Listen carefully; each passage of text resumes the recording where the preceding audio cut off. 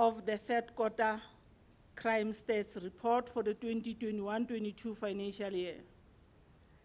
And let me also, on behalf of the committee, appreciate what the SAPS has done on handling the matter of the Rosettenville, on the haste. They have made us proud, even though there are challenges with regard to some of the issues in our police stations. You have made Gauteng resident PC and your team proud, even though there are challenges. I was worried when you enter, I didn't see you that you are the provincial commissioner, because I could see that since the whole of this week you have been running around, and even the complexion have changed with that. Yeah. Job well done, and pass the message to your team, and we wish that all the officers who are injured in that incident, they soon get well, and we'll put them in our prayers as the committee. Honorable members and members of the media and the stakeholders, I have got a lot of stakeholders today which have confirmed that they are coming to join us. They are welcome, and they will be given the chance after the presentation of the crime stats of the third quarter. Honorable Member Nkosi Malobane, I check most of the media, they're trying to look who's speaking. Maybe because PC is the first time for me to having a physical meeting with a media. Usually I'm on visual. Yeah. The meeting is officially opened. MEC Mazibuko. MEC. Good morning, Chair. Chairperson, good morning, I'm here. Yes, Wagalana.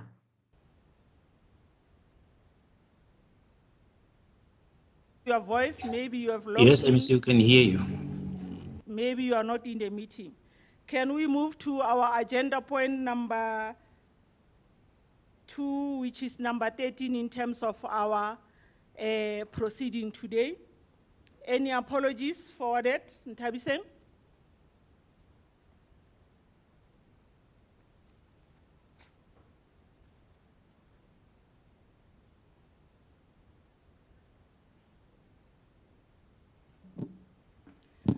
Good morning, members. Good morning, everyone present in this meeting. Good morning, PC. We've got two apologies. One is from Member Nomvuyo Mhlakaza Manamela, who's attending another meeting. And the second one is from Member Sokhaile Kanyile, who will be joining the meeting late, as is also currently engaged in another meeting that needed his urgent attention. Those are the only apologies. Thank you. Thanks for the apologies. Members, those are the apologies.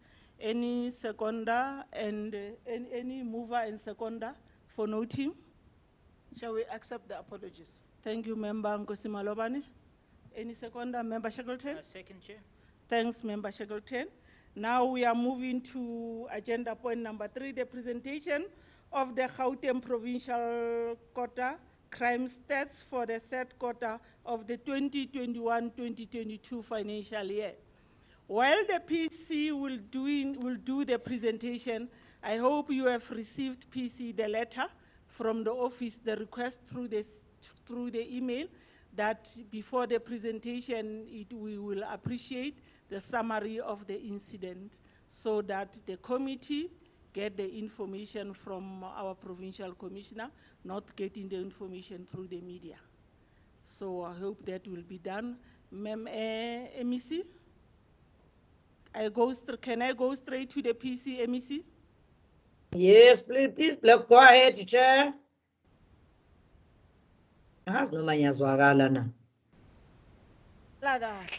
Uyazwakala sis. Kunini kumemezile lakudala ngafika la emeeting. UPC makaqhubeke, Chair. Okay, thanks. Provincial Commissioner, over to you.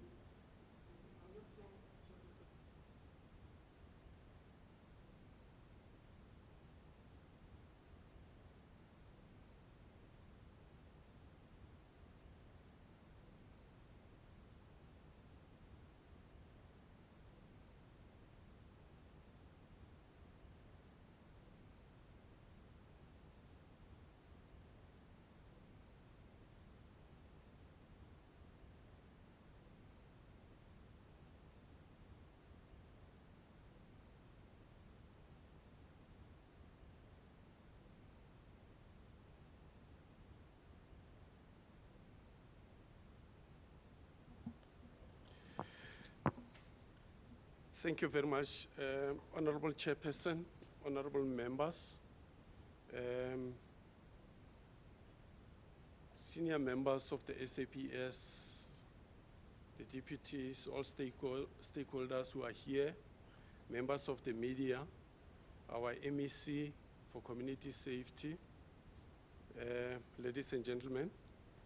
Before I go to my presentation about the crime stats, indeed, Chairperson, I did receive a letter requesting that I need to brief the committee. All credit, it goes to our intelligence operators. Yes, they've been hard at work from last week monitoring this group. It's a very big group. They were estimating a group to be approximately 25. Every time when the group move around in our province, because they also do their reconnaissance before they can commit their crime. Maybe they were checking whether it will be conducive for them to commit crime. Our expectation was that they will commit crime sometimes last week, but they didn't. But our intelligence operative, they've continued to follow them through. And on that fateful day of Monday, an integrated group of tactical members of our law enforcement agencies, that is our highway patrol members, our JMPD members, also our highway traffic members, they decided that now they are going to deal with these people before they commit that crime of cash in transit heist. Because on that particular day, they were targeting one van. Allegedly, that van, it will be transporting a huge amount of money. So they went for it. When they approached those criminals, they realized that there is police all over. Some tried to get an escape. Some, they were also firing some shots to our helicopter, because on that particular day, we've put all the resources together to ensure that they support the ground forces. Then they started shooting at the helicopter, whereby one of our own, an Elio is an airborne law enforcement officer. This is the officer whom we deploy with the pilot. He's an operational member. He was shot on his chest, but God was good for us, because that bullet didn't touch any of his vital parts, vital organs. And our team, they confronted those criminals, whereby 8 of them were fatally wounded. And then we arrested 8. Later on, when we were sweeping the area, including those who hold a household hostage, we have managed to arrest 10 of those criminals. They've already appeared before court. It is postponed again for next week. I think it will be on the 3rd. In that safe house, we have managed to recover heavy caliber firearms there. It was 5 AK-47s, 1 R4 rifle, 2 DM4 rifles, and 15 rifle magazines, and 3 63 live ammunition. We have also recovered a jammer, which these guys are using to block all the communication systems around there. We recovered 5 commercial explosives, 3 electrical detonators, 9 small explosives, 4 large explosives, and 4 cords, which they are using to connect all these explosives. We further recovered 13 motor vehicles. Some were already hijacked some time ago. I think these were the vehicles which they were intending to use when they commit crime. And some of the vehicles which we also recovered are some of the vehicles which they took from people when they try to escape, hijacking whoever they get on the street. In total, it was 13 motor vehicles which were recovered in that particular space. Like I've said, that 4 of our own, they sustained some injuries. Warrant Officer Naika is an Elio and is recuperating very well in hospital. Constable Lekwatsima also suffered some injuries on his hands and some scratch marks on his head. He's also recovering very well. We have an Officer Gates from JMPD. He's also doing very well in hospital, he's recovering. And Sergeant Mohali, he was treated and discharged on the same day. So this incident, it happened at number 50, Friar Hill Road in Rosettenville. Our officers, they didn't sit back and enjoy or celebrate the success. They continue to work very hard to search for those suspects who have escaped. And what is pleasing is that on Wednesday, they've managed to follow another suspect. They were working around the clock looking for this one, went to Soweto, went to Tembisa, Pumulong, and so forth, until they've accosted that one. They went to his place. It's just a hiding place, because if you check there, it's not having all the furniture which shows that somebody's staying there. It clearly is an operational area for them. In that particular space, we managed to find 9 firearms, of which 4 were rifles again, and then 5 pistols. Lots and lots of ammunition again was recovered there. A 12-channel jammer was found there. What was disturbing, Honorable Chairperson and honorable members, is that we have also found some pieces of police uniform. That is the bulletproof jacket, the reflectors, a cap, police cap. We've also found some stack of money there. And again, the team didn't rest there. They continue again, searching for the others. So early hours of this morning, I was informed that another one is arrested. What is disturbing again is that a police uniform was also found in his possession.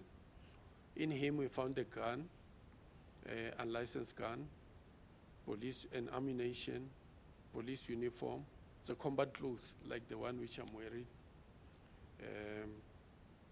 of junior members. But I'm so grateful with what our team is doing. They are not resting, and they are continue to search for the others. And we have made the message very clear to them that they have a choice to hand themselves over, or will come and fetch them. The net is gradually closing on them, wherever they are. So briefly, Chairperson, this is what happened. And the members, our minister also visited the crime scene. He congratulated the members on the scene. The Premier of Gauteng also invited the team. He also spoke to them and congratulated them. And they feel motivated. They want to continue and give their all so that they continue to search those who are still out there. Thanks, Chairperson. That is briefly about the success we have achieved. Thanks for the brief, PC. We are not going to interrogate it now. We wanted just to get the information from you, not from the media. Then you can proceed, PC, to the presentation of the third quarter report in line with the 2021 financial year. Over to you. Thanks. Thank you very much, Honorable Chairperson and honorable members, members of the media, our MEC, ladies and gentlemen. The Minister of Police, General Bekele, released the National Crime Statistics for the third quarter of the year 2021-2022 financial year, exactly a week ago. Honorable members, today I will also give an overview and unpack Gauteng crime picture for the same period under review. Before getting into details, allow me to give a brief overview of our province, as some of these factors have a potential of influencing the levels of crime. Gauteng is a province with a population of over 15 million people. This is in accordance to the Statistics South Africa Media Population Estimate 2017 series. The same data used to compute the crime rates for the contact crimes in this report. The size of the province is in square kilometers, 18,390. Hence, it will remain the most crowded province, and yet it occupies the smallest land area out of all South Africa's provinces. We must also take into consideration that Gauteng will still be one of the provinces which is likely to experience the largest flow of migrants, both domestically and internationally. This is mainly due to the province's socio-economic strength, opportunities such as employment, studying, and quality of life that influences its attractiveness to the migrants. Although some will argue that scientifically there is no direct correlation between crime and the population, it is worth noting that overpopulation coupled with challenges concerning other socio-economic conditions such as unemployment, poverty, poor environmental design are amongst the other factors most affecting crime levels in the province. However, against all these odds, I'm pleased to say that we have managed to reduce most of the crime categories. Although the overall crime picture is not so grim, we still have concerns with other crime categories which seems to be on the rise. Honorable members, allow me at this point to give a synopsis of the crime picture for the period 1st October to the 31st December 2021. This is the busiest time in the year as everyone is in the festivity mood, which also allow free movements. This tends to create a more opportunity for criminals to target members of the public for their criminal gains. Coming to the 17 community reported serious crime. Gauteng Police recorded crime statistics for the third quarter of the year 2021-2022, as reflected under the 17 community reported crime category, decreases by 3.1%. And this means that we have recorded a decrease of 3,463 counts, lower in comparison with the same period in 2020-2021. In our analysis, Honorable Chairperson, this was as a result of a drop in 2 of the 4 broad categories of crimes, namely contact crime, property-related crimes, while the other 2 crime categories, contact-related crimes and other serious crimes, recorded an increase during the period.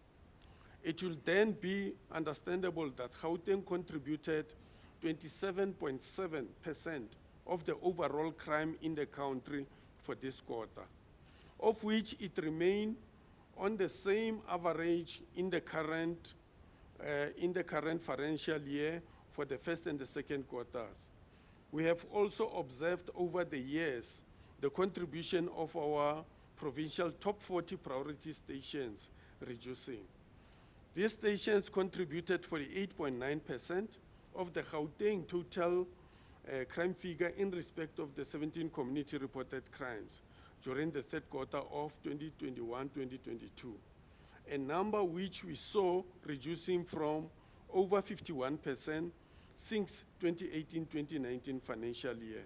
So there is a greater movement, especially in our priority stations, because when we started here, they were contributing over 50% of the crime situation in the province. Hence, we targeted those stations. And it clearly shows that if those 40 police stations reduces their crime, then the provincial crime picture also changes. Coming to the contract crime, Honorable Chairperson and Honorable Members, although we have recorded a significant decrease of this category by 4.5%, which is translating to 2,181 counts, lower in comparison with the same period in 2020-2021. We are deeply worried about other serious crimes that fall under this category, such as murder, attempted murder, as well as robbery aggravating, as they all remain stubbornly high, especially robbery aggravating, Chairperson. It is of biggest concern for us because this is a crime of fear. This is what makes the people of Gauteng to can not feel safe because of this robbery aggravating. Murder during this period under review, 243 more people were killed in Gauteng, which reflect an increase by 18.3%. This is the highest increase in the last 5 years. Gauteng is the second province with the highest number of cases of murder during the period under review, and it is mainly due to the size of the population. However, when we look at other provinces, murder rate, to ensure a fair comparison among them as expressed in the number of people killed per 100,000 of the population, Gauteng murder rate is at 10.3% per 100,000 population, which is lower than the other 3 provinces. Out of 1,570 of the people who were killed, 189 were women, while 37 of them were children. Furthermore, a total of 41 cases of murders registered during the same period were related to domestic violence, where majority of the victims were females, 23 of those, and 18 were males. Excuse me. For the sample of 1,280 cases, the top 3 contributors established of the general increase of murder were arguments and misunderstanding, not related to domestic, by 112 cases, followed by the robberies that will be house robberies, business robberies, and street robberies by 50 cases, and vigilantism have contributed 29 cases. In relation to murders at farms and small holding, we had 3 incidents where 2 of the victims were residents on the farm or small holding, and 1 was a farm worker. A total of 5 SAPS members were murdered during this time. In relation to the place of occurrence where these incidents happened, it was determined that the top 3 common places where these murders were likely to take place are public places like on the street, open field, parking areas, abandoned buildings, which contributed a total of 564 offenses. 309 murders occurred at the residence of the victim, of the perpetrator, and 70 happened at liquor outlets.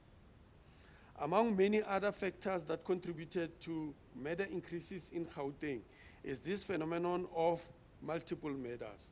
This is where there is more than 1 victim murdered in 1 incident.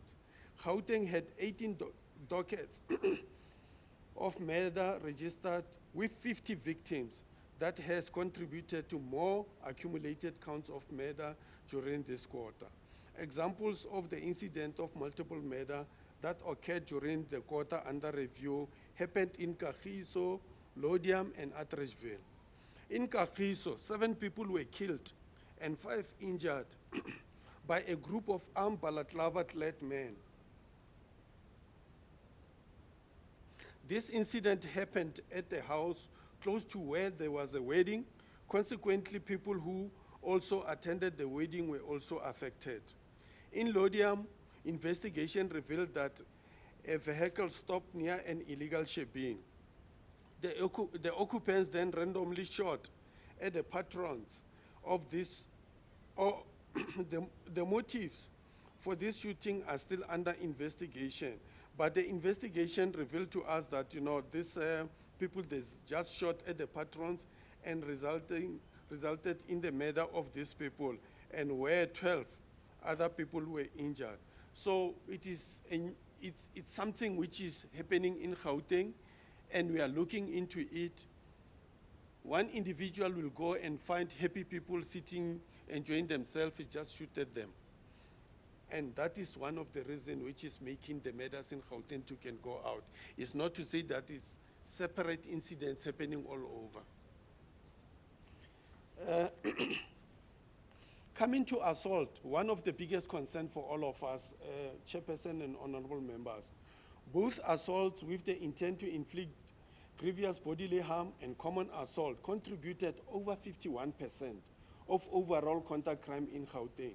These 2 crimes alone recorded 23,917 counts out of 46,221 total counts of the contact crime category. So when you observe here, the contact crime, half of it is when people, they are beating each other up. So if those people, they can refrain doing that, obviously the contact crimes in Gauteng, they will come down. This is a clear indication of the negative social behavior of resulting to resolving dispute with violence. Circumstances in most cases lead to a violent reaction by the perpetrators. The most prominent motive or causative factors leading to these 2 crimes are arguments, misunderstandings resulting from social behaviors. These 2 crimes are also leading contributors towards our domestic-related cases. Of all cases that were registered of assault with intent to inflict grievous bodily harm.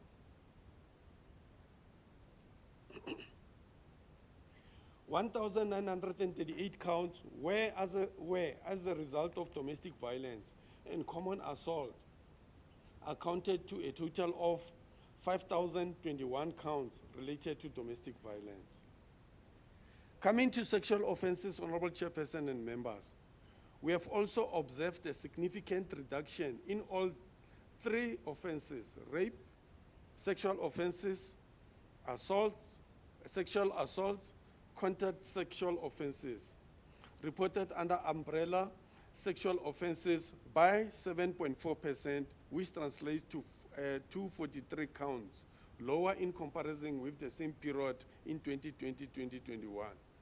This reduction is attributed to all the measures that we have put in place, such as enhancing partnership with communities and NGOs, awareness campaigns, suspect tracing operations coupled with good convictions by our courts. These successes are being communicated through all available channels of the media to serve as a deterrent to those that have intention to commit rape. You will notice, Honorable Chairperson and members, during the presentation that Temba Police Station has moved from the 1st to the 6th position on the top 30 sexual offenses contributing stations in the country. To achieve this difference, we have, during this period, concentrated our efforts at the problematic station. We also have to recognize and commend our MEC of Community Safety, Ms. Faith Mazibuko, for her intervention in Temba. Her initiative and effort to reach out to the communities in that area has made a positive impact.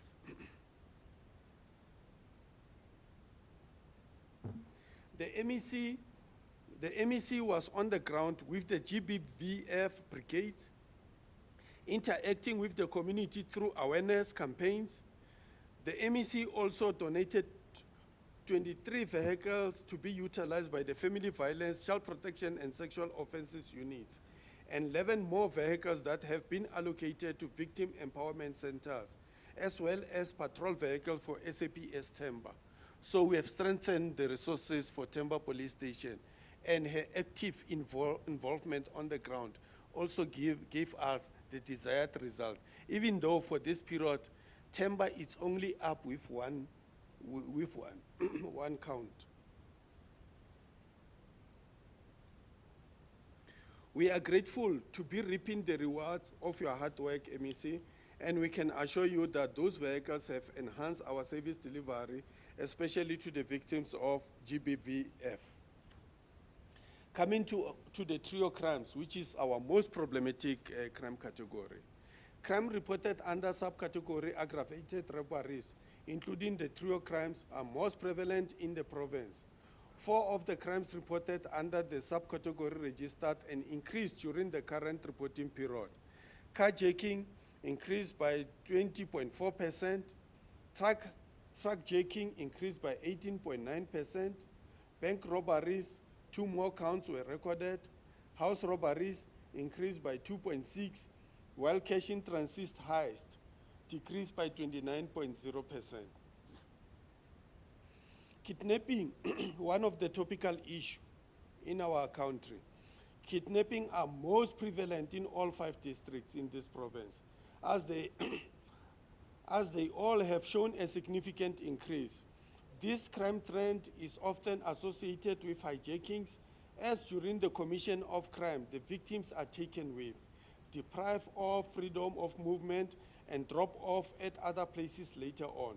Hijackings are the leading motive for this crime in the province, as we have reported 523 cases of kidnapping during the period, and resulting from the hijackings.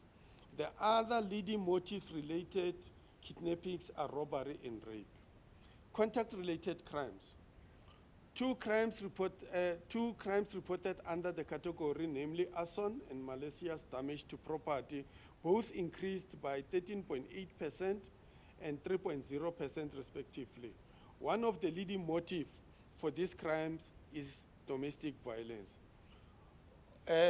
Honorable Chairperson, I was so concerned when we were analyzing our domestic-related cases. We find that, you know, people, they even resort to arson to burn the property during the domestic violence in their household, of which is of concern that people, they can even be violent to that an extent of setting the premises to fire, or the curtains, or anything within the house. So it is of great concern to all of us. Coming to the property-related crimes, while all property-related crimes decreased by 6.6%, translating to 1,674 less count registered, theft of motor vehicle was the only crime under the category, which increased by 0.7%, translating into 38 counts more.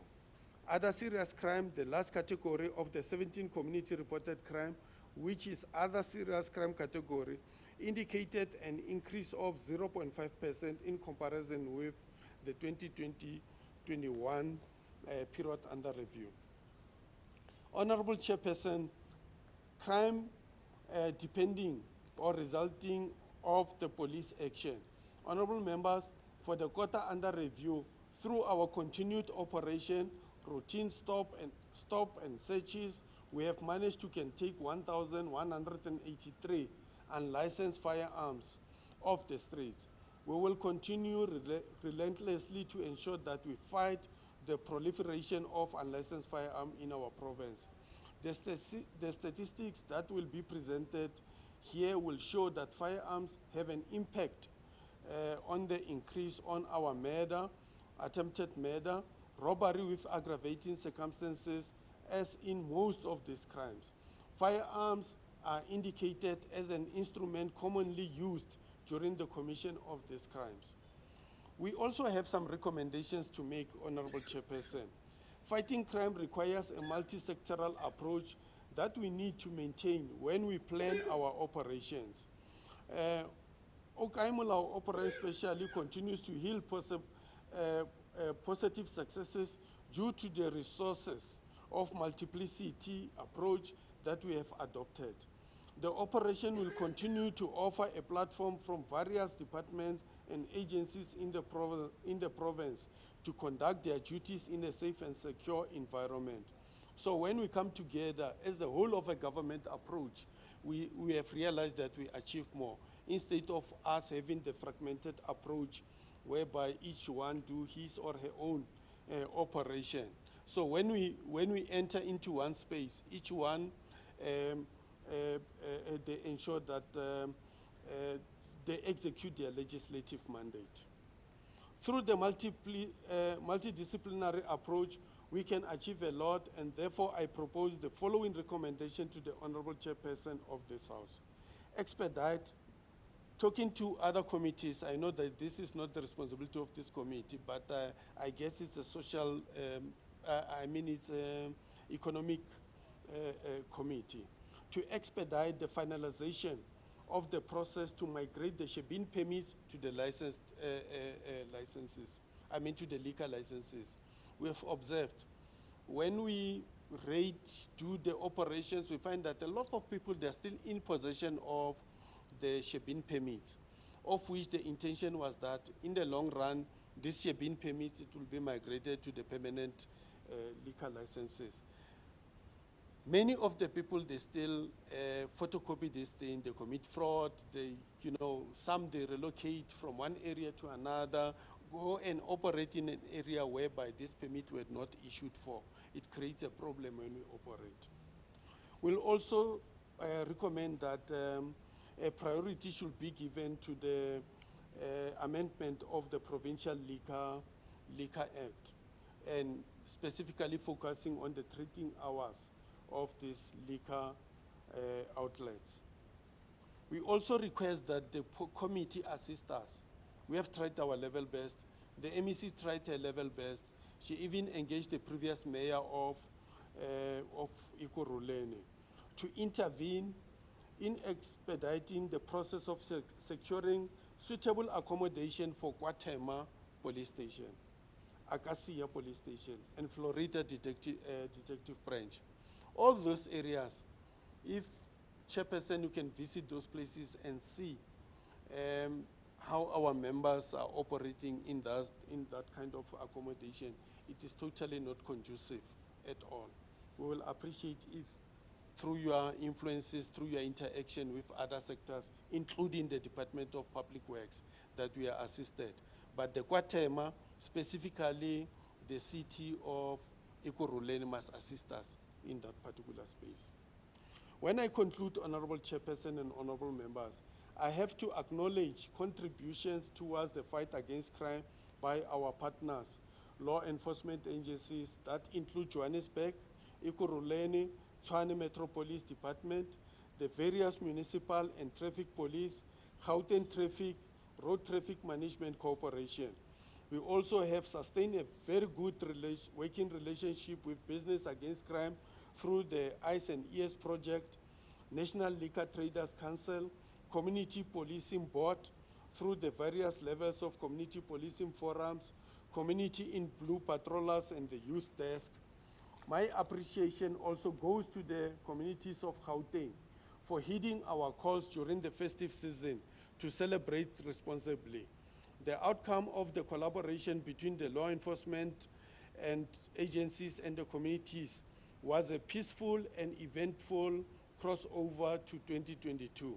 Together with our partners, we walked the streets of Gauteng day and night in our endeavor to ensure that the inhabitants of this province are and they feel safe. This is the vision of the government's National Development Plan 2030, whereby it says that the people living in South Africa must feel safe at home, at school, at work, and they enjoy a community life free of fear.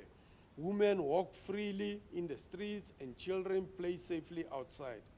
Furthermore, I would also like to appreciate the continued support that we as the SAPS receive from the Gauteng government under the leadership of Premier David Makhura. The Premier has also contributed 45 high-performance vehicles that have been allocated to the highway patrol. These were handed over to us during the provincial launch of our annual Safer Festives operation. These vehicles have made a positive difference in the fight against crime. Honorable members, we are slowly acclimatizing to the realities that the honeymoon phase is over and the return to normalcy is imminent as we are preparing for the eventual end to the state of disaster. With the relaxation of the Disaster Management Act regulations, as per the adjusted alert level number 1, we have started seeing a high mobility of people, and with the high mobility of people comes more opportunities for criminals to pounce. They are daring and they are now operating 24/7. The crime picture will change, but we are ready. We are reviewing our operational plans, strengthening our social and private and public stakeholder relations. These partnerships are part of the reasons we are seeing a continuous decrease in the most of our crime categories. Honorable members, we are not yet there.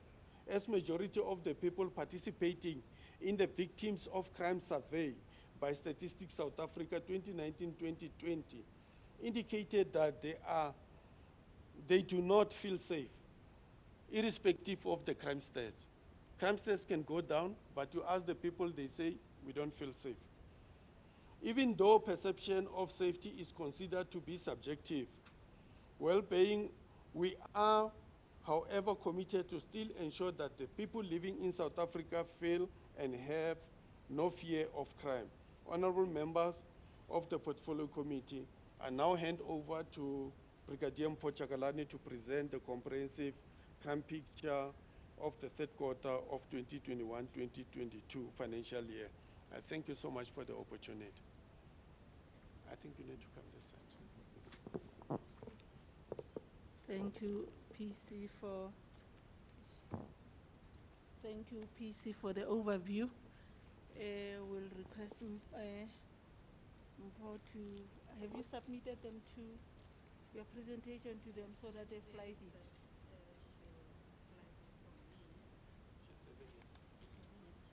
All right, thanks. Over to you.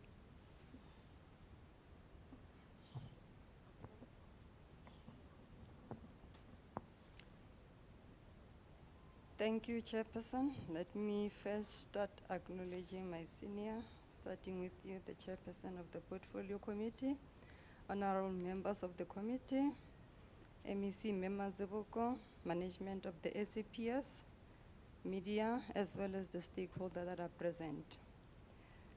Chairperson, I will be taking you through the breakdown of the crime statistics for the period under review, referring to the 1st of October up until December 2021, which is compared with the previous year. As PC has indicated in his speech, he elaborated that we have seen some of the reduction from our crime. However, we are still concerned with other crime that are still on the rise, showing an increase. Let me quickly start with the presentation, Chairperson. We have reverted back to the format that everybody is accustomed to, whereby we are showing a 5-year trend in terms of each category of crime, how it has performed up until the current period. Starting with our contact crime, Chairperson, for period under review, we have a reduction of 4.5%, which translates to a reduction of 2,181 cases less that were recorded by Gauteng, whereby under this category, 4 of the 7 contact crime reported an increase. Of those that reported an increase, of which is of concern to us, is murder. Murder in the last 5 years, we have seen a drastic increase for now by 243 counts, which reflect an increase of 18.3%. Another increase that we have observed under the category is with regard to our attempted murder, where we increased by 5.6%, 74 cases more that we have registered. Still under contact crime, another increase that we have recorded is with regards to our robbery aggravating, an increase of 0.1%, 18 more cases reflected an increase. Those that reduce are assault GBH, common assault, common robbery, as well as sexual offenses. Still under the contact crime, Chairperson, but zooming into the robbery aggravated as well as sexual offenses, those two subcategories are already accounted for under the broader category of contact crime. We just have to show the breakdown of the offenses that are reported under those subcategories. Starting with robbery aggravated, there are 6 offenses that are reported under this category, which is carjacking, truck carjacking, the CIT, bank robberies, house robberies, as well as business robbery. Our carjacking, we unfortunately increased by 478 counts, translating to 20.4% increase. This was the case as well with regards to our truck carjacking, where we increased by 43 counts, 18.9% increase. Fortunately, with regards to our CIT, we have recorded a reduction of 29%. With regards to our bank robbery, Chairperson, we have not reported an increase since 2017-2018 financial year. This current period, we have 2 incidents of bank robberies that were reported by Gauteng, coming from Douglasdale as well as Lenasia. Those are the 2 incidents of bank robberies that we have reported. Moving over to house robberies, we also reported an increase of 2.6%, 51 more counts that we have reported. Lastly, under robbery aggravated subcategory business robbery, we reduced by 4.2%. Trio crime, Chairperson, which is covered by carjacking, house robbery, as well as business robberies, we have reported an increase of 7.7%.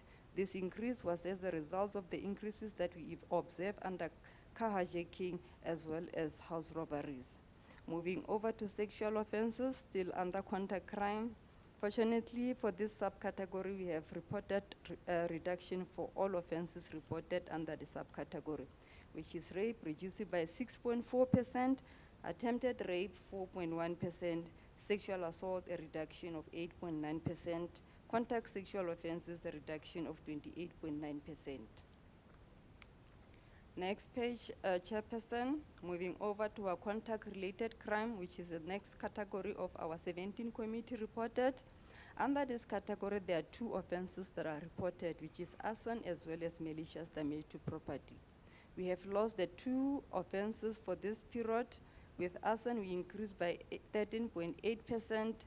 Malicious damage, we increased by 3%. As a result, we lost the entire category by 3.2% increase that we have reported. PC has touched upon it, where the contributing factors towards these incidents that were reported. Moving over to our property-related crime, overall reduction of the category by 6.6%. However, there's only 1 offense under the category whereby we increased by 0.7%, whereas the other categories we have a reduction, which is burglaries at residential premises, a reduction of 4.1%, burglaries at non-residential premises, a reduction of 7.8%, theft of out of motor vehicle, a reduction of 14.5%, stock theft, a reduction of 23.2%. Last category of the 17 committee reported, which is other serious crime, we have reported an increase of 0.5% as a result of increases from our theft general, which is also known as all theft not mentioned everywhere, an increase of 0.1%. Commercial crime also, which remain our problematic crime in the province, which also shown is been on the rise ever since, an increase of 10.6%. Hence, we are having an overall increase of this category due to those 2 offenses reporting an increase. In terms of the overall crime, which are reflected as the 17 committee reported offense for Q3 for Gauteng, we have reduced by 3.1%, whereby 3,463 cases less were reported during the period. Moving over to our crime dependent on police action for detection, Chairperson, ideally for this category would have want to see a reduction, an increase, as opposed to the 17 committee reported where we want to see a reduction. We unfortunately had an increase and a reduction for this category of 15.8% as a result of drug-related crime, driving under the influence of alcohol and drugs, as well as sexual offenses detected as a result of police action having a reduction. Only illegal possession of firearm and ammunition, whereby we have reported an increase of 3.9%. Chairperson, the purpose of this slide is to show overall where Gauteng stands in relation to other provinces. Data source, we normally obtain it from Stats SA. They normally tailor-made data according to the series that we will be releasing during that particular period. So, according to this information, although there was a slight reduction of population during this period, Gauteng still remained the most crowded province when we compare to other provinces. The reason for this slide, Chairperson, is because when we calculate or compute our crime rate, we use this population estimate. Reason being that this is where we ensure fairness across all the provinces, whereby we zoom into 100,000 population to see whether the likelihood of each crime, where the victims, how many victims will be out of 100,000 population. Next slide. When we do the computation of the crime rate, we normally focus on the contact crime, offenses being murder, attempted murder, assault GBH, common assault, total common robbery, as well as sexual offenses. This is whereby the victims is a person. Hence, we are doing the ratio to determine out of this 100,000 population, how many people are likely to be the victims or being affected by the crime. So when we look at the crime rate, the ratios for all the 6 offenses that I have mentioned, murder and attempted murder, those are the 2 offenses whereby the ratio for the current period is slightly higher compared to the previous period when you look at the 100,000 population. For current period under review, murder, we have 10.3 of murders out of 100,000 population. In relation to our attempted murder is 9.2 per 100,000 population. Assault GBH is 70.8 per 100,000 population. Common assault 86 per 100,000 population. Common robbery 23.8 per 100,000 population. Sexual offenses is 19.9 per 100 population. Next slide, please. Then this slide, Chairperson, we also kept it. It was already released by National when they released last week. It's only zooming into the murder rate in relation to all other provinces. PC in his speech already mentioned that when you look at Gauteng, it's amongst those provinces whereby year in, year out, in terms of murders that are recorded per period, they show the highest number. The second province after KZN, whereby the murders are mostly high. However, when we look at this scenario, zooming into the crime ratio, looking at Gauteng where we stand, Gauteng, we are far lesser than the other 3 provinces, which is Eastern Cape, Western Cape, KwaZulu-Natal, whereby out of 100,000 population, the likelihood of people being murdered.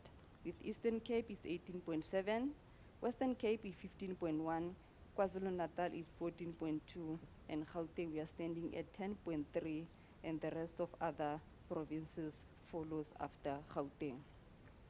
Next slide, please.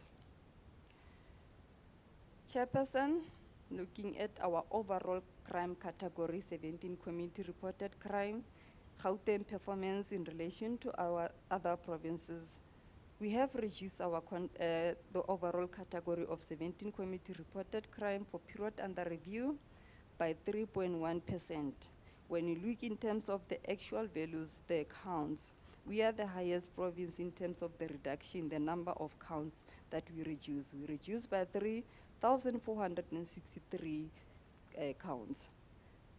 The contribution that we are making to the overall figure of the national, as PC indicated, is for this quarter is 27.7%, of which is the figure that we have observed since the beginning of this financial year for quarter 1 and quarter 2, which ranging on averagely around 27%, meaning that there's still some work. We are not contributing 50% as the narrative is out there that Gauteng is contributing 50% of crime in South Africa. We are contributing actually around 27%. Next slide, please. Now looking at the 3 months which is making up the quarter, which is October, November, December, in relation to our 7 committee reported offense. We have recorded reduction for all these 3 months. From October, we reduced by 687, November 823 counts less that we reported. We have seen a noticeable reduction in December of 1,953 counts less that we have reduced. Looking at the district, the 5 districts in the province, unfortunately, only 1 district have recorded overall crime increase, referring to the 17 committee reported crime, which is West Rand. It has increased by 5.8%, an indication an increase of 435 counts. The other 4 districts have reported the reduction. The highest in terms of the actual counts is Ekurhuleni, reducing by 1,332. The second, which is following in terms of the counts, is Johannesburg by 1,270, Tshwane 1,168, and Sedibeng 194 counts less that they have recorded. Next slide, please. Our top 40 for quarter 3, Chairperson, I have to indicate that this station, they change it every quarter when we release. Although they remain the same, we find out they shifted the position around, mainly because of, it depends on what they have recorded during the quarter. For instance, Honeydew for this quarter, they are appearing to be the first in the province in terms of the 17 committee reported crime, because they have recorded a total of 2,173 count during this period, which reflected an increase of 8.7%. Although they have reported the reduction, they still found themselves in this top 40 list because of the volumes. It is followed by Johannesburg Central, although Johannesburg Central have reported an increase. Those 2 stations, normally they are alternating the position 1 and 2 in the province, and they normally also alternating 2 or 3 in the national list. The other station, Chairperson, that are also featuring in the national list of the top 30 of 17 committee reported crime are those top 13 stations which are highlighted in yellow. The stations are Honeydew, Johannesburg Central, Temba, Randfontein, Alexandra, Tembisa, Acacia, Pretoria Central, Brooklyn, Midrand, Rutherford, Kagiso, as well as Hillbrow. Those are the 13 stations that are also featuring in the national list. Chairperson, of those top 40, of our top 40, 26 stations recorded the reduction and 14 stations indicated an increase. And of those that reported an increase, Kagiso was the highest with 242 counts higher. Those that reported the reduction, Sunnyside was the highest in terms of the reduction with 273 counts lower. Next page. These are the remainder of the top 40 for quarter 3, of which in the position 40 is Pretoria West, which also had a reduction of 4%. Chairperson, for this quarter, this top 40 contributed 48.9%. We have seen this number reducing over the year. Just for the last quarter, this quarter 2, they have contributed 49.5 overall crime in Gauteng. So we have seen just a noticeable reduction there, because currently they are contributing 48.9% of overall crime in Gauteng. Next slide, please. Now moving over to our contact crime. As well, during the month, October, November, December, we have reported the reduction for contact crime as a category. In October, 413, November, 355, December, 1,413. Zooming into the district, the West Rand was the only district that reported an increase in relation to their contact crime by 1.8%, which is equivalent to 61 counts more. The other 4 districts have reported a reduction, the highest being Johannesburg in terms of the counts by 1,070. It was followed by Ekurhuleni by 640. The others have also reported a reduction. Next slide, please. In terms of our top 40 for our contact crime, Johannesburg Central there is topping all the other stations by recording 1,079 cases of contact crime, which reflected an increase of 5.6%, whereby 57 counts more were reported. It was followed by Alexandra, reported 985, an increase as well of 12.2%. In the third position was Temba, although it has reduced by 2.5%. Chairperson of this top 40 station of a contact crime, the top 14 of those are also featuring in the national list. Just to mention from the 4th position, as I mentioned, the 3rd position is Tembisa, Kagiso, Hillbrow, Mamelodi East, Hanijo, JP, Ivory Park, Randfontein, Deep Slot, Eldorado Park, as well as Acacia. Chairperson of those top 40 stations, 24 stations reported a reduction. Roodepoort was the only station that stabilized this category, meaning what they have reported currently, the counts are more the same as what they have reported during the previous period. In terms of those increase, there was 15 stations indicated an increase. The highest increase was recorded by Alexandra with 107 counts more, and those reported a reduction. Hillbrow was the highest in terms of the reduction by 249 counts less that they have reported. Next slide, please. These are the remainder of our top 40 for contact crime. In the 40th position is Olivenholt-Bosch, reducing by 14.2%. Chairperson, all these stations are contributing 51.6% of our total figure for contact crime during Q3 of the financial year. Next slide, please. Now we're still under contact crime, but we're looking at the crimes that are affecting women and children. Here, we're only looking at murder, attempted murder, as well as assault GBH. Chairperson, you recall that we said we reported 1,570 counts of murder. This is the number of people that were killed in Gauteng during the period.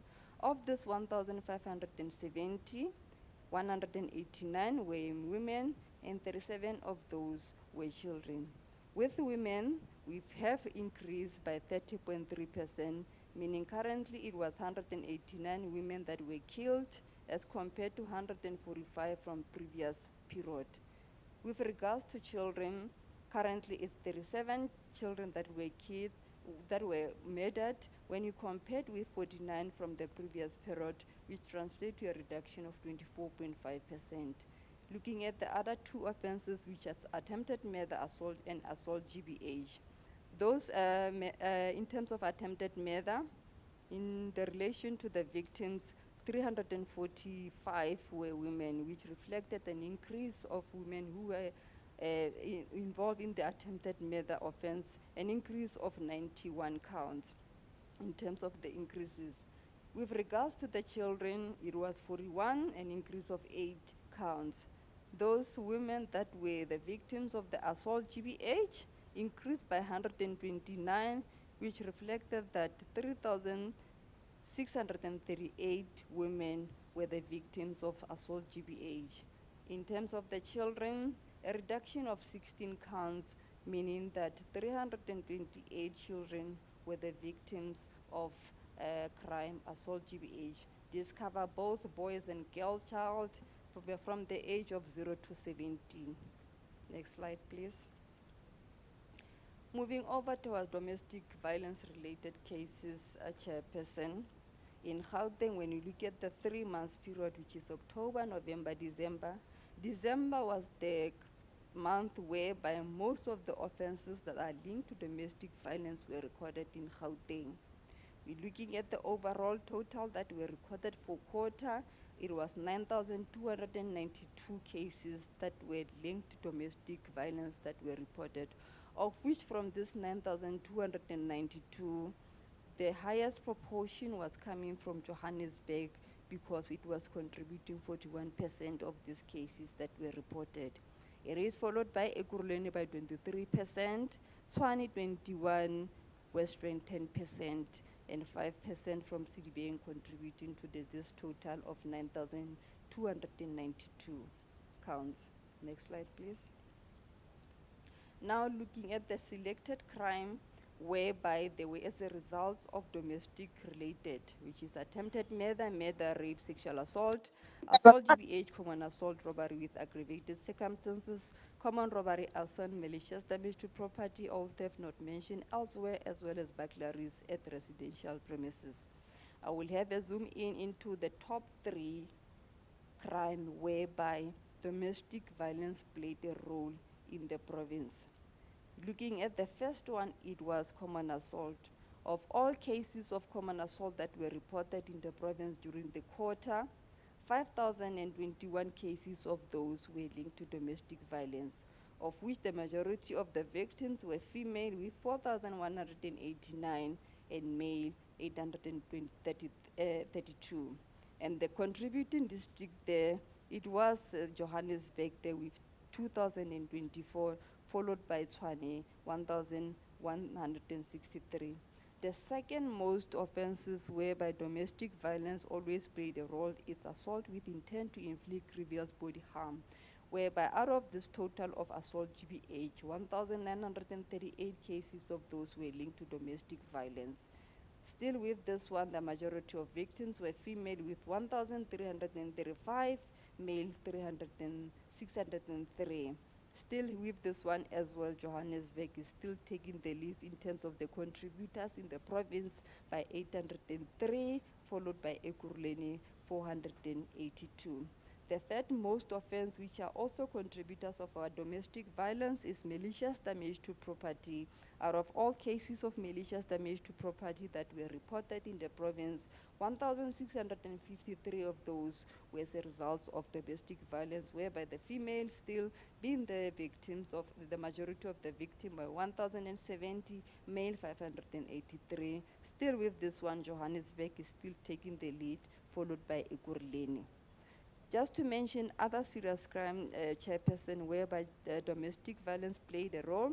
In terms of attempted murder, of all the cases of attempted murder that we have recorded, 40 of those were the results of domestic violence. Murder, in relation to murder, of all the 1,570 cases of murder that were reported, 41 of those were the results of murder, whereby still with this one, female were the majority of victims. Rape, 133 of those were as a result of murder. Next slide, please. Looking at the breakdown of our murder, for 3 months making up the quarter, October, November, December, we have seen increases in these 3 months. October we increased by 79, November 67, December 97. The district there reflecting an increase is 4 of them, is with the exception of Tshwane, whereby they reduced by 4 counts, 1.8% reduction. Of those districts that reported an increase, the highest in terms of the counts there was Ekurhuleni, was Johannesburg with 84 counts, followed by Ekurhuleni, 76 counts more were recorded for murder. CDBN, 46 counts more were recorded. West Rand, an increase of 41 counts. Next slide, please. In terms of the contribution, the motive behind our murder in the province, argument, misunderstanding not related to domestic violence, still remaining our concern in terms of they are contributing largely towards our murder in the province. These are all the things that are mainly coming from the social behavior. From the sample that we took, which is 80% of the murder that we reported, meaning out of 1,570, we sample 1,280, which make 80% of the population, which is mostly likely to be representing the entire population. So from this sample, it's 112 that we have determined that argument contributed to our murder in the province. The second most contributor to our murder in the province from the sample is robbery, from the house robbery, business robbery, as well as other robberies with 50 cases The third most contributors of our murder in the province is vigilantism with 29 cases. Chairperson, as PCF indicated, I also have to indicate that in addition to these causative factors, but not necessarily being the causative, but the phenomena which is mostly we are experiencing in the province is other cases whereby there is police killings. Alone in this quarter, there were 5 police officers that were murdered, of which 2 were on duty and 3 were off duty. The other contributing factor whereby PC has already alluded to is the problem where we are experiencing the multiple murder. When you look at this quarter alone, out of these 18 dockets that were registered in Gauteng, resulted in 50 victims being killed. When you do the breakdown of this, in 11 dockets, it registered 2 victims each. In 4 dockets, it registered 3 victims each that were murder. 1 docket, it was 4 victims. 1 docket as well, it was 5 victims, where this is the case whereby in Lodium, and 1 docket whereby it was 7 victims in 1 incident. This was Kagiso incident. As a result, we're ending up this rising number of count that we're accumulating over the period. Lastly, in terms of the farming community, the killings there were 3 incidents of farm murders that were reported. 2 of those victims were residents on the farm and small holding, and 1 was a farm worker. Next slide, please. When we look at the place of occurrence where these murders are likely to occur in the province, the commonly place where this murder occurring in the province, according to the analysis that we did from the sample size, is the public place, which you are referring to the street, open field, recreation center, park, as well as the abutment building with the total number of 564. The second most place where these incidents are likely to occur is the residence of the perpetrator or the victim, with a total number of 309 from the sample that we did. The third most is the liquor outlets, referring to the shebins, taverns, pub, nightclub, and bottle store, with 7. The business premises also played a role there with 59 counts more, and agricultural land, farm plot, and small holding with 13, mode of transport, 8, bus stop and rank, 6, government premises is 6 as well. When you look at our top 40, next slide please, of our murder during the period, the first contributing station there, which is ranking number 1 in the province and number 6 in the national list, is Kagiso. Kagiso for quarter 3, 51 people were killed, which reflected an increase of 18 counts. It is followed by Alexandra, which is 2 province and 8 in the 8th position nationally. 48 people were killed in Alexandra, reflecting an increase of 23 more counts. The other station, Chairperson, which also featured in the national list of murder, is Johannesburg Central, Atteridgeville, Orange Farm, Tembisa, Ivory Park, as well as GP. Those are the stations that are featuring in the national list of the top 30 for murder. Chairperson of those stations from the top 40, only 5 stations recorded the reduction, and 35 stations indicated an increase. And of those stations that reported an increase for quarter 3, is Alexandra with the highest counts of 23, and those that reported the reduction was El Dorado Park with 13 counts lower that they have registered. Next slide. These are the remainder of our top 40 for murder. In the 40th position is Orlando with an increase of 45.5. Chairperson, this top 40 station for murder, alone they contribute 63.3% of overall murder figure in the province for quarter 3. Moving over to our trio crime, next slide. The trio crime as well for this one, as PC indicated, this remain our problematic category of crime. As we have seen in the 3 months that making the quarter, we have reported an increase. In October, we increased by 256, November 6 cases more, December 197. Looking at the district, unfortunately, all the districts have reported an increase for the trio crime. The highest being Johannesburg with 173 counts, followed by Tshwane 155, Western 98, Sedibeng 30, 5 cases reported by Ekurhuleni more. Moving over to our top 40 of the trio crime. Next slide, please. Chairperson, this top 40 station, there are a few stations that are also featuring in the national list of the trio. Because this type of crime is predominantly in Gauteng province, you find out in the national list, 60% of the list, the station are alone from Gauteng. The station that are highlighted there, the 18th station, which is Tembisa, Ivory Park, Johannesburg Central, Acacia, Orange Farm, Honeydew, Boisens, Mamelodi East, JP, Randfontein, Silverton, Pretoria West, Kagiso, Alexandra, Mondio, Loate, Moffat View, as well as Oliven Holzbo.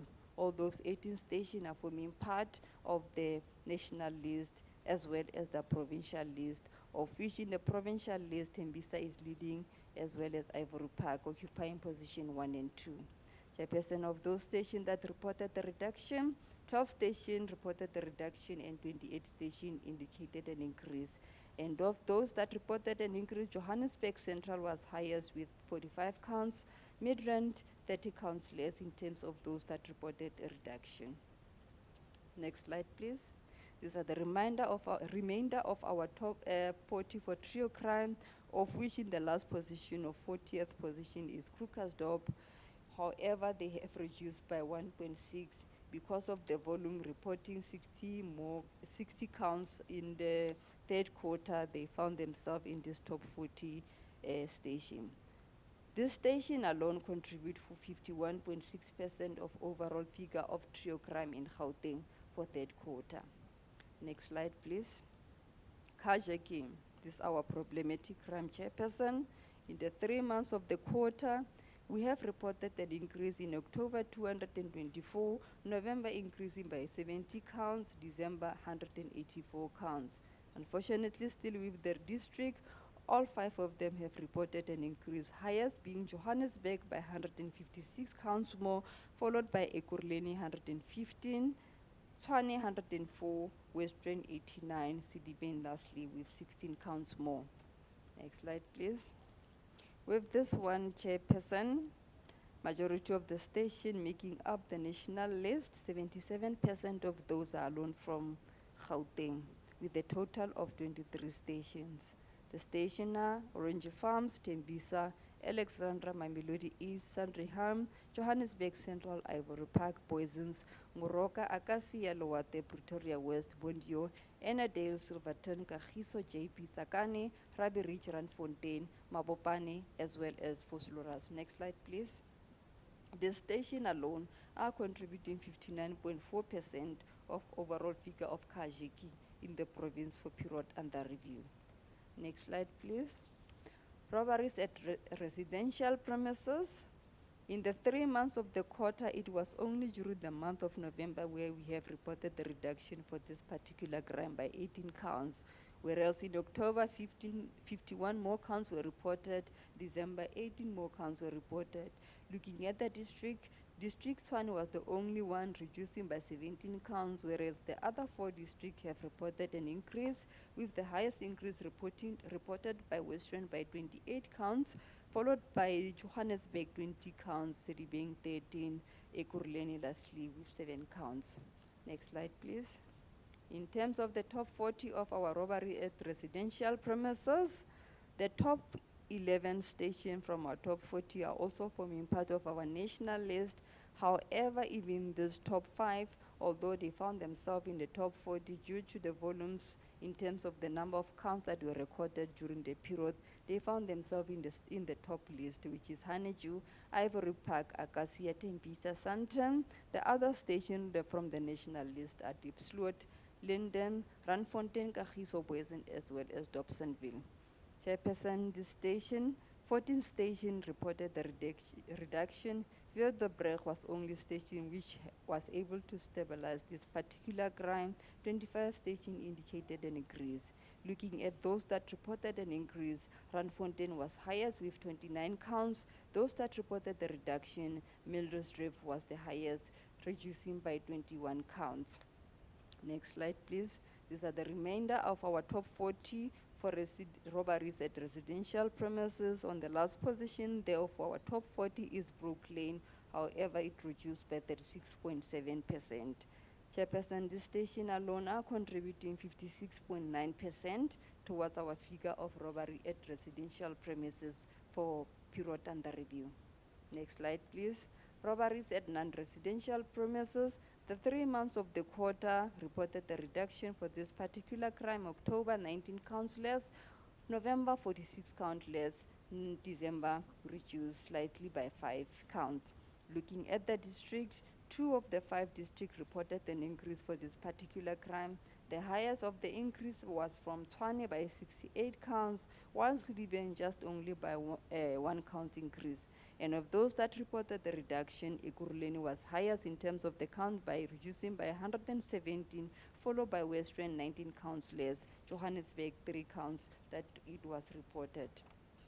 Looking at the top 40 for our non-residential, the robberies at non-residential for quarter 3, from this top 40, Chairperson, 14, the top 14 of those are also featuring in a national list, station being Johannesburg Central, JP, Pretoria Central, Pretoria West, Pretoria Central, Mamelodi East, Silverton, Germiston, Vosloorus, Boksburg North, Kempton Park, Boysens, Springs, Krugersdorp, lastly, Acacia. Of those stations, Chairperson, in total, 21 stations reported a reduction. Brakpan, it was only station stabilized this particular crime, and 18 stations indicated an increase. And of those that reported an increase, Pretoria West was highest with 18 counts, and of that reported the reduction was from Kempton Park with 13 counts lower. Next slide, please. These are the remainder of our station for top 40 of the robberies at non-residential premises. In the 40th position is Brakpan with 15 cases that they reported, although it has stabilized this particular crime. This station alone are contributing 51.1% of our figure of robberies at non-residential premises for quarter 3. Next slide, please. For quarter 3, Chairperson, we have 24 incidents of CITs that were reported. Of this, from those, 13 were cross pavement and 9, this is where the AV was on the road. This is whereby the vehicles were bombed in these incidents to gain access to the money that is being transported. These 22 incidents, Chairperson, are coming from the 15 station, of which 11 stations are reporting 1 incident. However, there are 4 stations with more than 1 incident. Kempton Park had 3, Krugersdorp 3, as well as Deep Sloot. Carltonville, it reported 2 incidents. In terms of the companies that were targeted, Fidelity 7 and G-Force was 15. Next slide, please. The truck hijacking, Chairperson, during the 3 months of the quarter, it was only in December where we have reported a reduction by 3 counts, whereas in October, 26 counts more reported, November 20 counts. Looking at the district, all 5 districts reported an increase, highest being Ekurhuleni 15 counts more, Johannesburg 14, Tshwane 7 counts more, Western 6, and Sedibeng just an increase by 1 count. Sexual offenses during the month of October we reduced, November as well we reduced, December we saw a reduction there of 167 reduction. PC has already alluded to the successes of whereby we have the measures that were implemented to reduce this particular crime. This offense, sexual offenses, is covering the broader category because there are 3 offenses that are reported under this category, which is rape, sexual assault, as well contact sexual offenses. We put them as a category. Looking at this category, Chairperson, it was only Tshwane reporting an increase of 17 counts. The other 4 districts have reported a reduction. The highest being Ekurhuleni by 163, followed by Sedibeng 43 counts less, Johannesburg 34 counts less, West Rand reporting 22 counts less. When you look at the place of occurrence, next slide please, where these incidents are likely to occur in Gauteng for Q3 for sexual offenses. The commonly place where the incidents are occurring is the residence of the perpetrator or victim.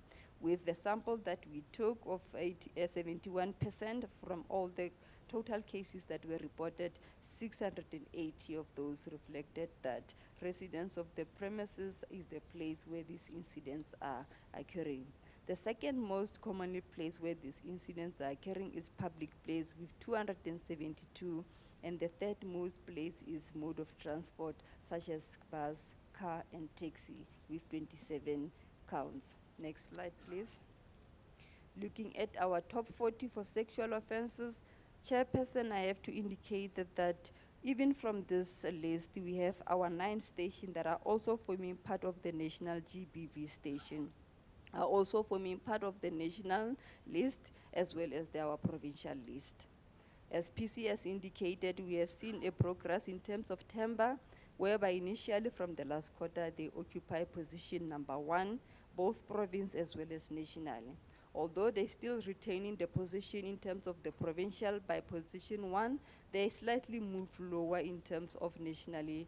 They are now in position 6. They have reported, unfortunately, a slight reduction of 1.3%. In terms of Alexandra, the second station provincial nationally is ranking position number 8, with an increase of 39.6%.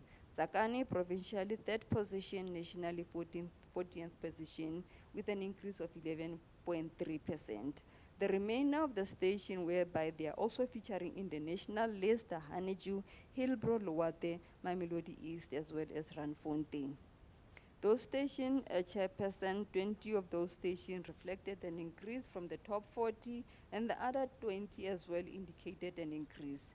And of those that reported an increase, the highest was from Loate with 26 counts more, and those that have indicated the reduction, the highest in terms of the reduction was Rosettenville with 15 counts lower. Next slide, please. Those are the remainder of the station forming part of our top 40 for sexual offense, in the last position being Brakpan, also increasing by 47.7%. This station alone are contributing 54.6% towards our total figure of sexual offense during the quarter under review. Next slide, please.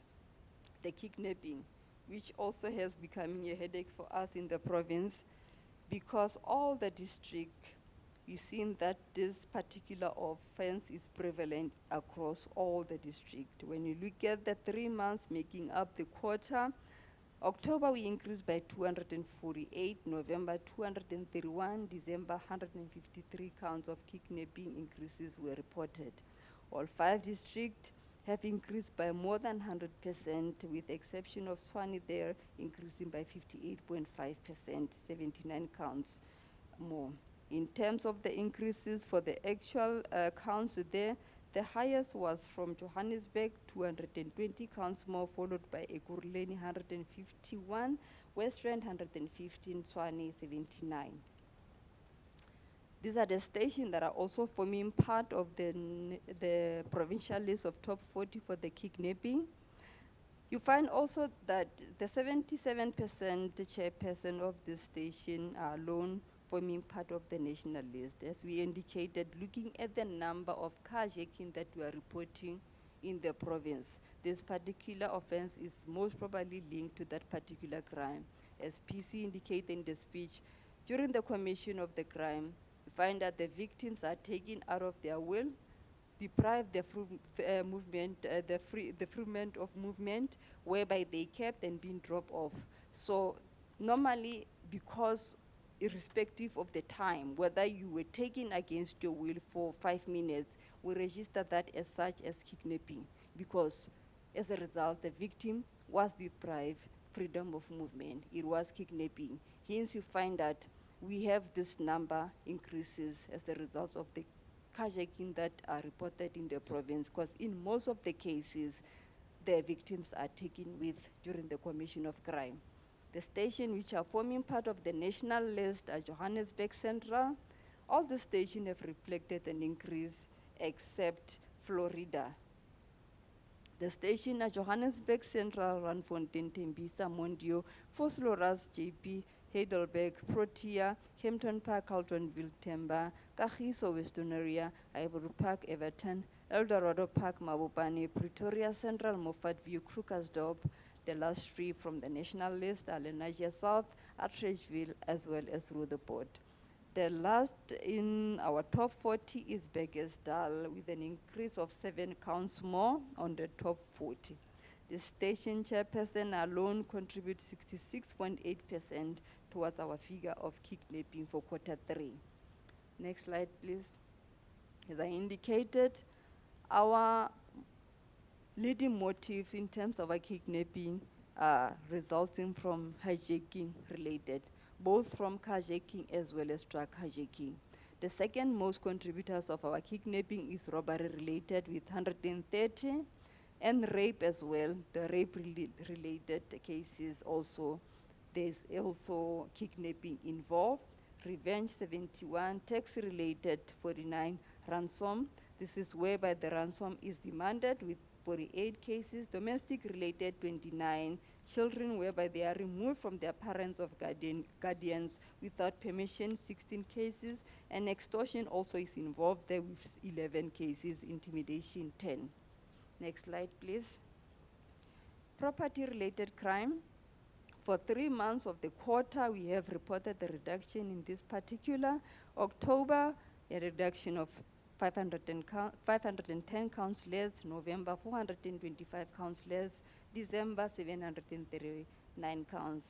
In terms of the district, West Rand was the only district reporting an increase of 27 counts more. Those that reported the reduction in the district, the highest was Ekurhuleni with 724, followed by Tshwane 613, Johannesburg 232, Sedibeng 144. These are the stations forming part of our property-related crime, of which the top 14 of those from our top 40 are also forming part of the national list. The station are Brook Lane, Honeydew, Rutherford, Viertebrug, Sunnyside, Littleton, Krugersdorp, Kempton Park, Randfontein, Benoni, Acacia, Midrand, Gasfontein, as well as Vanderbilt Park. Chairperson of those stations that reported a reduction, 26 stations of those, 14 stations indicated an increase.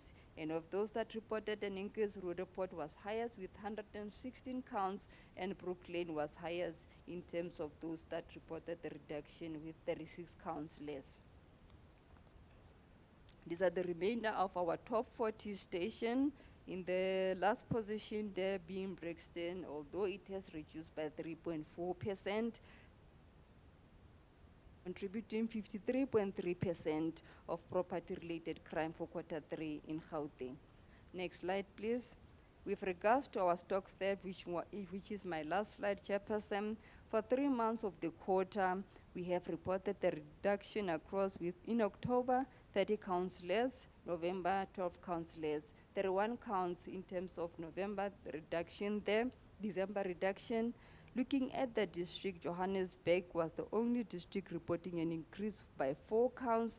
The other reduction was reported from Western and Tshwane, which each district reducing by 28 counts, Sedibeng 11 counts, 10 counts less by Ekurhuleni.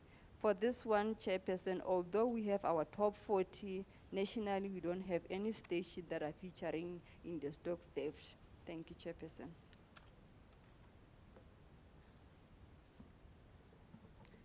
Thank you. Thank you for the presentation of the third quarter crime stats.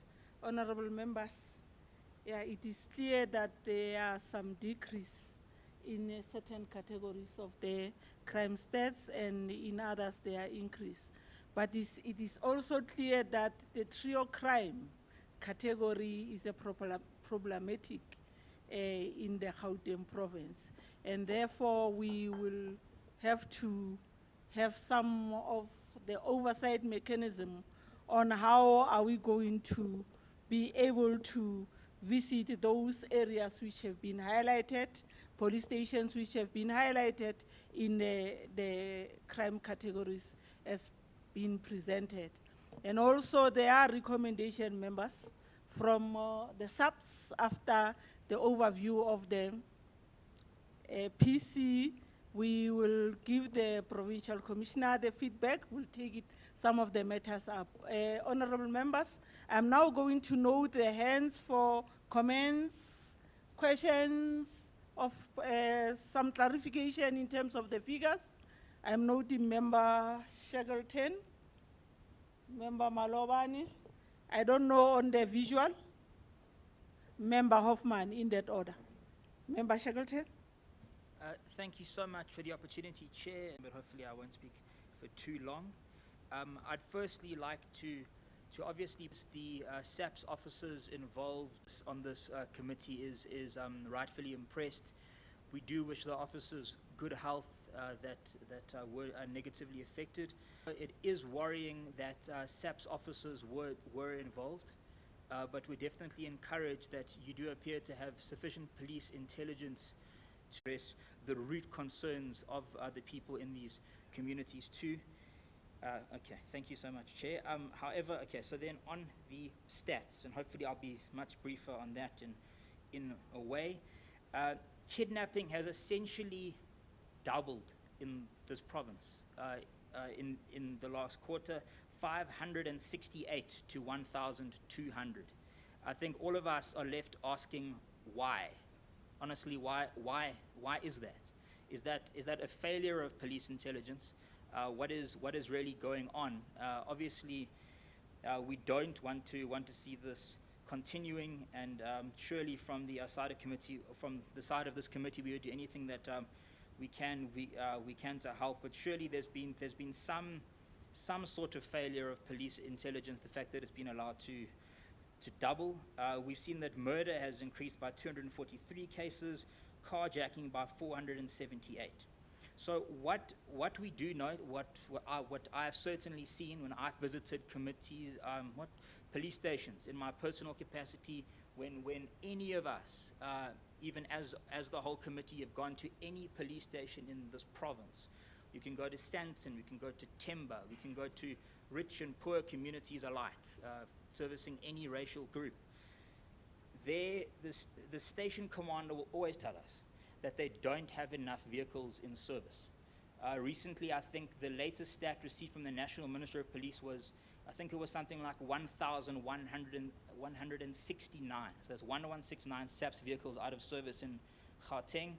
As far as I can understand it, and also from speaking with station commanders around the province, it seems to be a heavily centralized bureaucratic system where they can't take their vehicles, say, to the local mechanic next door or the Tiger Wheel and Tire across the road. They have to rely on seemingly SAPS accredited workshops, and this takes a lot of time. And hopefully the province can negotiate or speak with or make national understand what is going on, what is happening here. As these stats, for example, points to that truck hijacking has increased by 18.9% in the province, which I think many of these things, when we're talking about theft of vehicles, talking about theft out of motor vehicles, these things are occurring on roads. Surely SAPS needs their vehicles in place. But linked to that, what for me was sort of fascinating was that all these things on roads have increased, like, for example, truck hijacking, but CIT heists are down. Is there something that the police are doing to bring CIT heists down, maybe that is a success in police intelligence that you could use to bring down truck hijacking? For example, obviously we note increases in attempted murder and robbery. In the top 30 stations of community reported serious crime, we do note that 4 of these are, and this is in the whole country. We note that 4 of these are here in Gauteng, where number 2 is Honeydew, 3 is Johannesburg Central, 9 is Temba, and 10 is Randfontein. I think that this committee has to visit those stations, but I think just to reiterate that those I think should be priority stations that the provincial commissioner and your operation focuses on with a matter of extreme urgency. We know that Johannesburg Central is leading nationally in terms of reported contact crimes. Alexandra is at number 2. Alex is also leading in Gauteng for the top murder cases and sits at number 8 nationally. Same as what I said there as well. Urgently, we have to intervene both as a committee and as a police operation. Rape cases have increased by 20 there, although rape is down across the whole province. So I think that requires some sort of direct intervention. And I'm almost done, Chair. I'm sorry to bore you, but I'll be done in just a few seconds. I do agree with the Provincial Commissioner's assertion that we have to look at what times liquor is sold. I certainly see in, for example, Hammanskraal, in Winterveld, when I go to these communities, taverns operate directly next to schools. I mean, directly next to it. You can stand here, you can just take 2 steps, you'll be inside a high school. You can be inside a high school and see a tavern across the road. And I know that this will probably require some kind of joint work between the province and SAPS, as well, as we know that economic development issues liquor licenses. But thank you so much for your time, and thank you, Chair, for the opportunity. Thank you, Member Shackleton. Member Kosi Malobane. No, thank you very much, Chair. Some of the issues that I wanted to raise were raised by Member Shackleton, but let me also add to, it's not only congratulating the Gauteng SAPS only on one incident that happened on Monday of a quick response to criminals, but I think we need to congratulate them on almost everything. If you look at the statistics that were presented, I think there is now a balance in terms of the red and greens in terms of performance in Gauteng, although the volumes are still very high. So congratulations to the team led by General Mawela. I actually think the approach of Monday should actually be the approach, an overall approach to all, to our response to crime. You know, prevention is better than cure. We managed to save a lot of money that contributes to our economy in the province, and particularly when we're experiencing a high rate of unemployment. But we also managed to prevent ordinary members of the public being murdered by those criminals. So I think what we need to do, the approach of Monday should then be extended to other services in response to rape. I think that's the issue, that, you know, sexual offenses are actually serious offenses, a serious concern for this committee, but also for the members of the public. The reason why there's perception of crime and people are scared to actually be victims of crime is because majority of women don't feel safe, and they are scared that they might become a rape victim. Hence, the outcome of the survey indicates that people are more scared of crime than them becoming victims of crime. So I think we need to try and increase our efforts in terms of dealing with sexual offenses, crimes, or GBV in general. I also appreciate, because there's been a lot of confusion around issues of SAPS members who have died on Monday, and as per the Provincial Commissioner's report, there is no member that have actually perished. Commissioner, is that yeah? Thank you, and we appreciate that, and we celebrate that no member of our force should actually die in the hands of criminals. But we also appreciate how the police have actually responded to those dangerous criminals. Respond with fire to fire. You know, people who threaten the life of a police officer threatens actually threatens the state and threatens the people of South Africa. And if he wants to kill, please let him be killed as well. Because I think there's nothing wrong with killing a person with so many guns that they were actually carrying, and obviously the intention was to kill in the process of committing that particular crime. In terms of closure of Shibin's commissioner, we all know that places of entertainment, they do contribute a lot to all our crimes, particularly rape, murder, robbery, as well as grievous bodily harm. I think it is time that we are very firm when dealing with illegal ship-ins, but also ship-ins who are actually operating beyond their time. And I agree with the member there that says we need to close them down. And I didn't hear you indicating how many ship-ins that are operating illegally or operating after isikhathi sabo I have been actually closed down. And I think it is time that in Gauteng we close those things down, because they're not only creating social challenges in our communities, in our society in Gauteng, but they actually reduce a number of citizens who end up being killed, and sometimes who are raped before they're killed.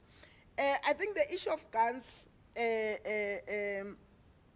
General, you didn't indicate to us how many guns have been confiscated, because most of these crimes that you have put up here, or where we see reds as opposed to greens, they are committed through illegal firearms, or sometimes with legal firearms.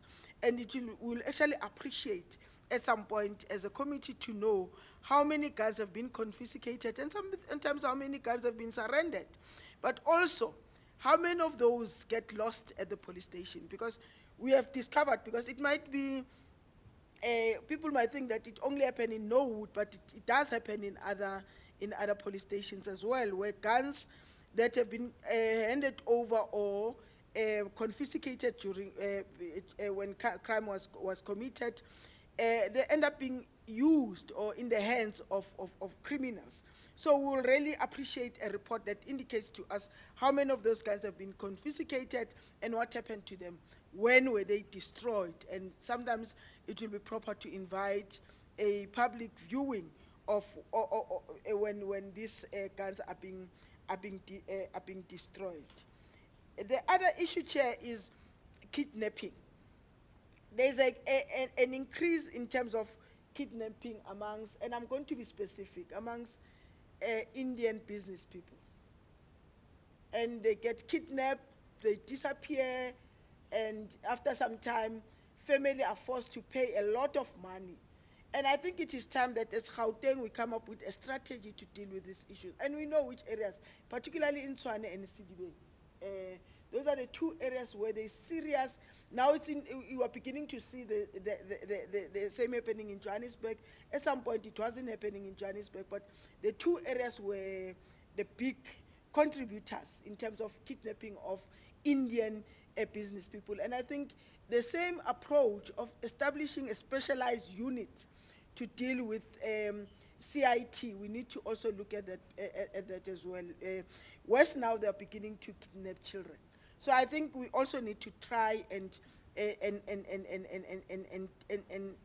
deal with that particular kidnapping. Let's develop a strategy to do so. I must say, Chair, and of course, General, the issue of taxis kidnapping women and raping them is still happening. I mean, was it last week, Friday, one of our ladies who works at the shelter for abused women was nearly raped or kidnapped by the taxi people until she opened the door of the car. And I've taken it up with the Alexander Taxi Associations, but it seems this thing is a culture. And I remember when I was MEC, when we were dealing with this issue, I mean, the taxi bosses were like, oh, see, for them it's like culture that women, if you number last time or two in a taxi at night, you are definitely going to be the victim of being kidnapped and be raped by a taxi driver that will actually be driving that particular taxi. And I think we really need to revisit and zoom in this area where women and girls in particular, you know, these young girls who get into taxis, they end up being victims of this law. But I think, Chair, from my side, I must say that whilst we have indicated earlier that I appreciate the balance between the two in terms of performance between red and green, I still believe that the volumes are still too high. You look at the numbers. I mean, if you look at murder, about 243 people were murdered in Gauteng in 3 months. Yeah? Because if you look at last year, we had 1,234, and this year we had 1,000. I'm looking at the same period, 1,507. I mean, 243 people in one province. It's too much. It's actually very sad. But you also look at assault GBH, because some of the victims of assault GBH end up being victims of murder anyway. I mean, almost 1,000 were actually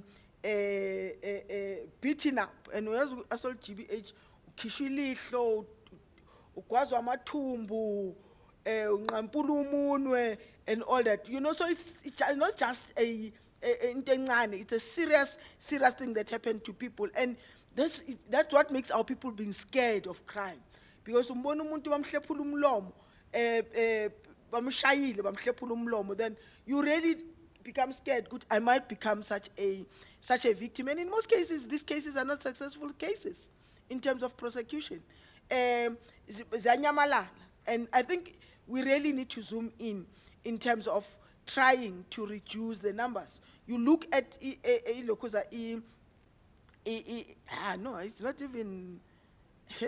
It's not even 940, and it's 10,798. And I'm not talking about Tuktrachwang and Pama, Ukashelo, Bale, Ulinyaswe, as I demonstrated earlier. So 10,798, it's actually a dangerous number. And we still say we have performed in terms of percentage 8.2. I mean, really, I have afforded you. On your way home. And ulimali. So I think, Chair, here I'm actually saying, let's look at the volumes. Percentage is good, we perform, Sawabona green, but let us also try and deal with reducing the number of people who become victims. And then we'll then be able to come up with a percentage, because if people see that there's lesser people who get beaten up or murdered in our province, they will actually have confidence in us. Yes, people are going to begin to have confidence, but let me tell you, Chair, yes, committee crime, you won't get any confidence, because it's still violence. More people and later, in a year or two, we must be told that all those people were actually sentenced to life, because that's what people want to see. Because there's a lot of excitement at the moment about what happened on Monday, but I'm telling you, next week is a bit iffy, and 6 months down the line, it will be dead, and probably those people will be out. So we really need to also be nothing as a committee. We really need to monitor what happens to these 10 people that were arrested. Will they be in a year's time or in 6 months' time? Will they be sent to prison for life, because they deserve to be in prison permanently? Thank you very much, Chair. Thank you, Member Malawani. Member Hoffman, on visual. Thank you, Madam Chairperson, to the PC. I think it would be good to start off and congratulate the PC on his successes. I think the CIT heists is a type of a cowboy crime where innocent bystanders usually get hurt. So taking those thugs off the street, PC, you did the country and the province a great service. Madam Chair, with all that being said, and I alluded to the MEC that's also working hard on the ground, I've also attended Ukai Malau, and would I like to further congratulate the generals on the ground that's doing hard work and doing footwork and not sitting in the offices and watching other members do the work, but that they are on the ground. So with that being said, Madam Chair, I think that the PC understands the importance of him being hands-on in Gauteng and taking crime head-on. With the establishment of this special unit, we immediately saw impact and we immediately saw successes, and that warms my heart. With that being said, Madam Chair, we look at statistics sometimes and we get a bit desensitized. Each one of the numbers in this report is a human being that either lost their life, their dignity, or property. And that saddens me. Sometimes when we look at these statistics, we see they go up and down, but we forget the impact on the community in large in Gauteng. And I think we should get back to a point where we start feeling the hurt that the Gauteng community as a whole are feeling. PC, Madam Chair, through you, the last CIT heist that we saw and the previous one in the West Rand, it is clear that these thugs have certain influences or connections within the SAPS. We've seen numerous clothing articles that you gathered there, as well as firearms, and this to me is concerning. We did not, or yourself did not, allude to the firearms that have been confiscated in the last raid. You alluded to it being R5 rifles and some other pistols, etc., DM4s.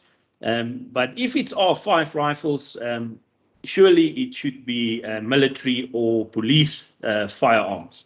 And my question would be to the PC, if they ascertained if these firearms do belong to ex-police or members or then SANDF firearms. Madam Chair, I think with the stats being as they are, we see some green ones that went down, and we are happy for it. And then we see some extreme increases in some parts and portions of the report, and that is worrisome. But I think the focus should be on firearms and the integrity of the police uniform. The PC alluded to over 1,000 firearms that was confiscated, and that is great work, and thank you for that, PC. In the same time, we lost 175 plus firearms from Norwood Police Station, and that was in police possession, and that is worrisome. With the CIT heist in the West Rand, we also saw firearms that came from the police, and I'm sure that this CIT heist will also show that there's firearms that came from the police in this last instance. The uniforms are a great concern. We know on the freeways in Gauteng, we've got gangs operating as police officers, pulling people over, hijacking them, taking their money, and taking them to the ATMs to draw some more. And that is a worrisome factor. And I think that, with this new CIT complement that we have, we should also maybe broaden that spectrum to look for uniforms and police firearms further. Madam Chair, I don't want to speak too broad. I think my other colleagues mentioned a few things. I just want to add my 2 cents to the illegal shebeens, and this is a problem for SAPS. And I'm saying that because the other departments are failing SAPS on this. And I sit in these meetings and constantly SAPS get beaten over their head for not closing down or not being hard-handed with these illegal alcohol selling places. The problem with that is, Madam Chair, they are bound by papers that get from the liquor board.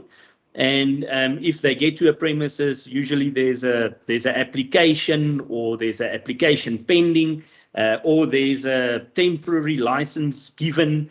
And this is a liquor board problem, and it's a consistent problem, and the liquor board is not coming to the table to sort out the internal stuff. There's a lot of corruption, and I'm saying it. There's a lot of corruption within that department, and I think the way we're going to solve this is to send the SAPS to the department and not to the illegal shebeens. The problem is within that department, and that should be sorted out. Madam Chair, last thing, and then I'm going to stand down. I went to a meeting, thanks to you, to the NPA. And one of the things that really upset me in that meeting was the fact that illegal immigrants, the Department of Home Affairs are failing the police again with regards to illegal immigrants and the paperwork.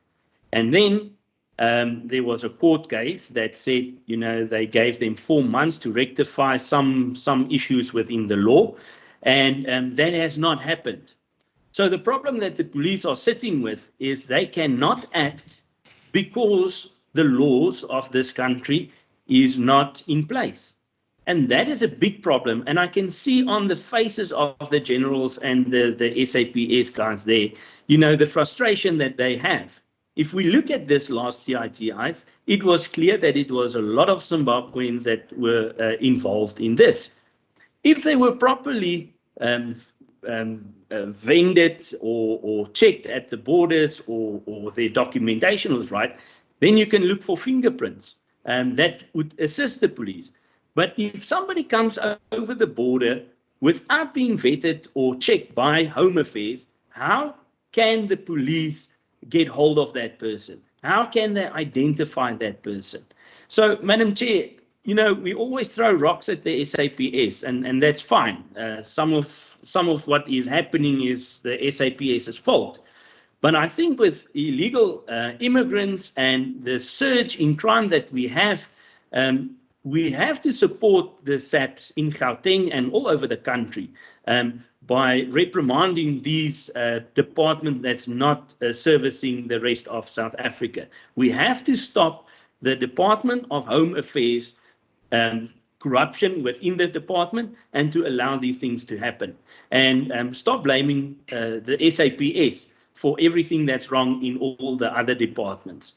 I think it is time that we urgently set up a meeting with Home Affairs, Madam Chair. I would really appreciate if we can do that. Set up a meeting with Home Affairs and with the PC if he is willing, and that we sort out and stamp out the issue of illegal immigrants, documentation, and the rest. I thank you, Madam Chair. Have a nice day. You must not leave the meeting. The meeting is still on, Member Hoffman.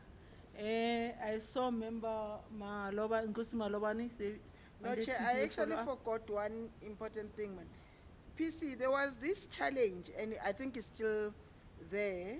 Yase N4 and Intswane and R104 of spikes that Abasfaguma Highway, and also once your tires puncture, you become a victim of robbery.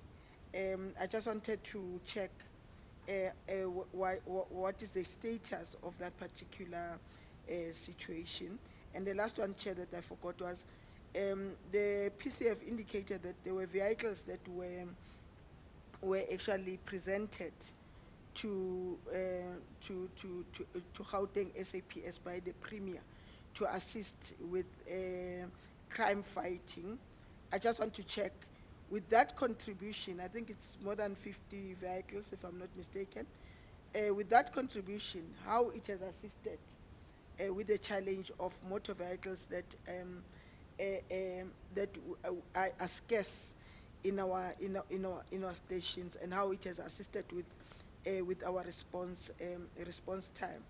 And the last one, still on vehicles, have we resolved the issue of at least small issues must be dealt with by local service providers. I'm not talking about mechanic, the backyard mechanics, but I'm talking about Toyotas, Nissans, etc.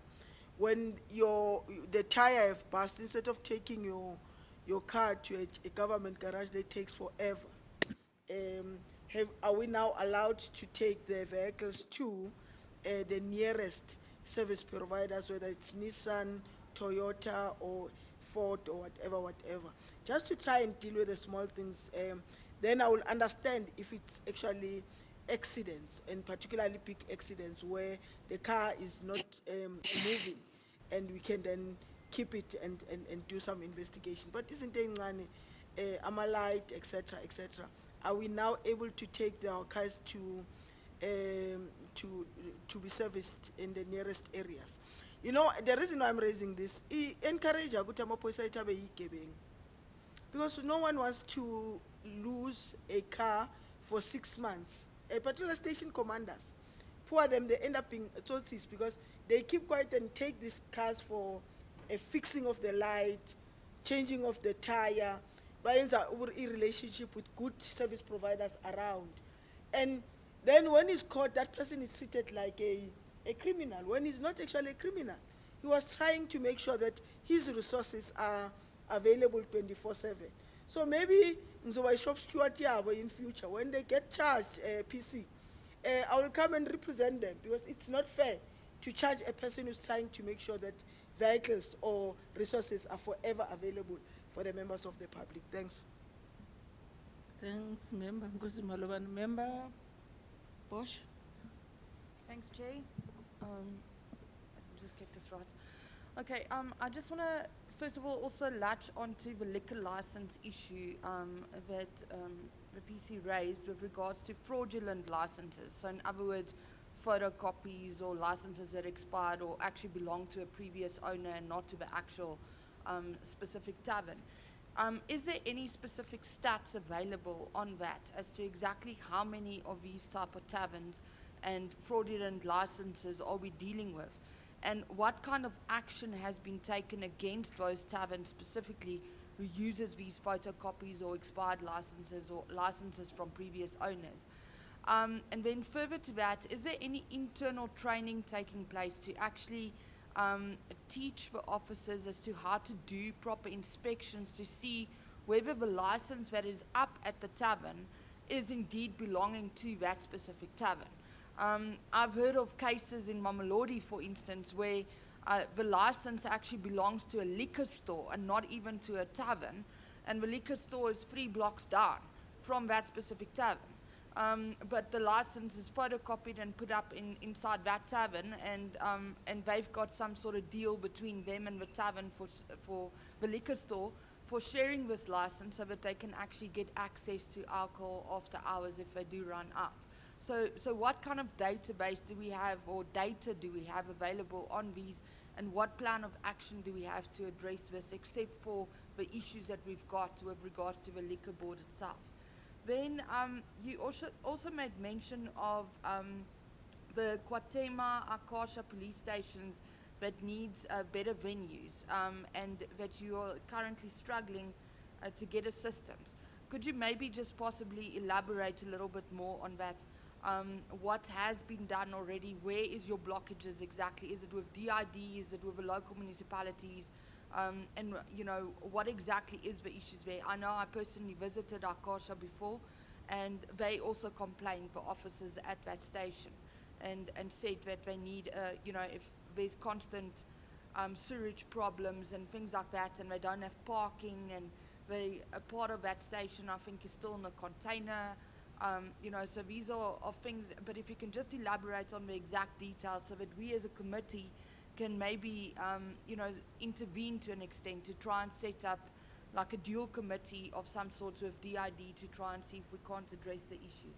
Then, just with regards to the vehicles, I know my colleagues spoke a lot about the vehicles, but I think if you had to look at the police stations that is underperforming at this stage, you could clearly come to the conclusion that there might be a lack of resources, first of all, in order to do visible policing, which then contributes to the increase in the crime stats.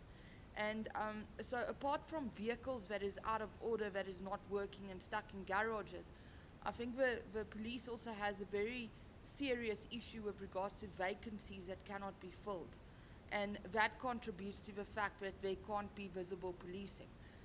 I know that, for instance, the minute a police officer turns 65, by the end of that month, they get locked out of the system and they immediately go home. And there's no proactive approach as to try and determine on a quarterly basis as to how many people will be retiring this quarter, so that you can start the process of filling those vacancies in a proactive manner. Is there any progress in that regard? Is there something that we as a committee can drive to try and assist, so that we can try and address those vacancies, so that we don't have a situation of one detective in a police station that needs to deal with a very large area? Then lastly, I also just want to add on, well, two things. Second last one is the Gauteng Police Station.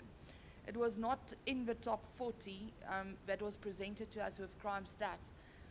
But one of the things that I picked up is that the Gauteng Police Station has not had electricity for the last 5 to 6 months. They only recently, in the last 10 days, the electricity issue was addressed. And this electricity issue was not a local government issue, but an actual ESCOM issue. And the morgue and the mortuary and the court that is right next to the Gauteng Police Station was indeed reconnected with electricity at the end of last year already, but Gauteng still remained without power. And this had a bad influence on the impact on the operations of a police station. They couldn't keep their doors open at night, they couldn't service the community. And how do we make sure that something like that doesn't happen again? And from my understanding, that electricity has only been repaired temporarily. So how do we address the problem on a permanent basis so that the police station can be operational fully? And then lastly, just to latch on to my colleague, Member Hofman, and the fake cops, and all the stories and bad rumors and things that's going around on social media, could you perhaps and what is currently happening with regards to that? And is there a number that can be called that is operational 24 hours of a day kind of thing, that if a member of the public does encounter something like that, where can they report it at that time specifically? Thank you. Thank you, Member Bosch. While I'm still going to note the stakeholders, not media. Media will only get the time when the PC is done, make an appointment with the office of the PC to interview him. Can I note the stakeholders which have confirmed that those that they want to make comments? Stakeholders who want to make comments? Because I've got the list, honorable members, of the stakeholders who have confirmed that they will be part of us. Maybe some there visually.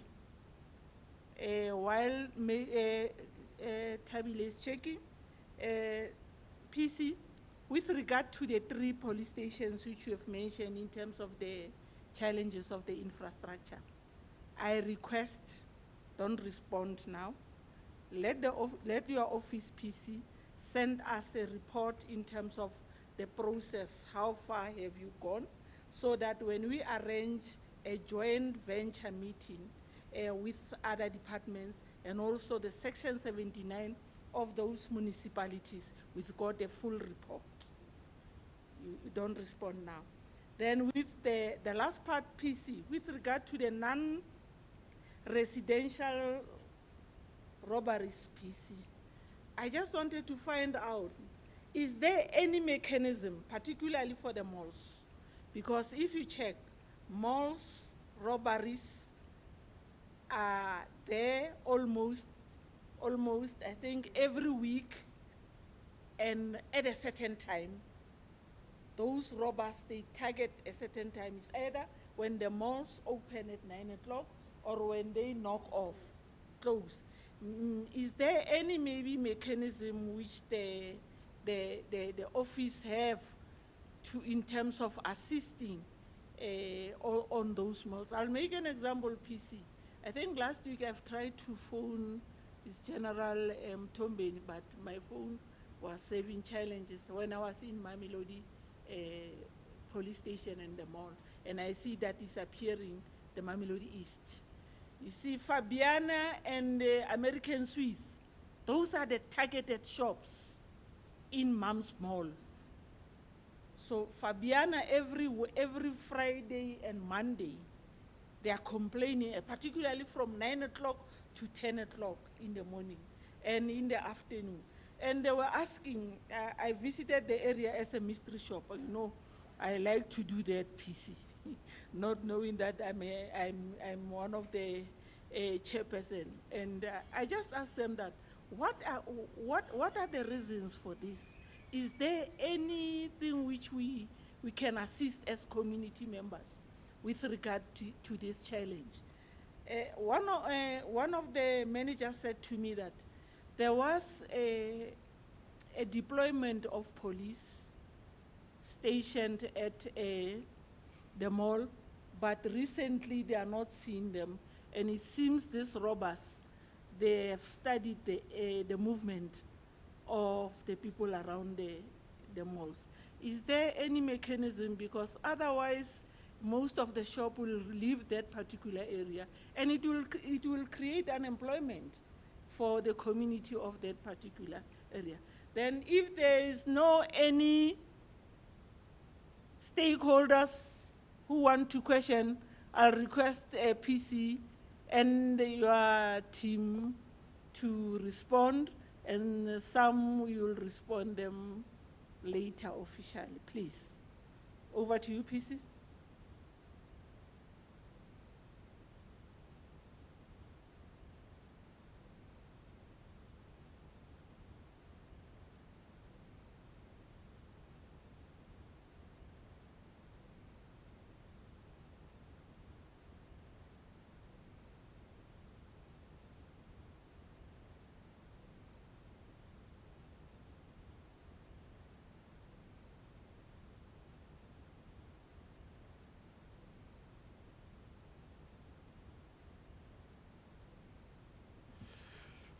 Thank you very much, Honorable Chairperson and honorable members. I've requested Janam Tombeni to prepare himself. He's going to respond in regard to those firearms, how many have we recovered and so forth.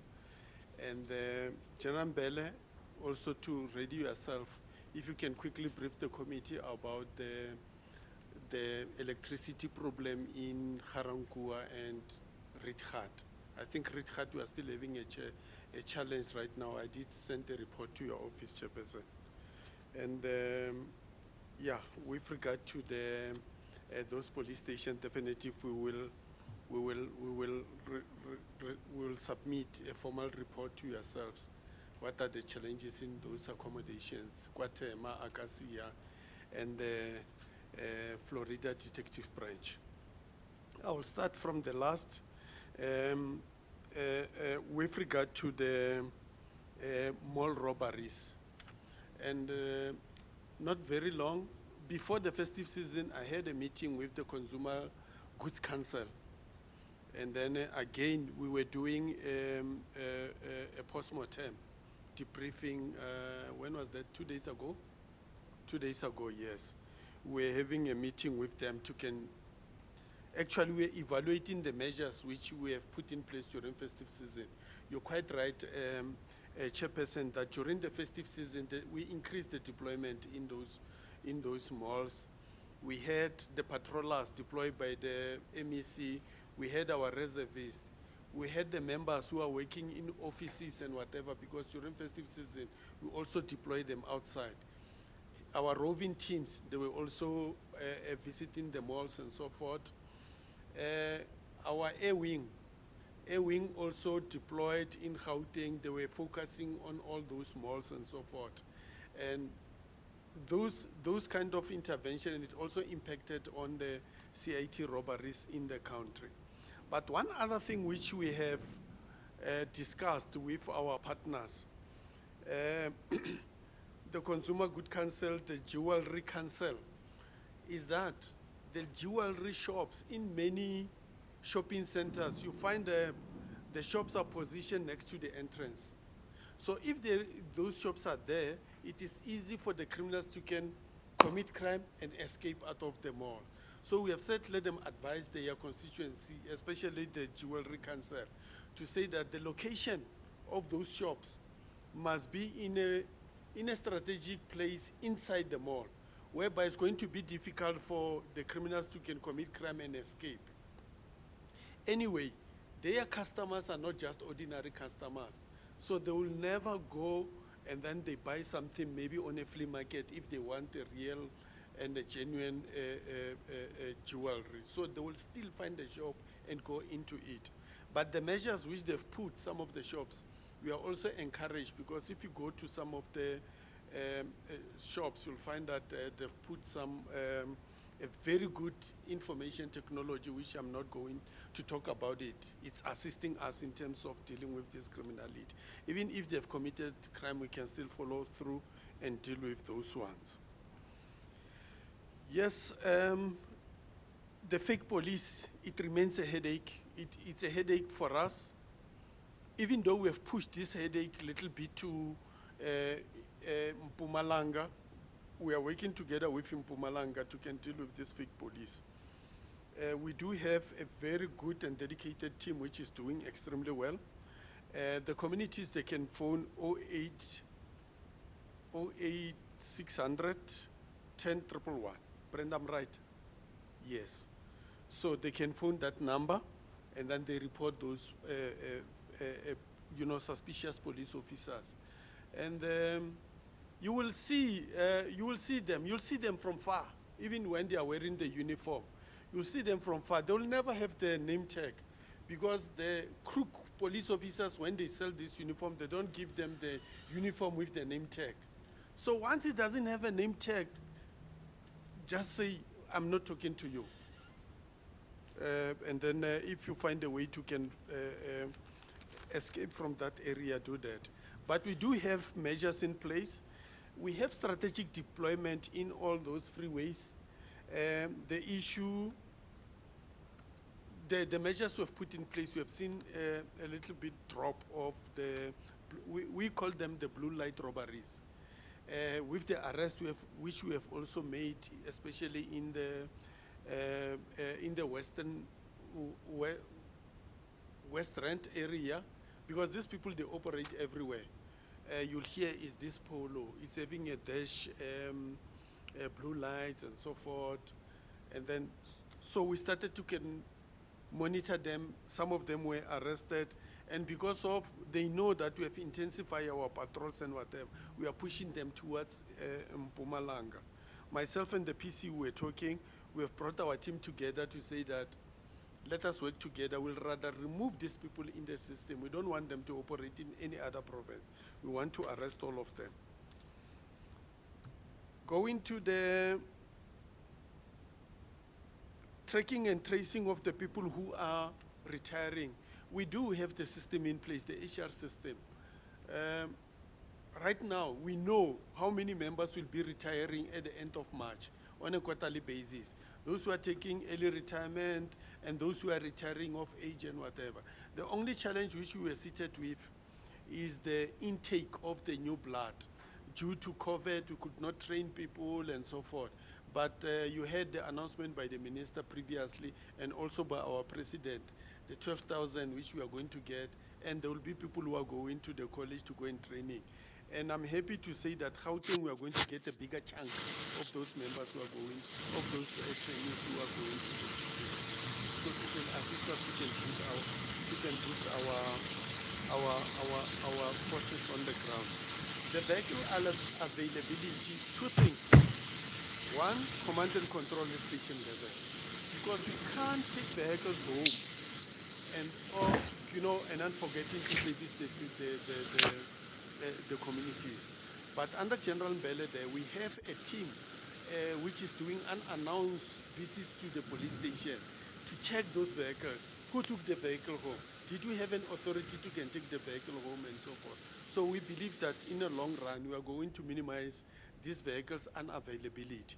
But coming to the vehicle not available due to mechanical problem, I think the general should talk about that system which is in place there to ensure that we deal with the vehicles, you know, the turnaround time in the garages. This thing, I think it is very much important, Honorable Chairperson and members, that I bring it to your attention. You see, the good thing about Gauteng, it is also the bad thing. Because in Gauteng, we also house the national units. We also house the headquarters, the police headquarters.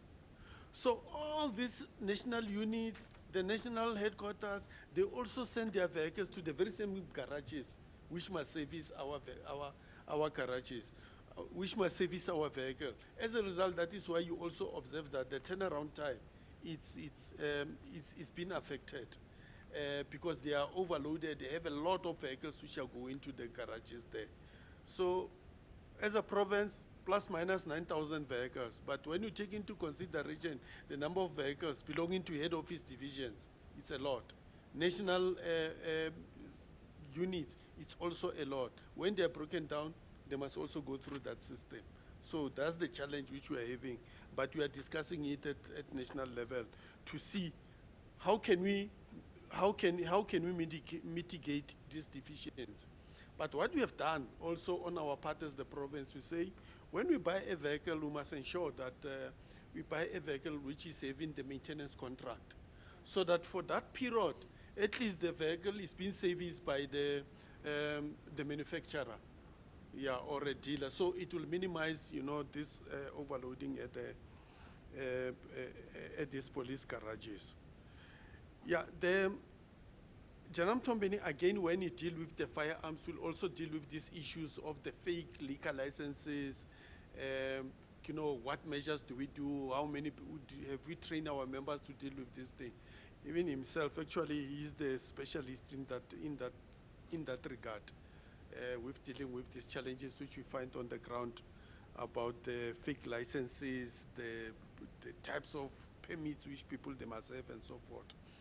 And the database, each and every station is expected to can keep a station profile. In the station profile, they must also, on a monthly basis, update the station profile.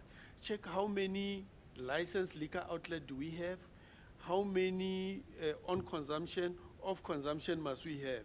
And in that process, to check whether the licenses are still valid and so forth. In that process, they must be in the position to can pick up that one and that one must renew the licenses in this particular time and so forth.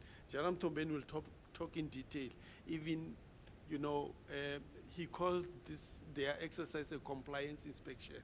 They do those kind of things. Okay, I touched the issue of. Yes, Honorable Malubani spoke about the vehicles donated to us, whether do they add value and how much are they assisting us to fight crime. Definitely they do fight crime. They do assist us. I think yesterday our MEC during the debate, she also highlighted some of the successes achieved in particular by the highway patrol. You know what is good about our highway patrol is that they recover hijacked vehicles and there is a suspect. So they arrest a lot of suspects in possession of the hijacked vehicle. Some of, unfortunately, whether these people were arrested 5 kilometers from where they've hijacked the person, we must still register a case of hijacking. So it must still be registered. Whether we have recovered it immediately, we have arrested us, we must still register it. So it will show that the hijackings are going high. What are these vehicles doing? And it is true, it is extremely high. When you look at the stats, Gauteng, we are reporting over 2,600 and something hijackings. And the next province is registering 900 and something. So it is extremely high. But the recovery rate of our province is also extremely high. And the highway patrol is doing extremely, extremely well. And they are dealing with so many things, including the CITs. They were part of that bust in that particular space. So there is value for money from the money which the provincial government have invested in our space. It's very important, the issue of Home Affairs and Department of Labor. I think it is high time, Honorable Chairperson, that they must also take the country into confidence. It's only the police who talk about the challenges of the immigration, this is what is happening and so forth, but they are nowhere to be seen.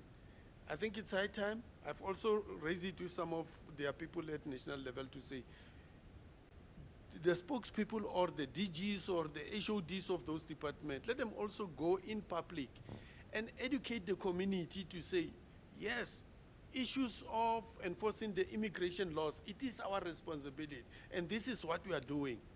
How many people are there at Lindela? How many people are we repatriating or sending them back to their countries of origin? Those are the information which the communities doesn't have. And as a result, the communities, they may think that we are not doing enough in terms of addressing this irregular migration. We know there is still a lot of people, undocumented people in our country. That is a fact, and we keep on dealing with those ones. But it is important for Home Affairs to can take the country into confidence and tell them exactly how many are they repatriating or taking them back to their country of origin. What systems do they have in place for tracking and tracing those undocumented persons? The issue of Norwood is the biggest embarrassment ever for us as the police.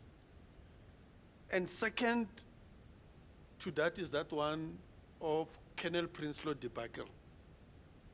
It's an embarrassment.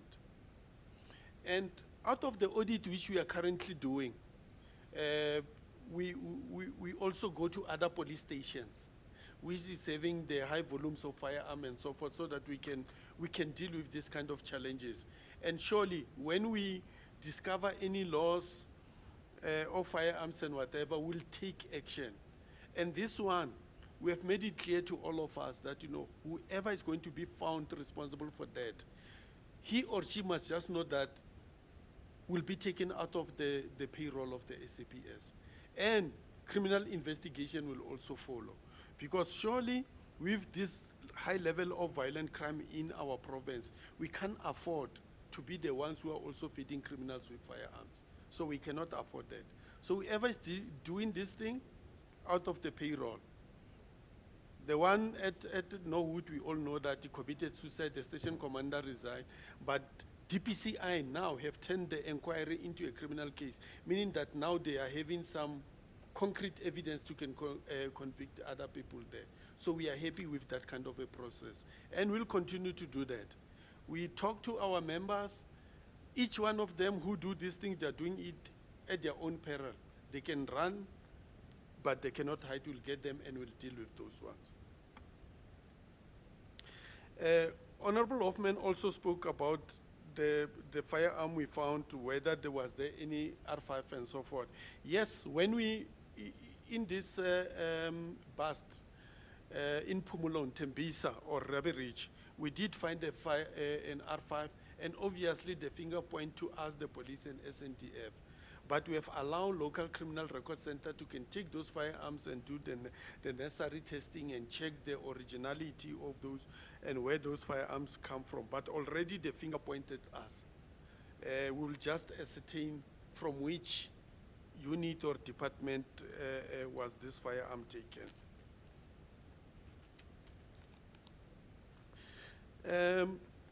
Honorable Malobane, she was very strong on the victim survey. And it is true, I fully agree with you. The greens, the red balance nicely. But surely, if the people, they don't feel safe, it's a big problem for us. And we take those surveys very, very, very seriously. That is why every time they are released, we go through them. Because for somebody to feel safe, that particular person must definitely, on his or her own, say, I am feeling safe. It's not for us to say, look here, we have reduced crime, therefore you must feel safe. We cannot do it like that. And we seriously and believe in what they are saying when they say they don't feel safe.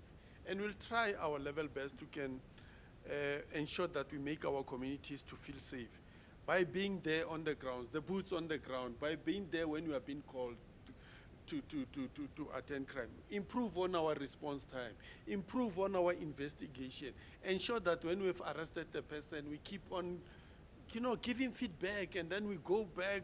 If the victims must appear before court, we go and transport them, we take them to court, we support them. The whistleblowers are taken care of, they are taken to the place of safety, and so those things. If we push those measures, because they are there, definitely the people, they say, we feel safe. So it's still a long way for us to can go, but definitely we take it serious and we take your advice and we'll ensure that we do that. The volumes, you're so right. Gauteng is contributing the biggest. Even when Brigadier Chakalanchi was showing the graph there, the graph of Gauteng, it was like a Kilimanjaro to show that we are contributing the volumes. And that volumes is translated into 27.7% of the national figure. It's still very high. It's still very high. We do our level best that we reduce it, and hence we are focusing on these top 40 police stations because those are the biggest contributors. Gauteng, we have 143 police stations, but 40 police stations, they contribute over 50% of the crime. So clearly, if we can reduce crime in those 40 police stations, it means that the volumes will go down in Gauteng. And we'll continue to work very hard, and we'll appreciate the oversight visit by the committee to those police stations so that they know that they are being watched from all angles. And all of us, we must be hard at work. The kidnapping, again, Honorable Malubani, you're so right. Because Brigadier Chakalanchi also made mention of kidnapping also contributed to the rape and whatever. It is true.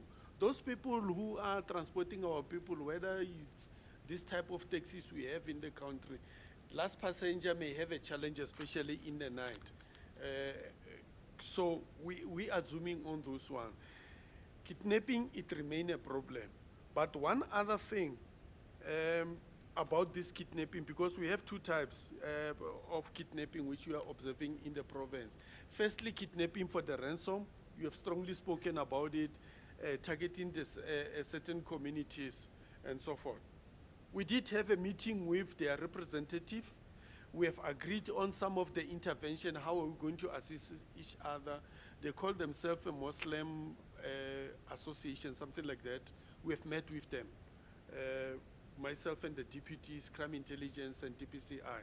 So we have empowered them with some of the knowledge and how to report to us and how to work with us, to assist in releasing those who are taken hostages and so forth. But at the same time, this other part of kidnapping a person, we have seen that courier vans are being hijacked, they kidnap the driver, but the main purpose is to steal the cargo. So they remove the cargo, they drop the car there. So we also recover a lot of those kind of vehicles. You will recall, Honorable Chairperson, when you visited Loate, they've highlighted this issue of online shopping. People, they come, they deliver this thing, they're being hijacked and so forth. And we have done extremely well. Our head of anti-organized crime in the province, she have arrested a lot of people, especially in the Winterveld area, who were responsible for robbing those courier vehicles. I think with that in place, we will also make inroads. But some of the hijackings which are happening, they are mostly in your Ikuruleni, Olifant, Fontaine area because of those big distributing centers and so forth. And there, again, they hijack these vehicles just to take the cargo and go and sell it somewhere in the spaza shops and so forth. But we are on them. We have a very good team which is working on those ones. The CIT, approach which Honorable Malubani said, the Monday approach, it should not be the once-off thing. Yes, our intelligence community, they have a full responsibility to redeem themselves. And I did have a discussion with them to say, look here, the country is crying about intelligence. It's in your hands to redeem yourself. Once you have redeemed yourself, you must sustain it. You have a responsibility to ensure the citizens that you are not just occupying position, but there is value for money for having you in those particular space. And we have also observed that the CIT is now becoming a regional organized transnational crime. All of a sudden, CIT in Botswana. South Africans are also involved there. So it's becoming a regional threat, but it will be taken up with the SARPCO so that we deal with those ones. Alexander, yes, is showing an ugly head. Alexander, due to its environmental design, social problems in Alexander there. I went to Alexander to do Ukai Mulao. What it was disturbing me more, Chairperson, is that late in the evening, you still find small kids running around in the streets in Alexander. And you can't blame them. Where else can they go?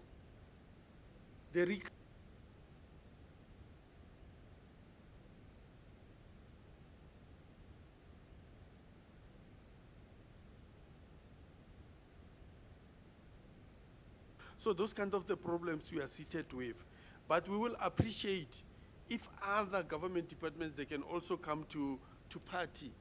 Those who must deal with human settlement, let them do so. Those who must deal with social challenges, let them do so. Those who must deal with economic challenges at Alexander, let them deal with those ones. And then, I'm not sure the environmental design of Alexander, whether there is any means in which you can change it. The streets are narrow, there are many vehicles on the road. Even that on its own, it affects our response time. You go to Tsutsuma there, you can't even enter into that particular informal settlement. It becomes a problem. But we will do what we do, and we'll do everything in our power to ensure that we change the picture around. Working together, obviously, with all the social partners in that particular space.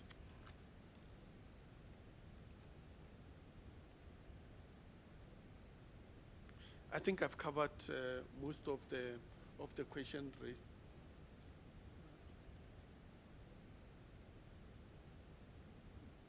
Is it a follow-up on what the PC was saying? Okay.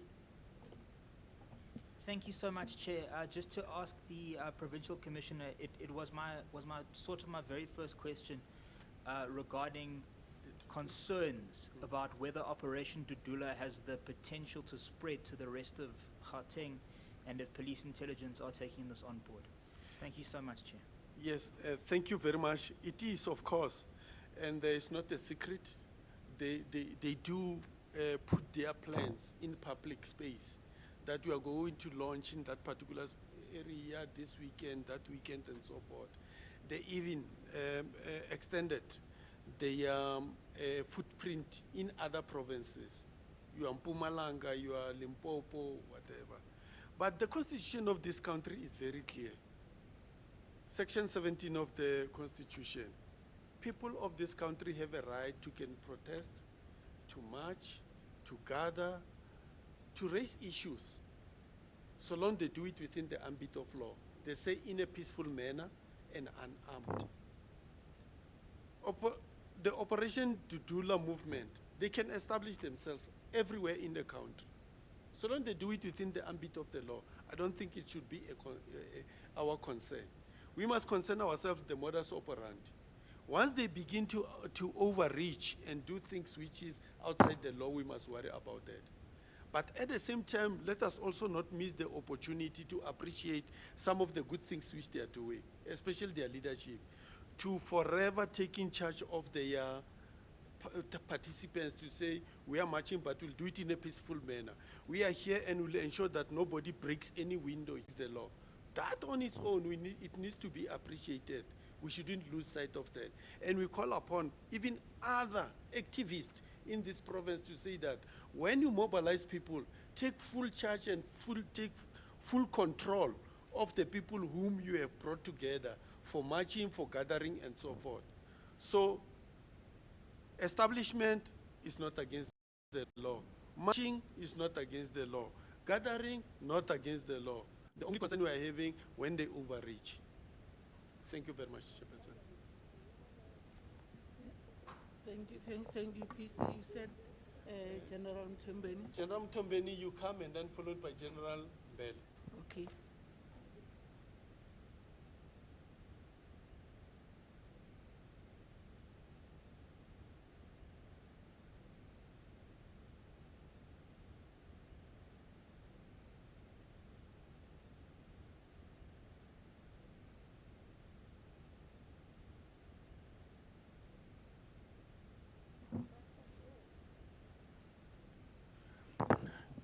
Thank you, Honorable Chairperson, Honorable Members, the MEC for Community Safety, the stakeholders present. How many guns, firearms confiscated for the period under review, which is October to December 2021? On the Provincial Commissioner's brief address, which is on page 6, he flagged the numbers. It's 1,183 firearms which were confiscated during our Operation Ukai Mulao, day-to-day operations within the province. And also for the period under review, we have 789 firearms, of which these firearms were handed in voluntarily by community members, which gives rise to a total of 1,972. Liquor outlets closed. We're having quite a number of liquor outlets closed. One does not have the numbers of the cuff or just the closure, but we have to indicate that the fake liquor licenses, there is a case which is opened by the Liquor Board during 2020 where they have stolen the face value books. These face value books, they are used to issue the liquor license from the Liquor Board. And late last year or early January this year, the CEO of Liquor Board sent an email indicating that there's a second batch of those face value books which were stolen, and he was advised accordingly to open the case docket. But out of this, through our operations, one operation which we're focusing in Johannesburg district were in Orlando and Diepkloof. We managed to unmask or to get those fake face value books used in two of the liquor licenses. One was in Orlando and the other one was in Diepkloof on that busy street, of which the owners, they were ultimately arrested. In terms of what we do, we have from the provincial level, we're having the team for compliance. These compliance, they deal specifically, or they are the liquor designated officials, which also include the firearms from the province. We flag where we see that these stations do have a problem. In line with crime intelligence information, then we go to those specific areas and we conduct the operations. I'll give an example. In Melders Drift, we once got an information and we hit in that particular space for illicit liquor, which amounted to not less than 500,000, half a million. So these operational activities, they are carrying on from time to time, and also based on the information which we get from our community, as we know that we work closely with the communities. Oftentimes during these operations, what we get is that these liquor outlets, they'll of course produce the renewal. The renewal which will flag to say this license is renewed last year in March, which means that it will be valid up until March this year. But what is of a concern when they produce the license, you'll find that oftentimes the owners of the liquor licenses, they are not there, and that means that that liquor outlet is not supposed to operate in terms of Section 43A of the Gauteng Liquor Act of 2003.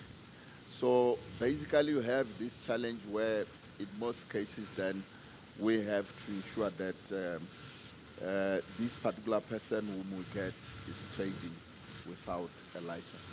But on the nutshell, we are having quite a number of liquor outlets which have been closed on the period under review. Thank you, Chairperson. Thank you, General Tombeni. General Mbele.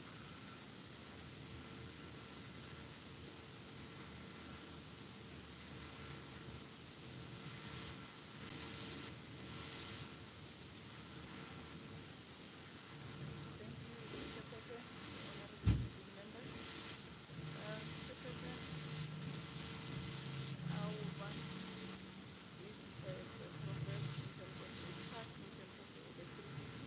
At the moment, we're still having a challenge with the electricity at Ritkat, but what we did as a province, we just managed to boost the station with another generator so that they can just continue to do the work.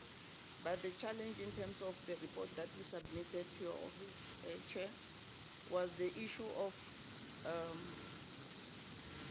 this accommodation being a lease facility, and of which then the procurement part of it is the issue between Department of Public Works and Infrastructure and our national head office. So what happened is that we wrote letters, we wrote reports to them, but then at the end of the day, we also had a side meeting with the Department of Public Works, where we came to an agreement that the PRASA, since PRASA has donated, has given this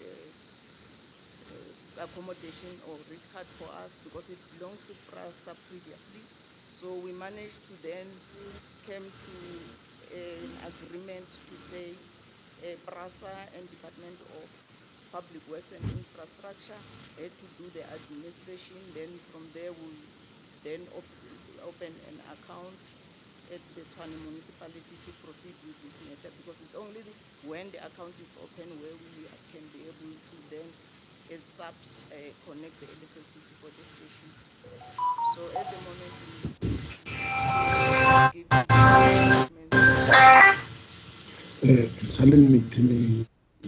administration.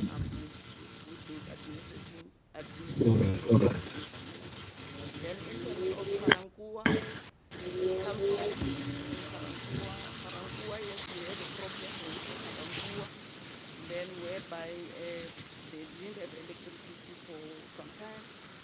Then we engaged with the office of our divisional commissioner supply chain, where they ended up appointing a supplier, which then connected the electricity. So for the past 2 to 3 weeks, they have electricity, but previously they didn't have. But the supplier was appointed there so that they can make sure that they connect the electricity for the station. So that was done.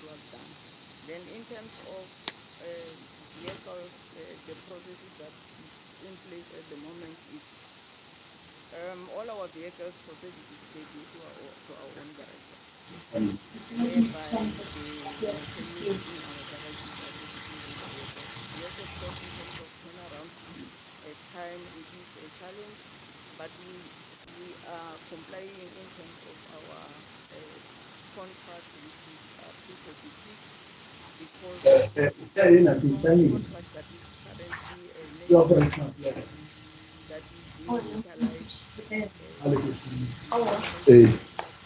Then even with the tires, we are going to another localized contract to make sure the processes in terms of our contract are in terms of the is also how we source Hi, Manuela Warasa, Kuala Mike. that we have. If there's no, if for instance, the tires are finished or what. So they order immediately, and then they can be fitted in immediately. If the order it's approved, that is the process at the moment. What we also anticipated in terms of the garages for us to improve and maybe make sure that we improve as the time goes on. There were discussions, as the PC indicated, at the national level. So the anticipation at the moment is that maybe from the 1st of April this year, the garages will resort under us, because the garages at the moment were resorting under the national office. So sometimes it also became a challenge for us as the province to ensure that everything goes well in those garages. As the piece has indicated earlier, it is also not only our vehicles that are serviced on those garages. It's all the vehicles from the other units and nationally. So, but then if definitely maybe the garages are going to be resorting under each province to have their own garages, I should think maybe there will be an improvement in terms of the turnaround strategy for our vehicles in the garages. I should think, yes, at the moment, that's what I want to put on. But in terms of that, at 46 contract that I spoke about, when we deal with the garages, the mechanical of part of it, of the vehicles, is that when the vehicle is involved in an accident, and then it gets outsourced through this R46 contract, which is a contract between the SAPS and West Bank. So it become outsourced to different suppliers where they deal with those vehicles, which sometimes, yes, the turnaround is good, but sometimes it's not. But we do have a monitoring mechanism where we are constantly having meetings with the West Bank and ourselves, and also get feedback in terms of maybe if there are problems in the particular vehicle as to why is this vehicle taking long to be finalized. Thank you, Chair. Thank you for that, for the response, PC and your team. I hope there are any other follow-up. And in the absence of follow-up, I think I need to release the PC and the team so that we proceed with the, so that we proceed with our meeting, the presentation of the department. Yeah, I'm asking you to more member. So, Tabisen, team, long live. Tabile, they are included in the lunch, yeah? Yeah, I think PC, there is lunch, ne? Yeah. No. MEC? MEC? Chairperson? Yeah, we are pleading, man. Can we have a lunch? Then we'll come back at 3:15 for the presentation from the department MEC, please. No problem. All right, thank you, my sister. Members, it's lunch. We'll come back at 3:15. Lunch, we come back at 3:15, members and the staff. Thank you, media, for attending. You can go outside and interview the PC and some members, because I could see that you wanted to interview some of our members. Thank you.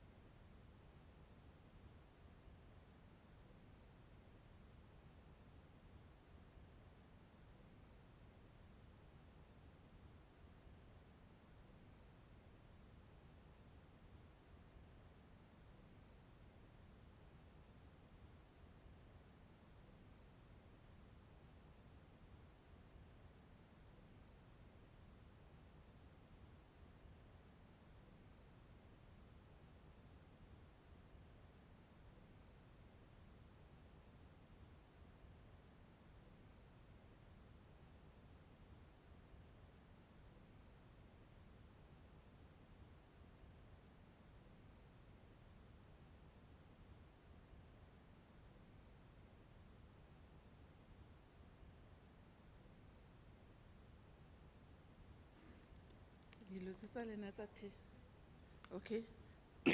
MEC? Do you hear me, MEC?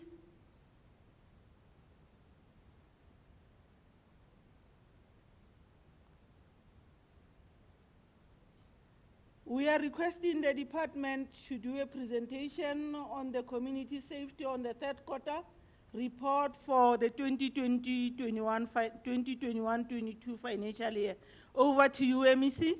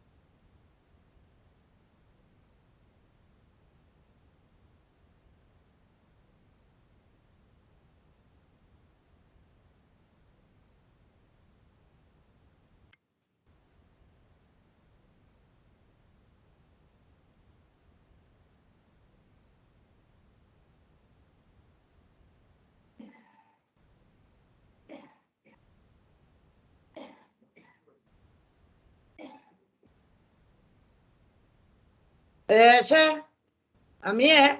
Sasiqalile. The network iyabhedanyana. The rain was very heavy. Now my mic is unmuted. Let me answer this person.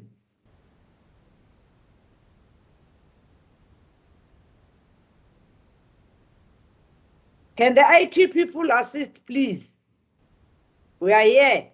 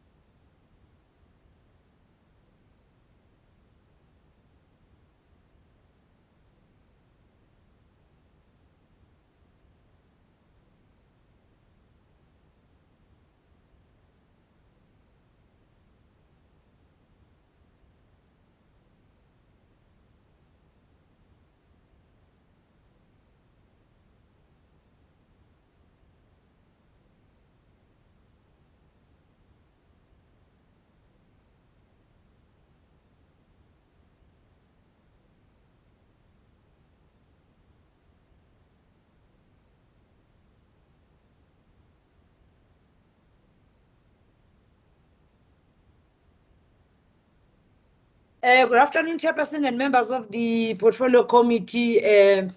Like we indicated earlier, that there's audit committee and thus HOD is attending to that. But we have Tshebeletso that will actually present our report. Tshebeletso, can you present, please? Thank you, MEC. Let me first start by acknowledging the chairperson of the committee, yourself, MEC Mazibuko, honorable members of the Portfolio Committee, all protocol observed. This presentation is the performance that is reported for Q3. And in terms of the targets that we have as a department, annually we have 52. For this specific Q3, we had 44 targets. We were able to achieve 34 and 10 were not achieved, giving us a percentage of, oh no. MEC, can I apologize? This is not the right version. Can I apologize? Okay. In the right version, in the wrong version.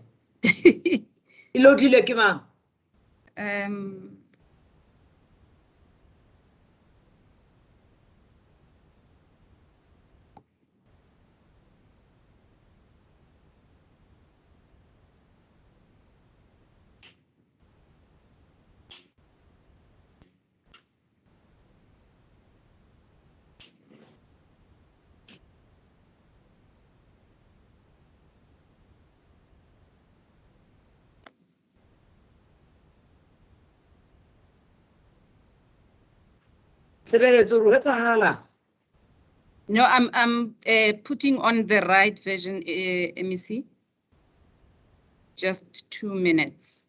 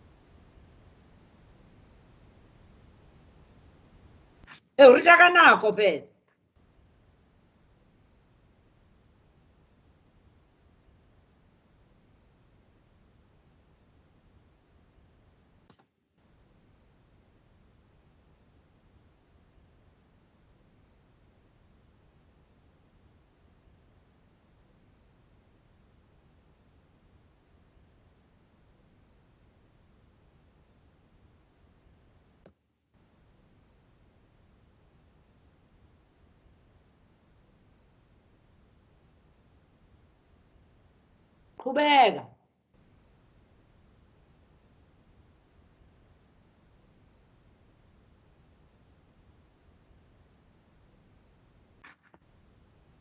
Thank you, MEC. Yeah, now I found the correct one. If I can just be able to get, yes. So as I have indicated that we have 44 targets for Q3. We managed to achieve 37 and we were not able to achieve 7, translating into 87%. If I look at that per program, in program 1, we had 12 targets set for this quarter. We achieved 10 and were not able to achieve 2, resulting in 83%.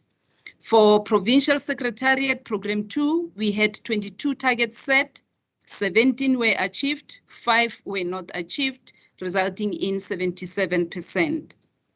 And Program 3, we had 10 targets and we were able to achieve all 10, resulting in 100%, and therefore the departmental performance is actually 87%. On this slide, MEC and Honorable Chair, I'm just indicating performance to date, that in Q1 we had 39 targets and we were able to achieve 32 and 7 not achieved, which was 83%. In Q2, we had 44 targets, 34 achieved, 10 not achieved, and the performance was 77%. We then have Q3, where we have 44 targets, 37 achieved, 7 not achieved, resulting in 87%. This is year to date, just to indicate in total the number of targets that we have, it's 52. We have achieved 37 to date, and 8 we have actually partially achieved, and 7 that have not been achieved. This is just to indicate the highlights for the quarter, to indicate that as of the 31st of December, the staff establishment was 1,753, and our head count was 1,736. Out of that, 1,487 are filled. We have 266 vacant posts, which translates in 15% vacancy rate. I must indicate that actually this is an improvement. We have managed to decrease the vacancy rate from 22%, which was reported in Q2, and we have managed to fill 137 vacant positions. We are also continuing with our recruitment plan, and we are currently focusing on filling up 150 posts. That is from the 266 that I have just mentioned. Also, just to indicate, Chair and honorable members, that we have during the festive season deployed 1,107 patrollers. And in the same period, MEC did hand over 30 high-powered vehicles to SAPS to ensure that there is improved visible policing. We have also had the prototype of the mobile units inspected and approved. And I must indicate that 3 of the mobile units have been finalized. Even the branding has been done, and I think the handover will be done quite soon. We have also engaged with the Provincial Commissioner and the Deputy for Visible Policing and the Provincial Head for Visible Policing as well, including the board. And in that, we actually looked at the issue around the kiosks, and there has been an agreement with PC that SAPS will then take over the responsibility for the redeployment of the kiosks, and that will be their operational management project, and they will then identify areas where these will be deployed. We have also begun with the preparations for the elective conference for the board, and I must also indicate that during the Operation Okaimolao, we were able to have a number of citations issues, arrests made, and some of the areas where these were conducted, it's Tembisa, Ivory Park, Benoni, Temba, Mamelodi, Soshanguve, Stenkwater, Bavianspoort, Agasia, Moot, Attridgeville, Kagiso, Carltonville, Krugersdorp, Meldersdrift. These are some of the areas, but there were other areas where that was also done.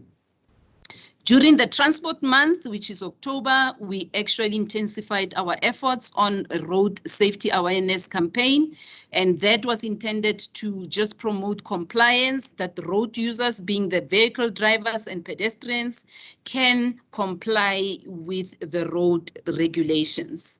During this period, a total of 19 drivers were arrested and detained at various police stations, and this was because they were driving over the 200 km/h on a zone that is actually 120 km/h. We have the highest who was arrested driving at 243 km/h, whilst the others were 203 km/h and 179 km/h, respectively, and in a zone of 100 km/h. We continued to heighten law enforcement, as you know that it was the festive season, and number of vehicles were discontinued, but we also issued about 102,029 citations, ARTO notices, and these were for the different transgressions of the law. We also launched our Safer Festive Season at Stengwater, and a number of stakeholders participated during that launch. We also managed to refer 23 young people for rehabilitation center, and this is part of the program that we do for youth, looking at issues around substance abuse and also just promoting matters of safety. We have conducted the skills development program, and this was targeting women who are in-house and women from other shelters who are actually GBV victims. And for this period, 200 women were put through this skills development program. We also had a session where a retreat for male survivors, about 100 that participated in the 3-day session that we had. We also had a 4-day GBV debriefing and training session, and this was conducted for volunteers and floor managers and the ambassadors from the Green Doors. And this is more to ensure that all the officials and volunteers who work with the GBV victims are actually empowered and able to provide the required support to the victims. We also conducted a 3-day upskilling session, and this was actually to the social crime prevention officers, and that was on the LGBTQI+, the victim empowerment, and making sure that there is minimization of secondary victimization. On the provincial GBV Knowledge Hub, we have managed to work around that, to develop that, and this is intended to improve coordination between different stakeholders and ensure that we are able to accelerate the sharing of information and just the knowledge within the policing and community safety in the province. Now, getting into the indicators and the performance per program in detail. For program 1, for Office of the HOD, we had 4 indicators for this quarter, and all the targets were achieved, and those related to IGR and risk management, and all of these targets have been achieved. With regards to Office of the Financial Officer, we had 4 targets, 3 were achieved and 1 not achieved. And this related to the interim financial statement. And I must indicate that what we also have done in that aspect is that in the coming financial year, we will have to make sure that this target is actually in line with the time when the reports become available from Treasury. One area that is continuously being a challenge for us is the payment of invoices within 30 days. And for this reporting period, we had an achievement of 92%, and we are still continuing to send out reminders to senior management to ensure that the RLS 02s are submitted on time. And for those who are not responding and submitting on time, the consequence management has been instituted and letters have been issued. In relation to supply chain, we had the target, which was around the 30% procurement spend as per the Gauteng provincial government on historically disadvantaged individuals. And the department for this quarter achieved 47.4%, which was above by 17.4%. On corporate support services, we have 2 targets. We managed to achieve 1, and 1 was not achieved. One that relates to percentage representation of women at SMS level on field positions in the staff establishment. We have exceeded the target, and this is the same performance that we had in the last quarter. And this is due to the appointment of the head of the department, but also the loss that we had, which reduced the male ratio on the SMS level. With regards to the percentage representation of people with disabilities, we have a target for 4%, and for this quarter, we managed to achieve 1.9%, but we are continuing to encourage the appointment of people with disability. And perhaps, Chair and honorable members, I can indicate that the department has identified posts that have now been ring-fenced and will be specifically for people with disability to ensure that we are able to achieve this target. Program 2 on Provincial Secretariat, as I have indicated, we had 22 targets and we have managed to achieve 17. With regards to the number of research studies conducted, we were able to achieve our target. On the number of knowledge sharing initiatives, we had a target for 1 and we have overachieved with 2 being done for the quarter.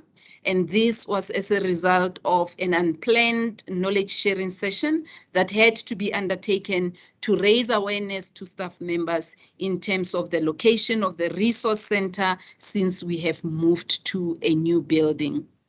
In relation to the publications, we did not have a target. However, we were able to have the publication produced, and this happened actually earlier than we had anticipated. Still on Program 2, under monitoring and evaluation, under the number of reports compiled on implementation of IPED recommendations, we had the quarterly report, and this has been achieved. Similarly, on the number of domestic violence compliance reports and service delivery complaints, all the reports have been compiled, and I must indicate that the compliance meetings were held. We've had 3 for the quarter, and we also had 3 that were held to go through the IPED recommendations. With regards to the tool and the report on the monitoring that was done based on the national monitoring tool, we have the report that has been compiled. The number of policing vehicles procured, we had committed to be able to provide 50 vehicles, and 45 have been delivered, and we have now indicated in terms of the breakdown. We had the first 10 that was actually delivered around June, but 30 that was then provided in September, and these are the vehicles that were handed over in November. In relation to the mobile police stations, I think I have indicated, and these have been branded and will then be handed over as well. In relation to the number of crime dockets, we had a target for 425.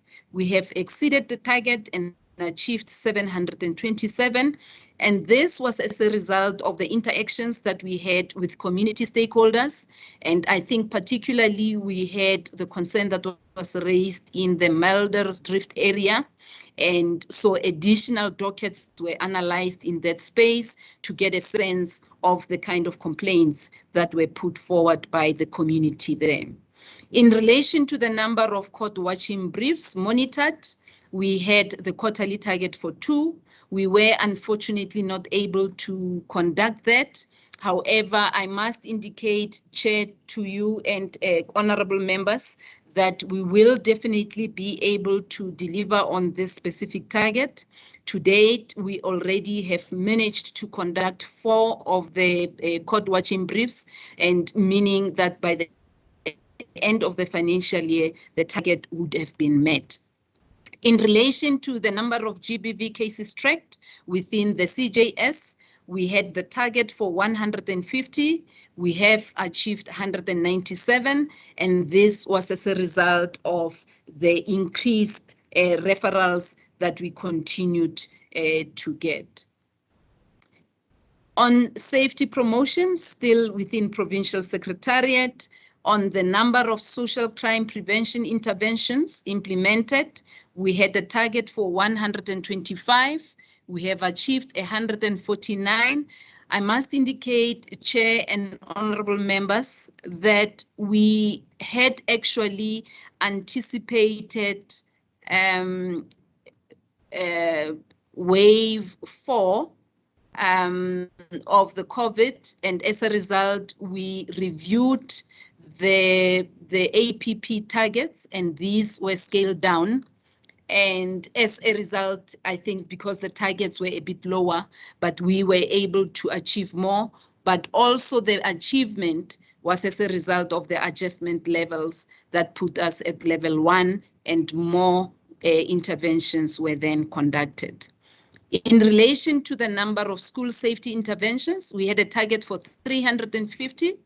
848 were achieved, and this was also in relation to addressing the shortfall that we had in Q1 and Q2. And as a result, the number that we have exceeded with, it's actually assisting to address those shortfalls. In relation to the indicator around the GBV victims receiving support, we had a target for 3,000. We have once again not been able to achieve the target. We were only able to give support to 2,320, and we continuing to engage with the floor managers and see the extent to which we can then be able to extend that. In relation to the number of victim empowerment centers monitored, we had a target for 36, 49 were monitored, and that was more due to the relaxed regulations, and we were then able to monitor more to ensure that the victims can be able to access the services. On the number of green doors rolled out, we had a target for 9, and 9 were delivered for this reporting period.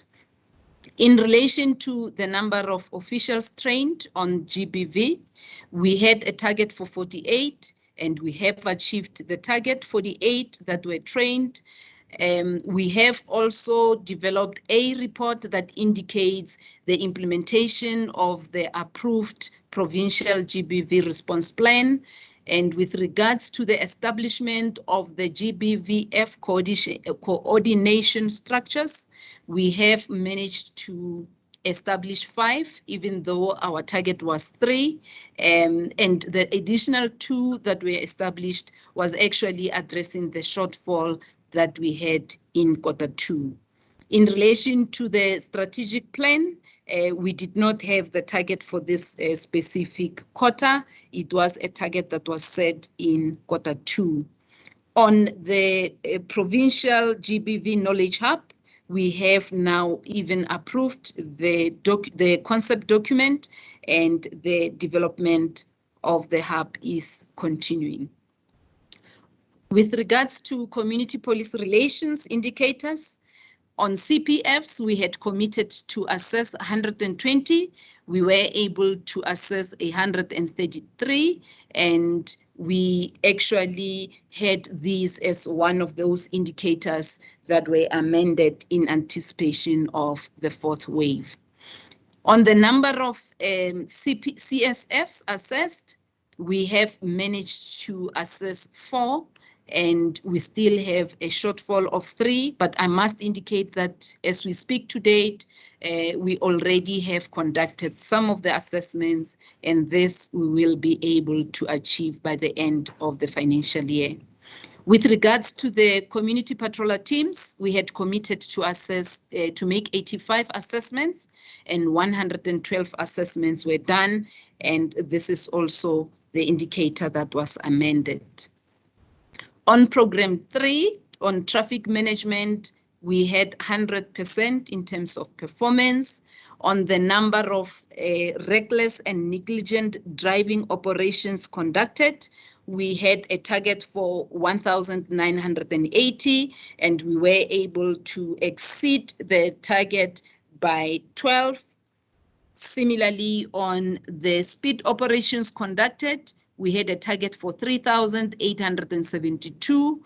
We exceeded our target by 48. And with regard to operations conducted on driving under the influence of alcohol, we were able to achieve the target. And pedestrian operations conducted, we continue every quarter to increase those since the road fatalities. We found that pedestrians is one of the greatest contributor to that. With regards to special services, we were able to conduct 48 compliance inspections, and we undertook 1,058 crime prevention operations with other law enforcement agencies as per our targets.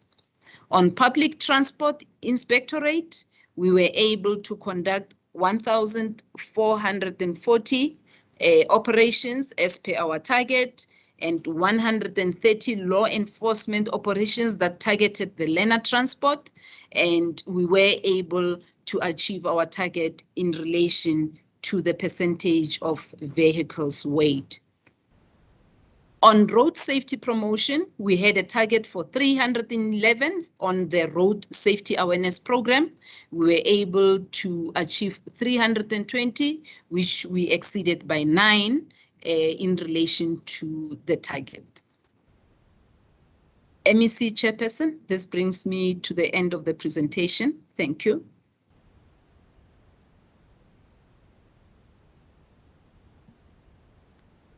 Thank you. The second presentation.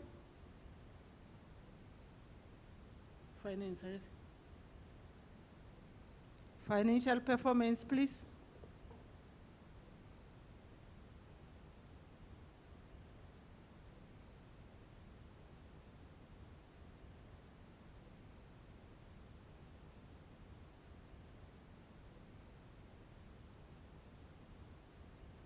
MEC. MEC. Thank you very much, Chair. Okay. Okay.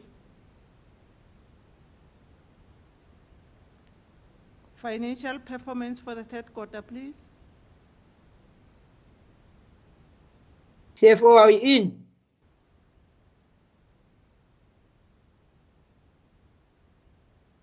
Slide. Presentation, please. Do corner now.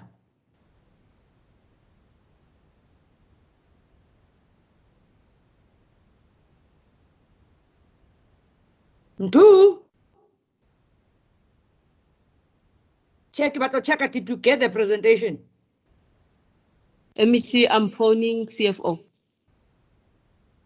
Did Chair Committee, did they receive the financials?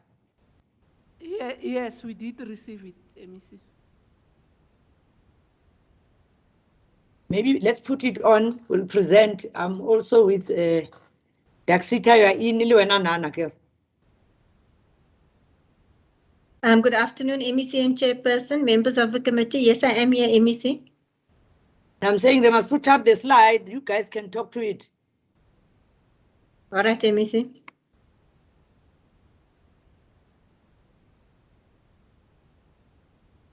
And Chabi saying, imoluna presentation kapayeka kurun. Basa try hui flight. Ralebo.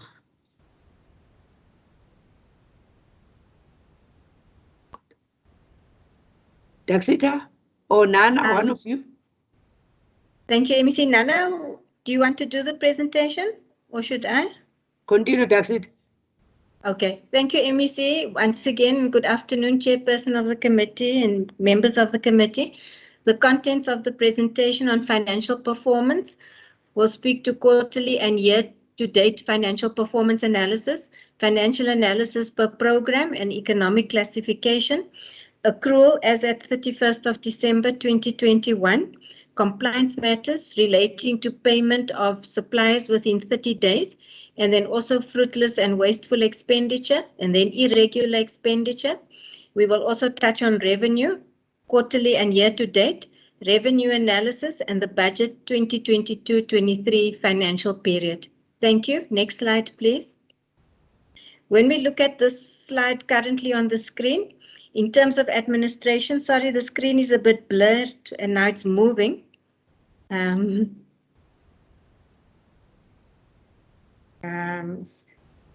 Let me open my email because it's a bit blurred. I can't see. I don't know why.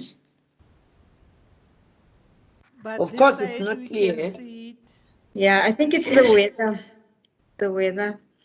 Can I just open my email, please? No, it's not clear. It's quite fuzzy. Maybe it's good. Can you just give me a moment, please?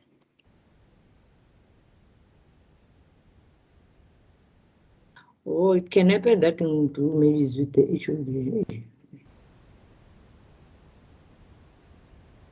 They just finished MEC. He indicated that he will connect. Okay. All right, thank you. Then we can wait for CFO. MEC, if you continue, we opened your emails. Yes, MEC. Good day. Yes, continue. Kubegam too. Okay, thank you very much. Yeah, slides. So this slide is not so. It's not clear. That's why Taxita was trying to open a presentation.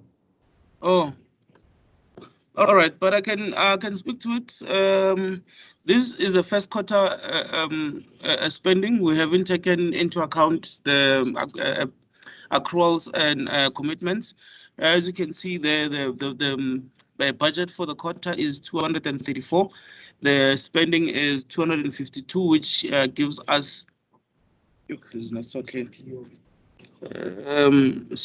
But what I need to bring attention to is program 2, which has spent 29% more than what it was supposed to for the quarter. The main reason for that is because in the third quarter we had our 16 days activities that we paid for, and also we paid for the 45 BMWs that we are purchasing on behalf of SAPS, and also the Tata trucks that we've purchased to convert to mobile police stations. If you can look under our economic classification, you can see that compensation of employees is what still has not been spent on. The main reason for that is because of the vacant posts that we have within the department itself. Next slide. This slide is just the explanation of the previous table that I had. I did mention the issue of 16 days under program 2, and also the issue of the trucks and the BMWs and the mobile stations. And then for program 3, what we're paying, it's the overspending is due to the biggest cost driver, which is fleet services. Next slide. This slide, we're looking at the year-to-date. If you can look at program 1 and program 2, we have spent, there is 27% of the budget remaining. And then, but if you look at program 2, there is 32% of the budget remaining. The reason for that is because of there's still the conversion of these trucks to mobile police stations. There is payment of the stipends for the patrollers that were working over the festive season, and there's also some of the payments for the 16 days that have not yet been paid, which will be paid in the fourth quarter. And as at the end of the financial period, the spending will catch up. Also, if you can look under your compensation of employees under economic classification, there's still an amount of 202 million, which is left for the 3 months, January, February, and March, for compensation of employees. And also, I need to bring the members. Bring attention to the members under payment for capital assets. There's an amount of 58 million which still needs to be spent. That's the amount that will be paid for Chief Lead, and also included in that is the 20 million for the command center that has not yet been spent. The department is in the process of procuring a building. The building has been identified. It just needs to be procured through a lease. Next slide. This is just the explanations of the previous. What I need to speak to is the fact that for program 1, we still had 2.2 million that we need to pay for the installation of the IT infrastructure in the new building that we just moved in. For program 2, there's an amount of 3.5 million that still needs to be paid for Ikale Tamba, and then there's obviously the 3.9 million. For program 2, there's 3.9 million for the conversion of the trucks.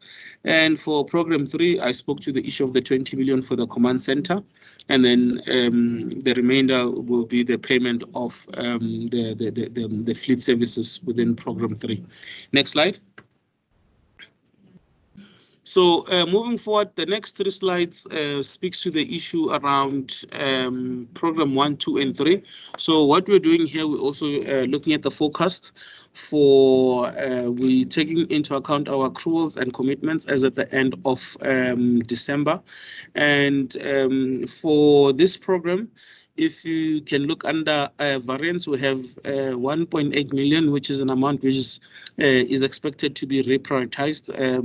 So any saving within this program will be used to defray excess expenditure, which is normally in program 3. So we've taken into account everything that needs to be paid. The 2.2 million that I spoke about for the IT infrastructure has been taken into account. The amount for rates and taxes for the new building has been taken into account in this program.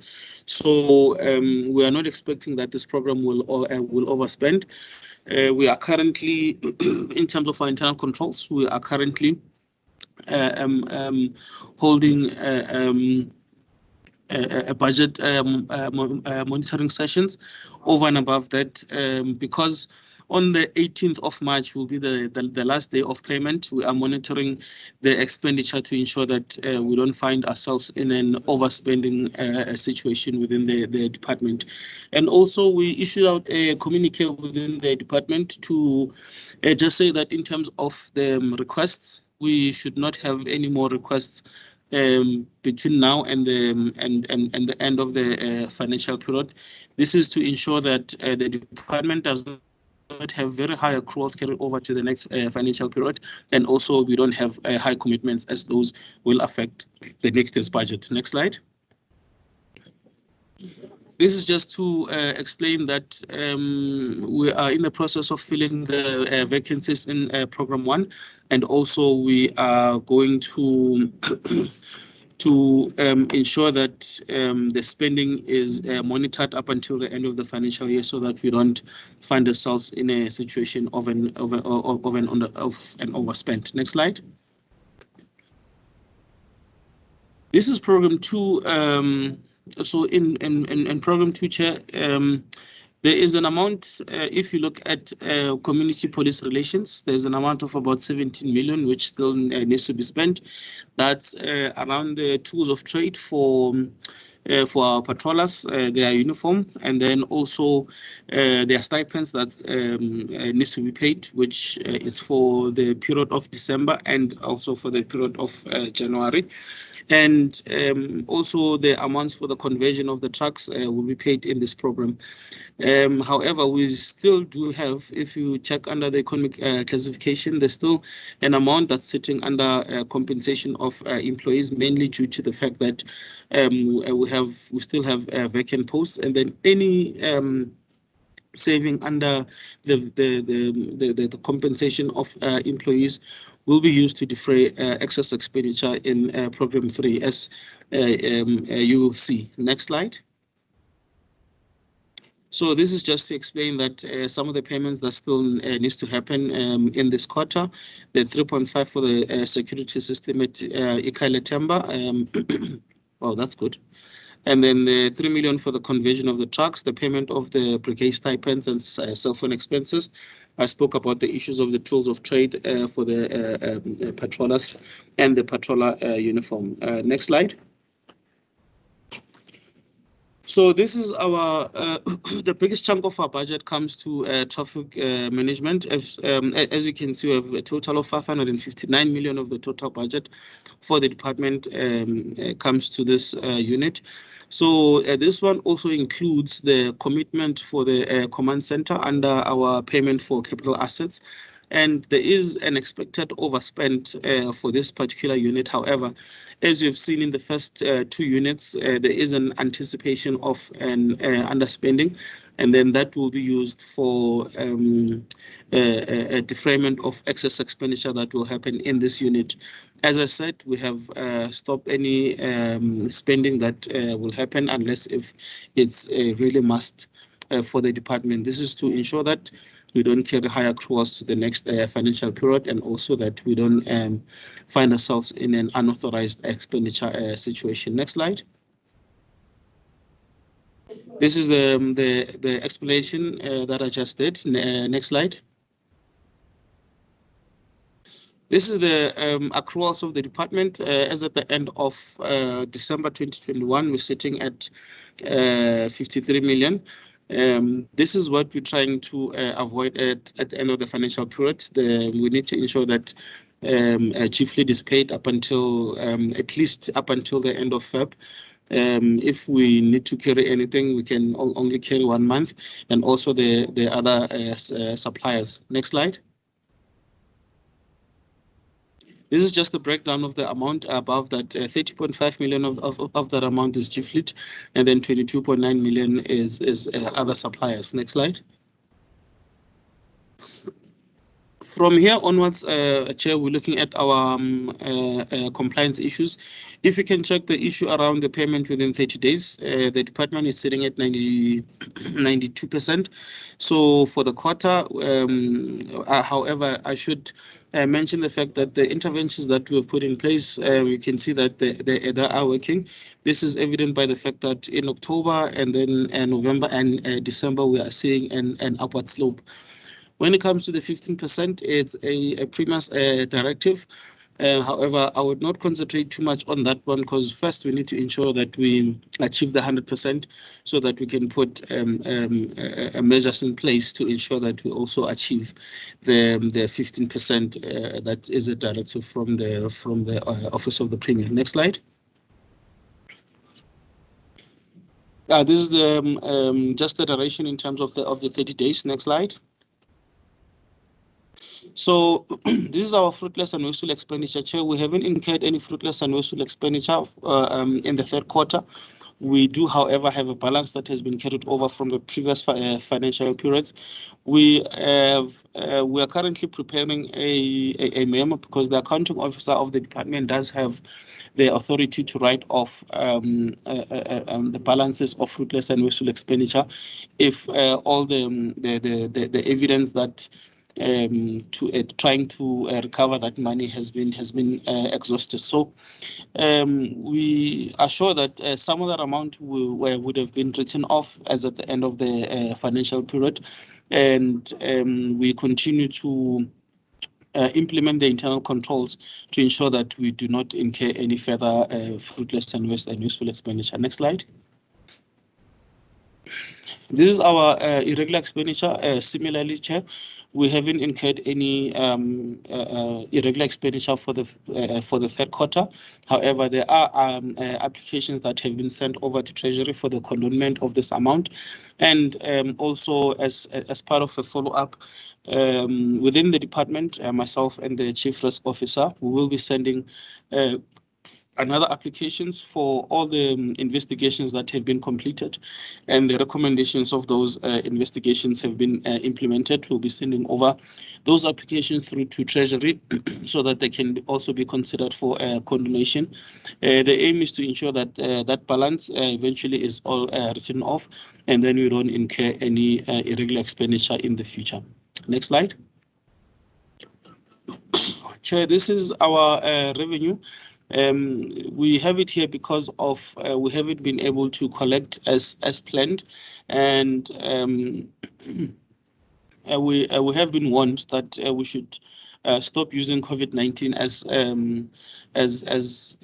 a reason all the time.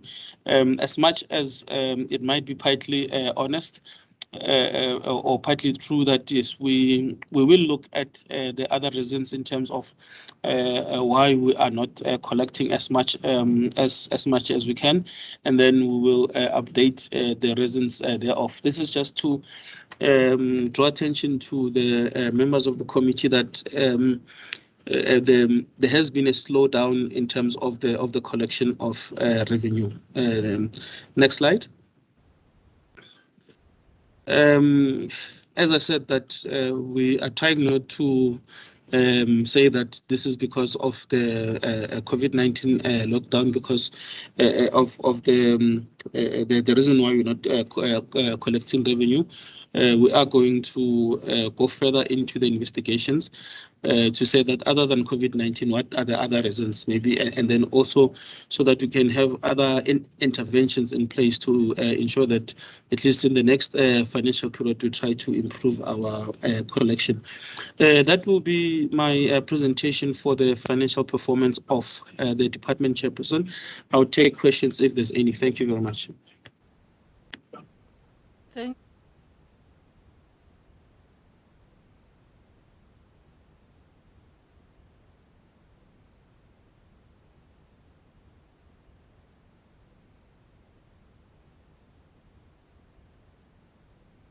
We can't hear, Chairperson. I'm saying that thanks for the presentation of both the performance of the third quarter based and also the financial. I will note in the hands for the questions, clarification and comment from the members. Member Shackleton, Member Ngosi Malobane, anyone from the visual? Member Kanyile, in that order. Thank you so much, Chair, for the opportunity. I'm just going to ask one question on the...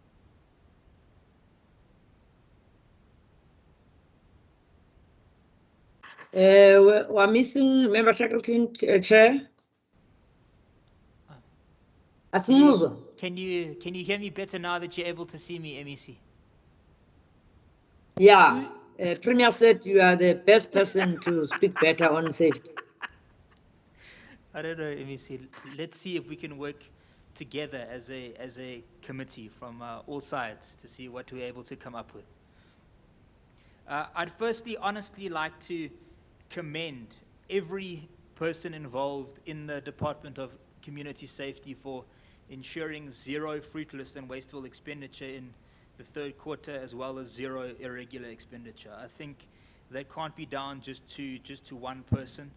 And I think that whoever is in charge of keeping these people employed that were involved really keep these people in your department for as long as you possibly can, because I really don't think that that kind of record is seen often. I've been in every sphere of government myself, and I've never seen that. And then regarding collection being down. The CFO did mention that one shouldn't look at COVID-19, but perhaps we can look at legal interventions. I'm not saying use me, but I am actually an attorney in debt collection as well, and it just gives me ideas in that if you actually do use strict legal mechanisms, and maybe you have a head of legal in your department or a head of legal in the whole legislature.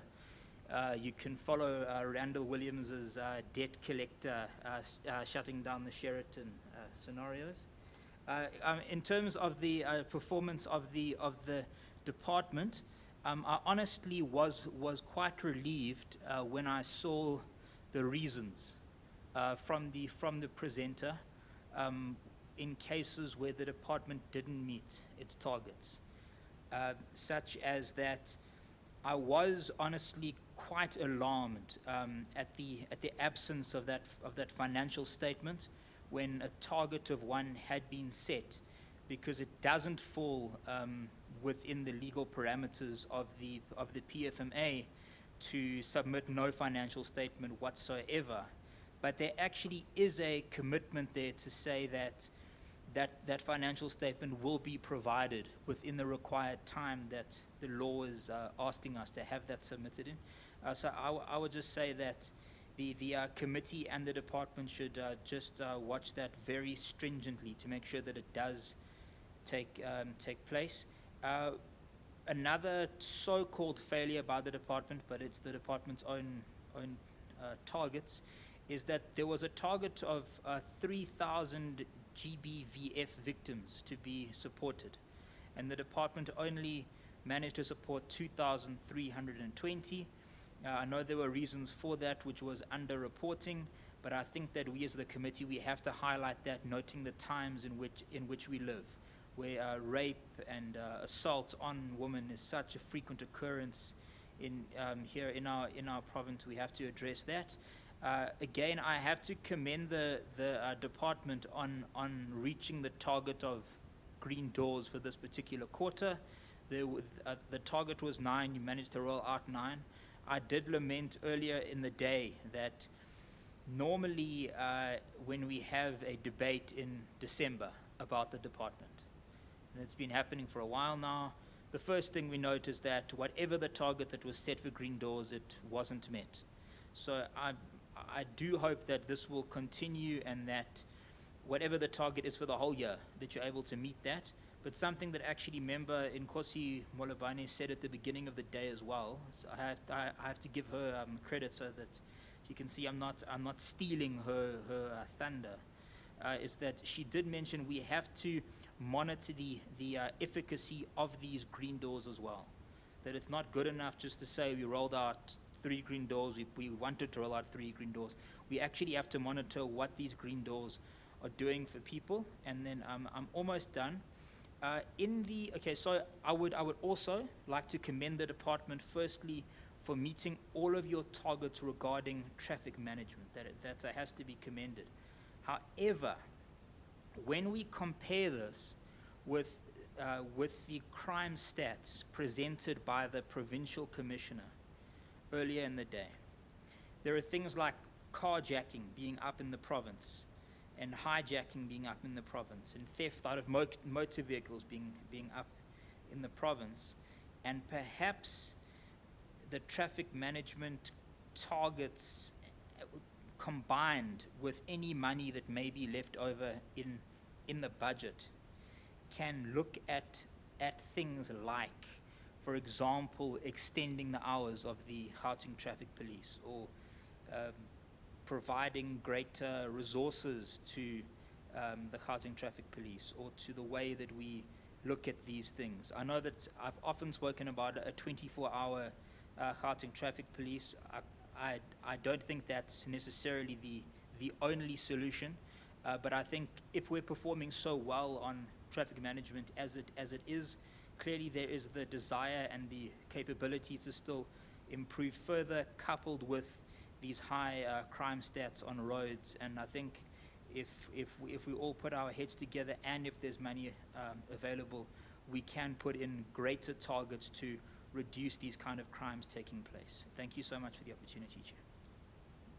Thank you, Member Shackleton. Member Nkosi Molobane. No, thanks, Chair. Member Shackleton covered most of the things that I wanted to say.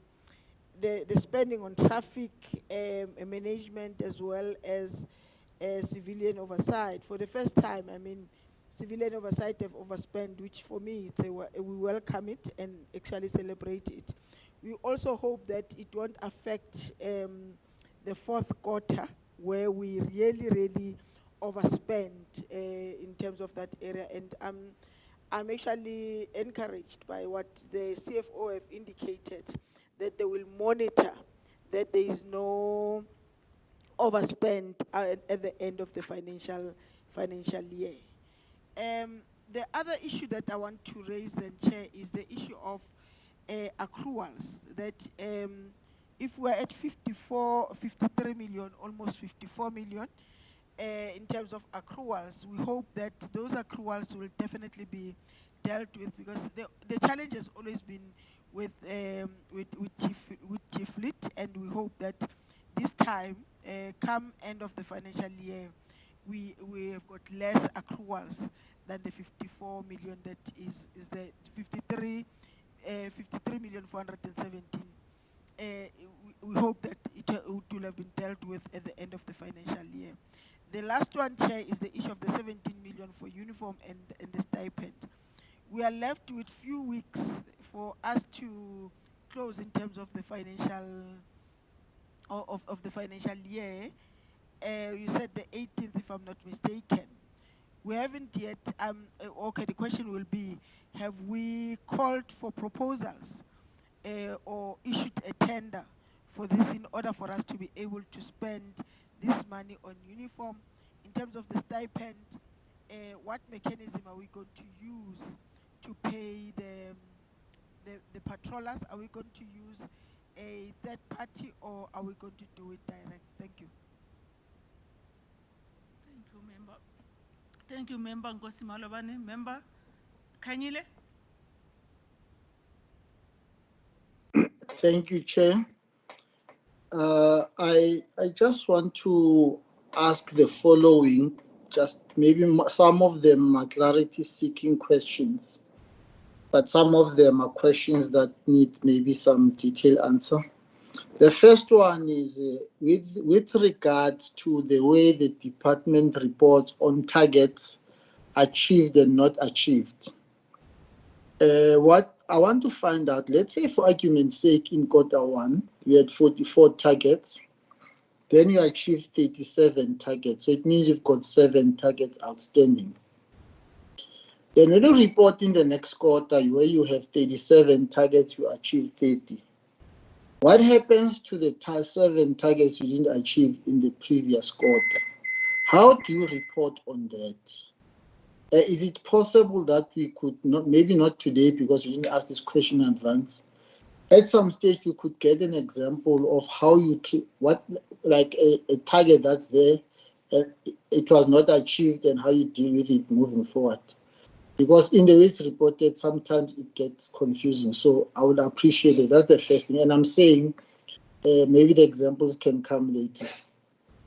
The second thing, Chair, I thought I always understood these RLSO2 forms that are supposed to be submitted. But given the explanation earlier today, I was a bit confused. I just want to find out. The RLS02 that's not submitted, who is supposed to submit it? Is it the service provider, or it's after the service provider is submitted, therefore it is internal? I'm asking so because I've heard when it was presented that it was said that because it was not submitted, there's going to be consequence management. So I would assume it would seem, if you say consequence management, I assume that it's somebody internal supposed to submit it. So, but I want to be clear so that I don't assume. On docket analysis, Chair, I see in the way we report it that there's this number of dockets that we analyzed and all of them on that. Is the department able to indicate to us with this docket analysis, my understanding, and I might be wrong, that let me say it so that when it's explained, I can understand it better. It's normally related to cases that were closed and they still complain, so the department goes and relook at those cases and analyze them and see what happens. So is it possible that you can, in future, maybe you might not be able to do it now, in future when you report, give us the successes or the impact? So in other words, what is your impression? has this made an impact? Are you finding that there's a problem? Dockets are closed for wrong reasons or unjustifiably, and therefore this process is assisting in that regard. The next thing, Chair, it's about the watch in brief. You remember that this was one of the issues raised by the AG. The AG seemed to suggest the following, that when they asked the department to give them like what criteria they are using or what notes or what is the plan, what was the criteria, I think. They found that there isn't any script in the department, there isn't any criteria written down. So such a way it is difficult to really assess that. So I just want to find out, has that now been sorted out? If yes, can we be finished with that? The next one is about gender, youth, and disability, normally referred to as GOD. The legislature requires that we must report on these matters. For me, there are three areas. The first area, which is what the department always reports on, is about employees who is employed as a women, youth, people with disability. So that is fine. That report we do receive. But there's a second element about economic empowerment of these groups, gender, youth, and people with disability. Is it possible that department in the future, because I don't think it's a report they have now, in the future they can tell us with the kind of work they are doing, how are they able to empower gender, youth, GOD basically? But let me just indicate this, Chair. It's possible that the department in its procurement is not huge amounts, so but they can be able to indicate to us this is the impact, or this is how this is the benefits that are there.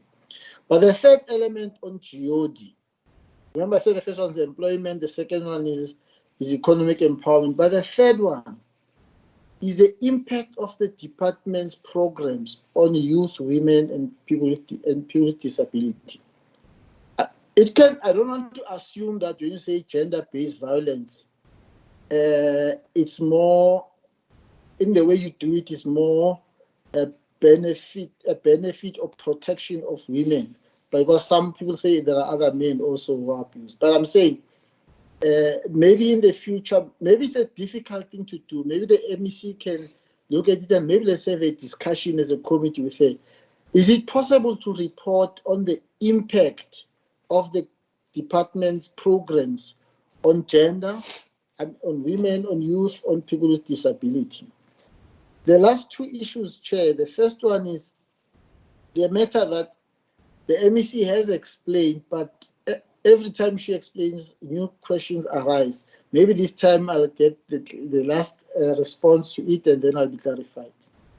These vehicles that we buy for SAPS, if I'm correct, and I'm going to say this what I'll be corrected if I'm wrong. My understanding is that it's a donation from outside, but the money comes to the department, and the department then spends the money, buy those cars, feed them with whichever, and then give them to the SAPS. I just want to be sure, when that money comes, does it go through Treasury or through the department? Because the reporting thereof is also important. So that's why I want to be clear. Maybe this time is the last time I ask this question, because the clarity will be made. Then, as I said, the last question is around the fruitless and wasteful expenditure.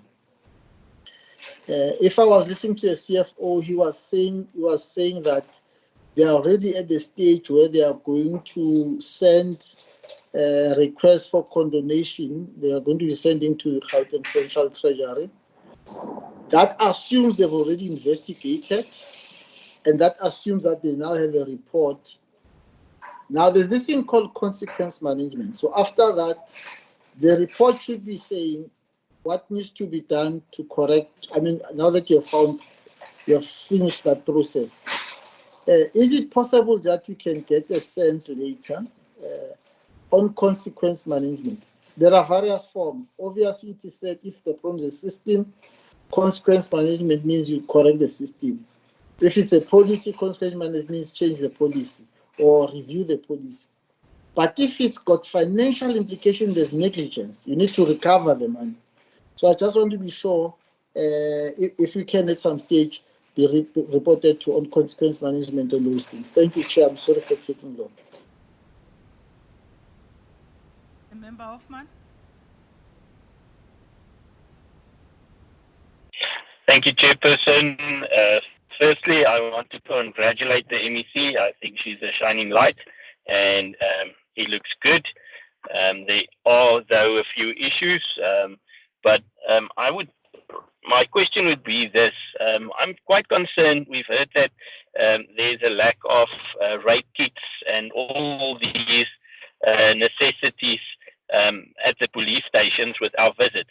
And I think that is prudent, and I think that it's somewhere where we can, or the department can get involved and maybe assist. I've not seen it in the reports or anything. So my question would just be that can the department assist with these kits and maybe help out the SAPS in that manner? Thank you, Madam Chair. Thank you, Member Hoffman. MEC.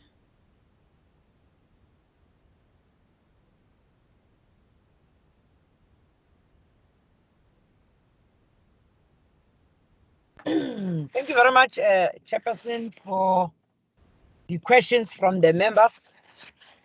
Questions that relate to finances, CFO will respond.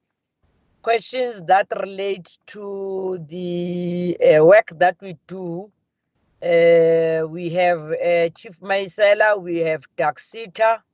I'm not sure if HOD joined us, especially on that question that was asked on consequence management, because then she's the person responsible for that. And on the questions that were asked by Member Kanyile, on the vehicles. Chair, it's money from the equitable share. Money that gets appropriated by the provincial government through the MEC for finance. It is money that has been ring-fenced and set aside by the provincial government to assist in beefing up the resources of the SAPS. It can't be always what demanding action from them, action, but we are not of assistance to them. That is why we took that decision to say, let's put aside resources and there be visible policing. If there's not enough money for visible policing, here's money, here are cars. We are not giving them money, but we are buying them a resource for them, tools of trade, for them to be able to ensure that there's visible policing in Gauteng. So it's money, members, Khaile, right now, maybe you're asking for the 15th time. This money does not come from outside. It comes from the provincial government. But then it will appear on our books because we are the ones that deal with police. It will appear on our books, and it's us who then, working together with SAPS, went and bought those cars and paid from our books. And it has no account, so obviously it's books. And it gets debited on our books, and that our books through it's more like we are a conveyor belt, but it comes and reflects on our books to say it's money that has been given to us.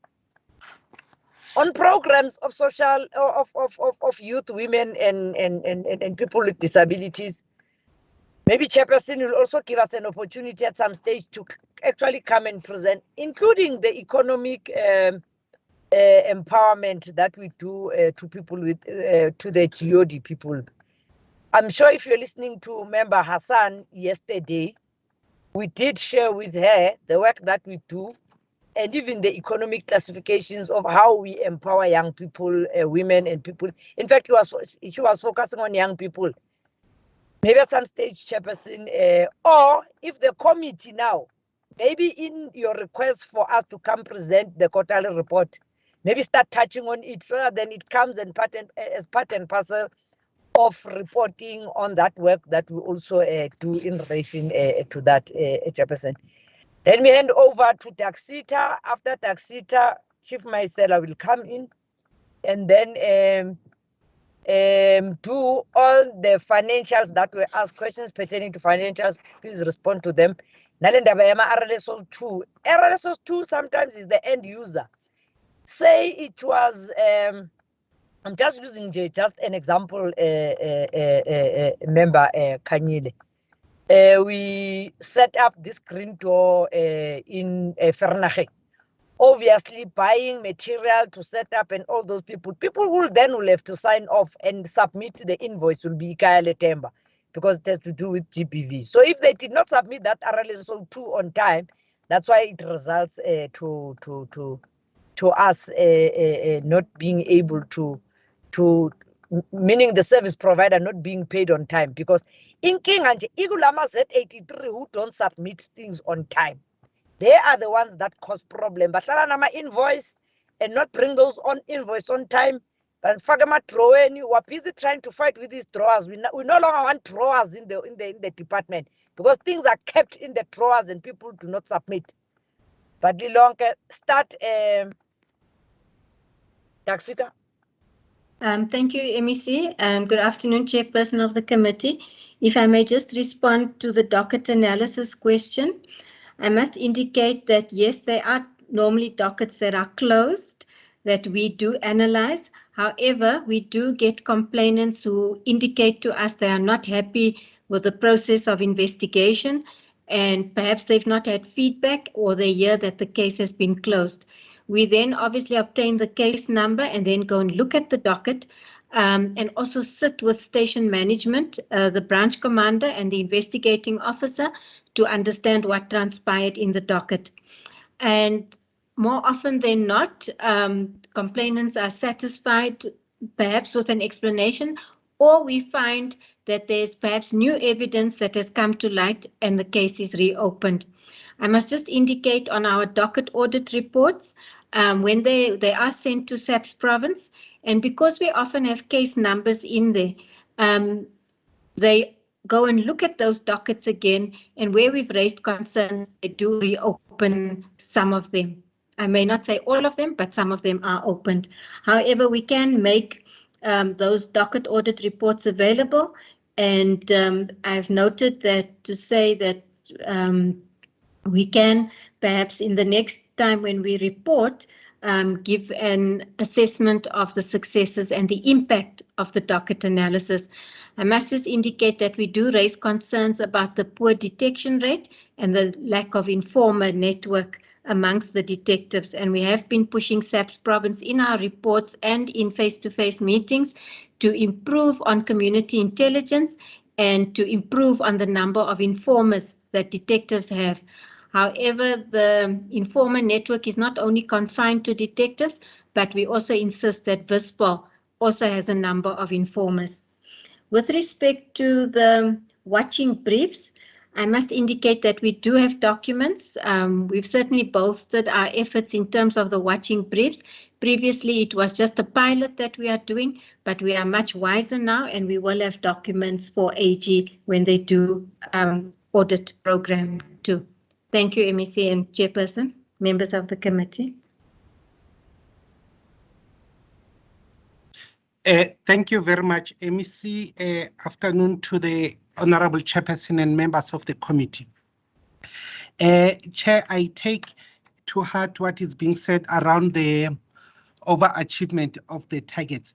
But Chair, you'll remember that other than the targets that traffic does, there is from time to time an expectation or requests that are made from time to time, depending on what's happening from other law enforcement agencies. For example, the smaller municipalities that at times are not able to fulfill their own responsibilities because of different problems ranging to from capacity to the lack of overtime. So at times what we then do is that we also assist them. But there are instances where, for example, let's take an example of pedestrian fatalities, which are on the increase. From time to time, you'll find that the GLIF will then ask the intensification of operations to deal with the issue of pedestrian fatalities. You will have the situation where there is an upsurge of taxi violence,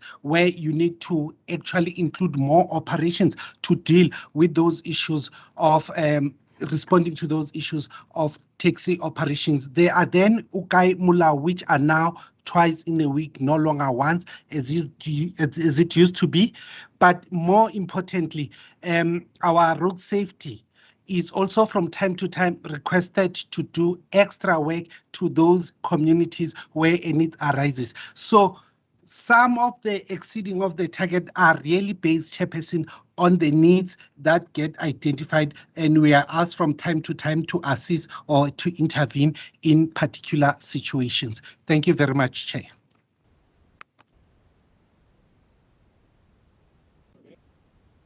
Thank you. Are you done with the financials, Mtu? Yes, thank you very much, MEC. Thank you very much, Chair. In terms of the questions for the finances, I think the first member that spoke, I think, is Member Shenelton. I think there were comments, and then we appreciate the comments. And then I think Member Nkosi Malubane had comments and had questions. I think questions were around accruals, that are we going to be able to pay the accruals, especially around Chief Fleet.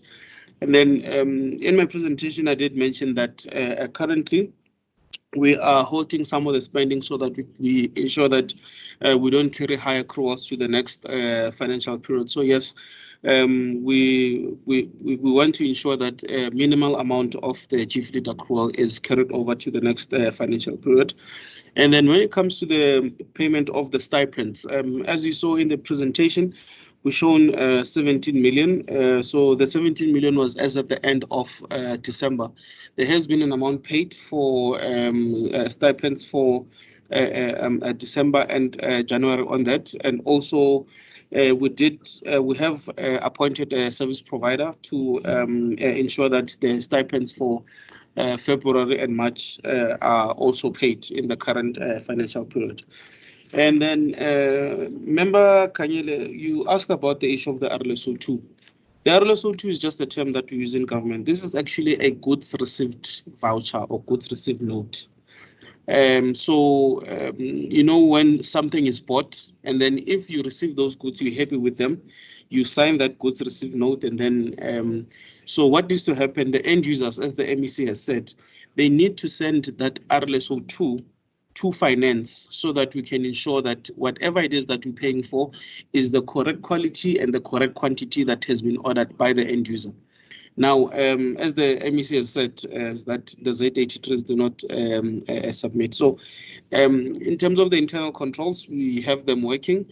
The problem is the implementations thereof, and hence we have the issue of the consequence management, that if you don't implement the internal controls as set out in our business processes, it means that you're not performing your work, and hence the consequence management comes into play on that. The issue of equitable share, I think the MEC has covered that. I think the last issue that needs to be covered, since I don't think the MEC, the HOD is able to join us, is the issue around the investigations and consequences management thereof. So obviously for us to be able to implement any recommendations, it means the investigations has been done, and then and then there's recommendations of those investigation per the investigation report. And then in the investigation report, obviously, there is recommendation of consequence management, depending on what that consequence management is. Sometimes is give a warning, sometimes is 3 months without pay, whatever it is. So that consequence management is done from that point of view. So yes, those are emanate from the investigations that have been completed. So I think, Chairperson, I have attempted to answer all the questions that related to finance. If there's anything else that we haven't answered, I'm sure that the members will mention that. Otherwise, thank you very much. Thank you, Mdu. MEC, I hope everything has been answered. From the MEC and the senior staff of the department, from the analysis which we received in the morning, in the early part, presented to us, there are questions which will be sent to the office, to your office, MEC, where we'll need a written response on those questions. And secondly, MEC, I hope from the 3 mobile unit trucks which they are branding MEC, they are not going to disappoint us the same as last week, where we were prepared to hand them over to when we were supposed to be in Brixton. I hope they will take that into consideration, that the people which have been identified, communities are waiting for them. Lastly, we'll request in the next meeting, when the department present their performance, they should include GIODI as part of their report. By saying that, MEC and the staff, we are appreciating the presentation, and we are saying that keep it up, the good work. You are making the committee proud. Even in the early part of the meeting, we could realize that some of the members have congratulated your team, yourself, the leader, in terms of what you are doing. You are released, MEC. Thank you. Thank you and goodbye, Chair and members. Viva the struggle against drawers. Viva! Forward to the struggle against drawers. I hope Member Shackleton will join. He offered his services as a lawyer. Bye, Danki. Siyabonga, MEC. Yes, man. How's the care? Yeah, thanks. Honorable members, we were left with 2 items. I'm suggesting that we will handle them in the next oversight, in the next portfolio committee. I hope we agree, members. Or do Agree. you want to stay, Shackleton?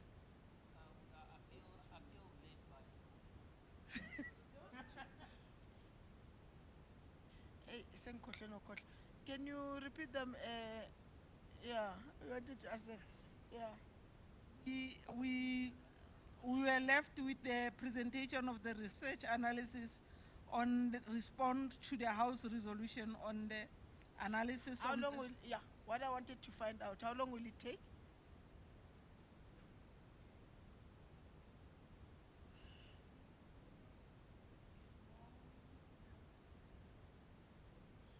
How long will it take?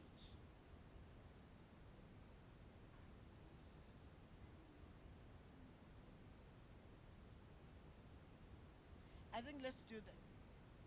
And yeah, ma'am, I'm requesting that, because in the next meeting again, so by 5 o'clock we'll be out of here.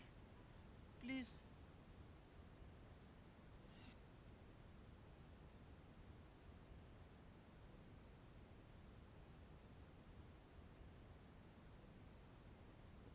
There is another suggestion that we do them. We'll take them 15 minutes. I think by 5 o'clock we'll be done. The 2 presentation, can you chair for me, because it's the Litulia House, I was supposed to say something. No, I'm not going. I'm just. Much. Can you then ask our researcher to start with the presentation? Thank you, Honorable Chairperson, honorable members and colleagues. This is the analysis of responses from the department on the 2020-2021 budget vote House resolutions. There were 7 resolutions in all.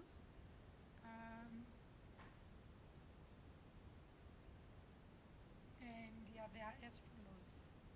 Resolution number 1. The sound is very faint. Can maybe either she raise her voice or bring the mic closer? You can't hear from me.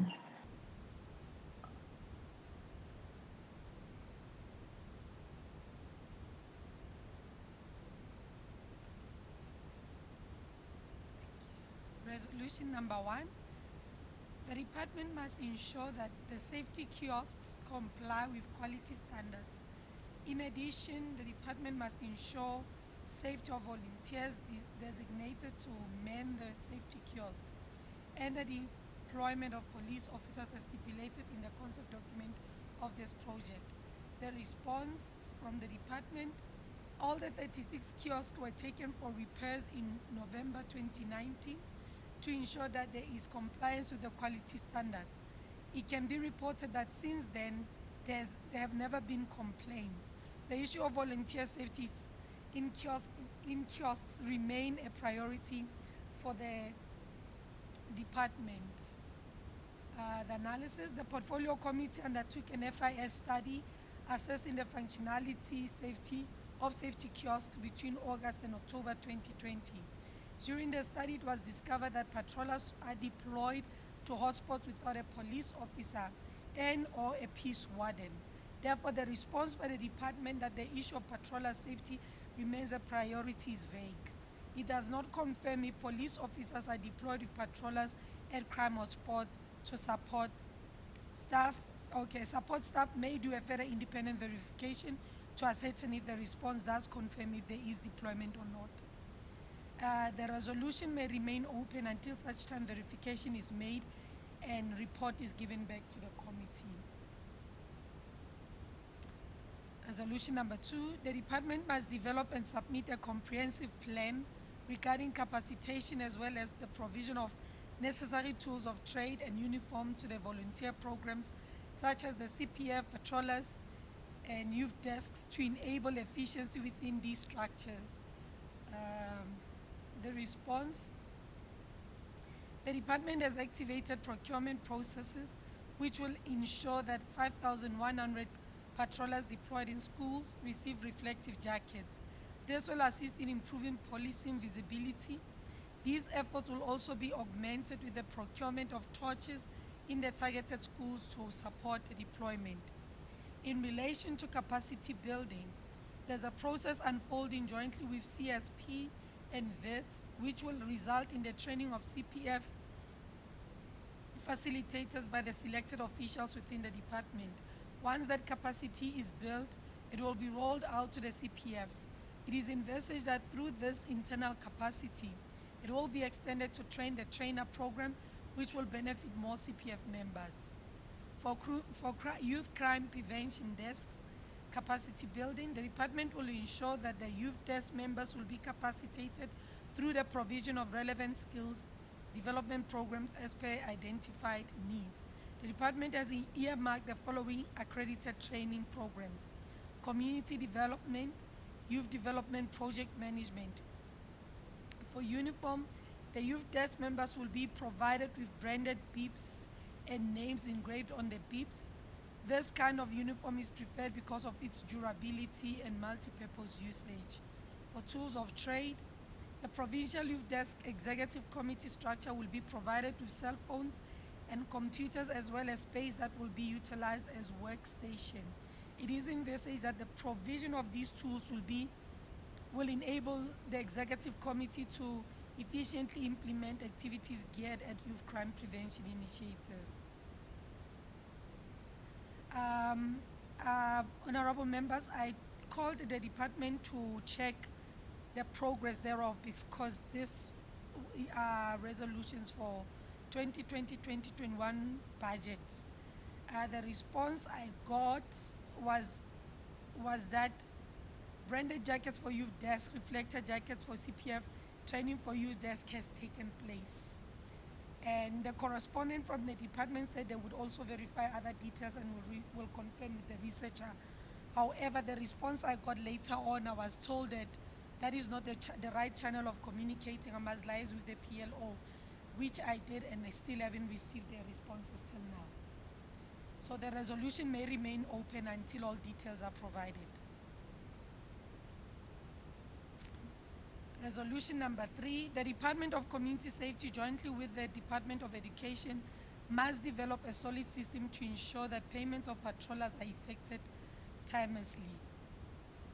The agreement reached with stakeholders on the school safety project places payment of stipends for patrollers entirely with the Gauteng Department of Education. This implies that GDE needs to have a proper payment system to pay all deployed patrollers on time, and the indication is that this is a matter which is being prioritized. The response is adequate. However, the Department of Community Safety should ensure that this decision is implemented by requesting report from the Gauteng Department of Education on monthly basis. This may be deemed reasonable because although patrollers are deployed to schools, they remain on the database of the Department of Community Safety. The department confirmed with the researcher that it has not registered any challenges with the payment of stipends since the decision was taken. However, honorable members, we may deem that response as unofficial because they said they would respond through the PLO. I had said that the resolution may be closed. However, it may remain open until we get an official confirmation of that. Resolution number 4, the department must submit a progress report on the plan to establish additional Ikaya Letemba centers across the province. The department has identified a place in the northern corridor which will be an additional Ikaya Letemba one-stop center. The department continues with the process of identification for the locations of additional Ikaya Letemba centers in other corridors. The response is adequate. The committee may, however, seek clarity in terms of the progress made in establishing the centers. The resolution may remain open until such time the department provides a detailed plan regarding the establishing of the centers in all the other corridors. Resolution number 5. The department must submit a comprehensive plan on how it intends to roll out green door houses. The revival of the 7 remaining green doors is in progress. The sites of the rollout is being done in the different corridors. Currently, the ambassadors in the 7 sites are in the process of screening and recruitment. The committee undertook an FIS looking into green doors and VECs. It was evident that some of the green doors are old ones that had been in operation with the Rosettenville green door as the only new one established. So this is counting one target twice. These were long established, but the department reported as though they are the newly rolled out ones. If the committee is okay with the response may be closed, especially with today's presentation that they managed to roll out the nine green doors that they had targeted. Resolution number 6, the department must submit a detailed report regarding its plan to procure mobile police stations and vehicles. This must include the number and the type of vehicles to be procured, as well as the police precincts which these resources are to be deployed. The response, the department has made a formal request to SAPS province to assist with the specifications for the mobile police stations. SAPS province has requested the specifications from the national office, and these are awaited. Regarding the vehicles, discussions are being held with SAPS province on the number and type to be procured. The deployment of the vehicles is also been discussed with South Province, but ultimately improving the quality of policing and enhancing service delivery to communities is a priority. The department has since procured the delivered vehicles to some police stations. Furthermore, according to the 2021-2022 APP, the department plans to continue with procurement and delivery of the vehicles. I believe the resolution may be close, honorable members, especially with the update that the department provided in their presentation of the third quarterly report regarding the vehicles in the mobile police stations. Resolution number 7, the department must submit its plan intended to achieve the 20% reduction on pedestrian fatalities.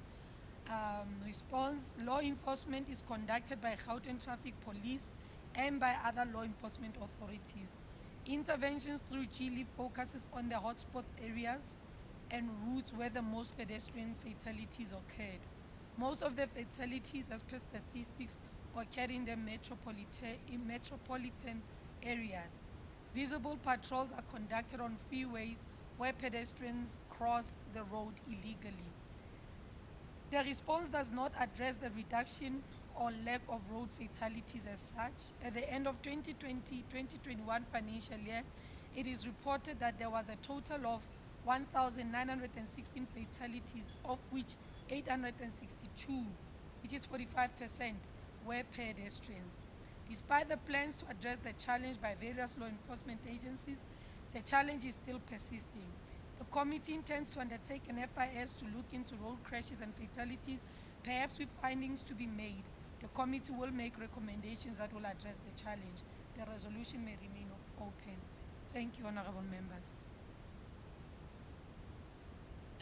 Thank you very much, Baballo.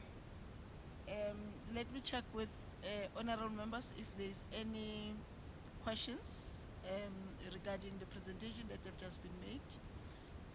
Honorable Shackleton and Honorable Kanyile, if your hand is up, you can come in immediately after Honorable Shackleton. If not, it's okay, and then I'll end with the chair if she does have some questions. Honorable member. Thank you so much, Chair. It's just a question and a statement. I'd say pretty much I do agree with the way that Pabalo has gone about all of these resolutions and making them come into reality for the department. I just wanted to understand with the payment of patrollers if that resolution is only for school patrollers, because somewhere under that resolution it was said that there have been no payment problems experienced regarding patrollers since the resolution was put into effect. And I think that is believable if it's only school patrollers, but patrollers do contact me quite often about delayed payment, say that they were only paid for 1 month instead of 2 months, and then I go to the MEC and we do sort it out, and we do ensure that then the people are paid once they've lodged an official complaint. So it's just to clarify on that aspect. And then I certainly agree regarding especially mobile police stations. I think that we do need to know as the committee that has oversight over community safety for the whole province where these mobile police stations are going to be. We probably all work in communities where we might have submitted petitions from those communities, even on more than one occasion, for mobile police stations. And I think from that point of view as well, and obviously being on this particular committee, it is important for us to have that information. Thank you so much. Thank you very much, honorable member. Kanyile, are you coming in? Yes, thank you, Chair. Just to say that I'm not sure if we should, on the first resolution, whether we should, it should remain open. That refers to the kiosks, because I'm raising this because if I heard correctly in the presentation that was made by the department when they were giving us the third quarter report, they seem to suggest, and I might be wrong, so please correct me, they seem to suggest that they are now trying to move the kiosks to the SAPS, so they can manage them and run them and all that. If I'm correct, I suggest that rather than the resolution remain open, we should just track progress in the transfer of kiosks to the SAPS. The second one, Chair, is the second resolution that talks about capacity building and payment and training. If I hear correctly, I think Babalo even said she made some follow-up on some of the things, and she was told it's not the right way to talk to the PLO. But the point I want to make is, because it's our resolution and we've got the responses, I suggest that when we say, we should say that resolution must remain open. However, we must not just say remain open, we must then write to the department and ask for progress report on those matters that they've reported in that resolution number 2. In resolution number 6, my understanding, Chair, is that there are 3 things. There are kiosks, there are mobile police stations, then there are vehicles. In my understanding of this resolution, it refers to mobile police stations and vehicles. Now, I'm not sure if we should be happy with the response, because when it comes to the mobile police stations, the response of the department seems to suggest that what they want to do is to get some specifications from national so that they can come back. I think it should remain open for us to get response on the mobile police station, whether they have been able to get that specification and how far are they in that progress. So, Chair, it's just a general comment that where we have said we have agreed that the resolution must remain open. I'm not sure how the team does it. Is that I would suspect that what then they do, if the committee agrees that it remains open, then I think they write to the department and ask them for further clarity or further information as would have decided by the committee, so that then you can get progress report from time to time. Thank you, Chair. Thank you very much.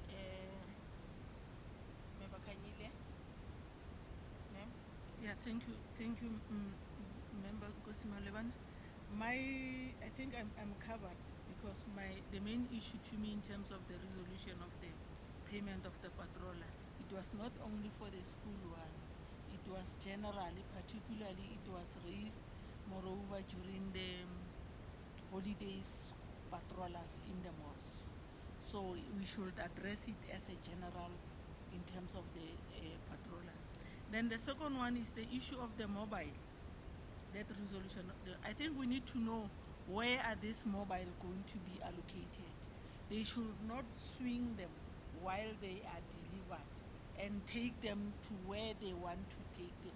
Because if I'm right, members, when those mobile police stations were identified, it was based on the issues which were raised by the community in terms of the challenges affecting them, of the crime and the safety in those particular areas.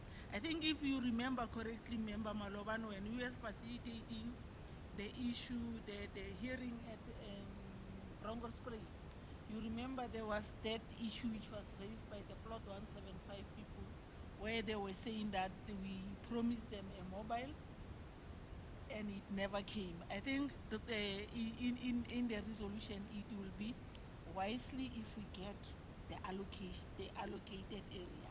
And even in Brixton, members were, because I was part of the stakeholder consultation, they were waiting for the mobile police stations, but most unfortunately they didn't come.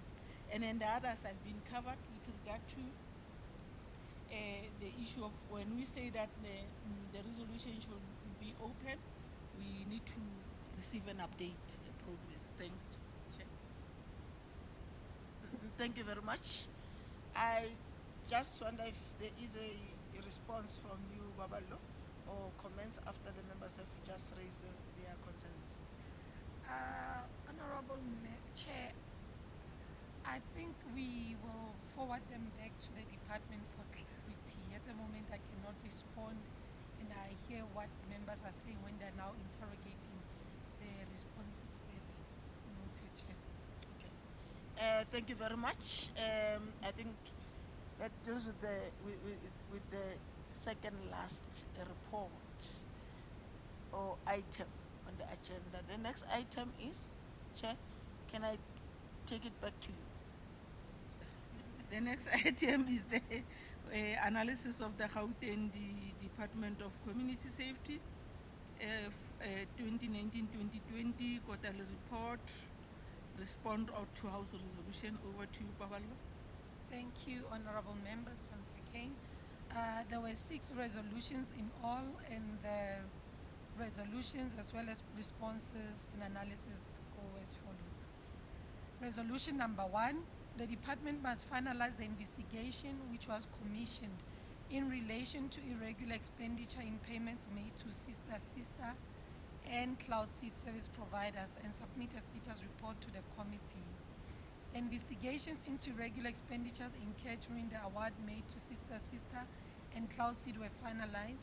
Some of the recommendations made were not implementable, and this was communicated to the Gauteng Provincial Treasury for revision. The department reported the irregular expenditure incurred to the Gauteng Provincial Treasury as part of the recommendations. An application to have these irregular expenditures condoned was sent to GPT. The department is awaiting feedback from the GPT with respect to the condonement.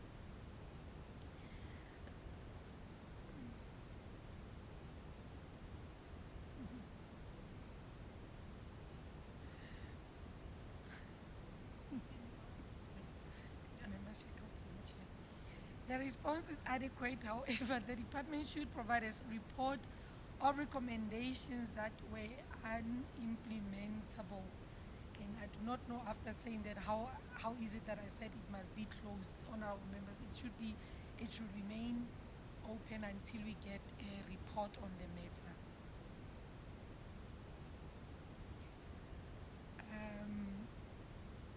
Number 2, the department must provide a status report on the filling of vacant positions to ensure that delivery of services is not compromised. By the end of Q4 financial year under review, vacant positions were 228, which translated to 16% vacancy rate. Plan to fill 222 vacant positions to meet the PSA requirements of 10%, 59 positions, whereby 4 was SMS, 1 ASD, 24 PPIs, 28 securities, and 2 cleaners were advertised during Q4 of 2019-2020 financial year. 3 positions were filled during Q1. Newly created 133 salary level, 6 provincial inspectors positions. Internal advert went out on the 3rd of August with a closing date 12 August. These positions were created on 1st July 2020. They are not part of the 228 positions. 189 positions, shortlisting and interviews processes to take place during Q3 to be finalized by 1st October 2020. 180 to be filled end of Q3, 1 January 2021. 66 positions, 66 positions to be advertised in Q4 and be filled during Q1 of 2021-2022. The remaining lower levels will be advertised together with newly vacant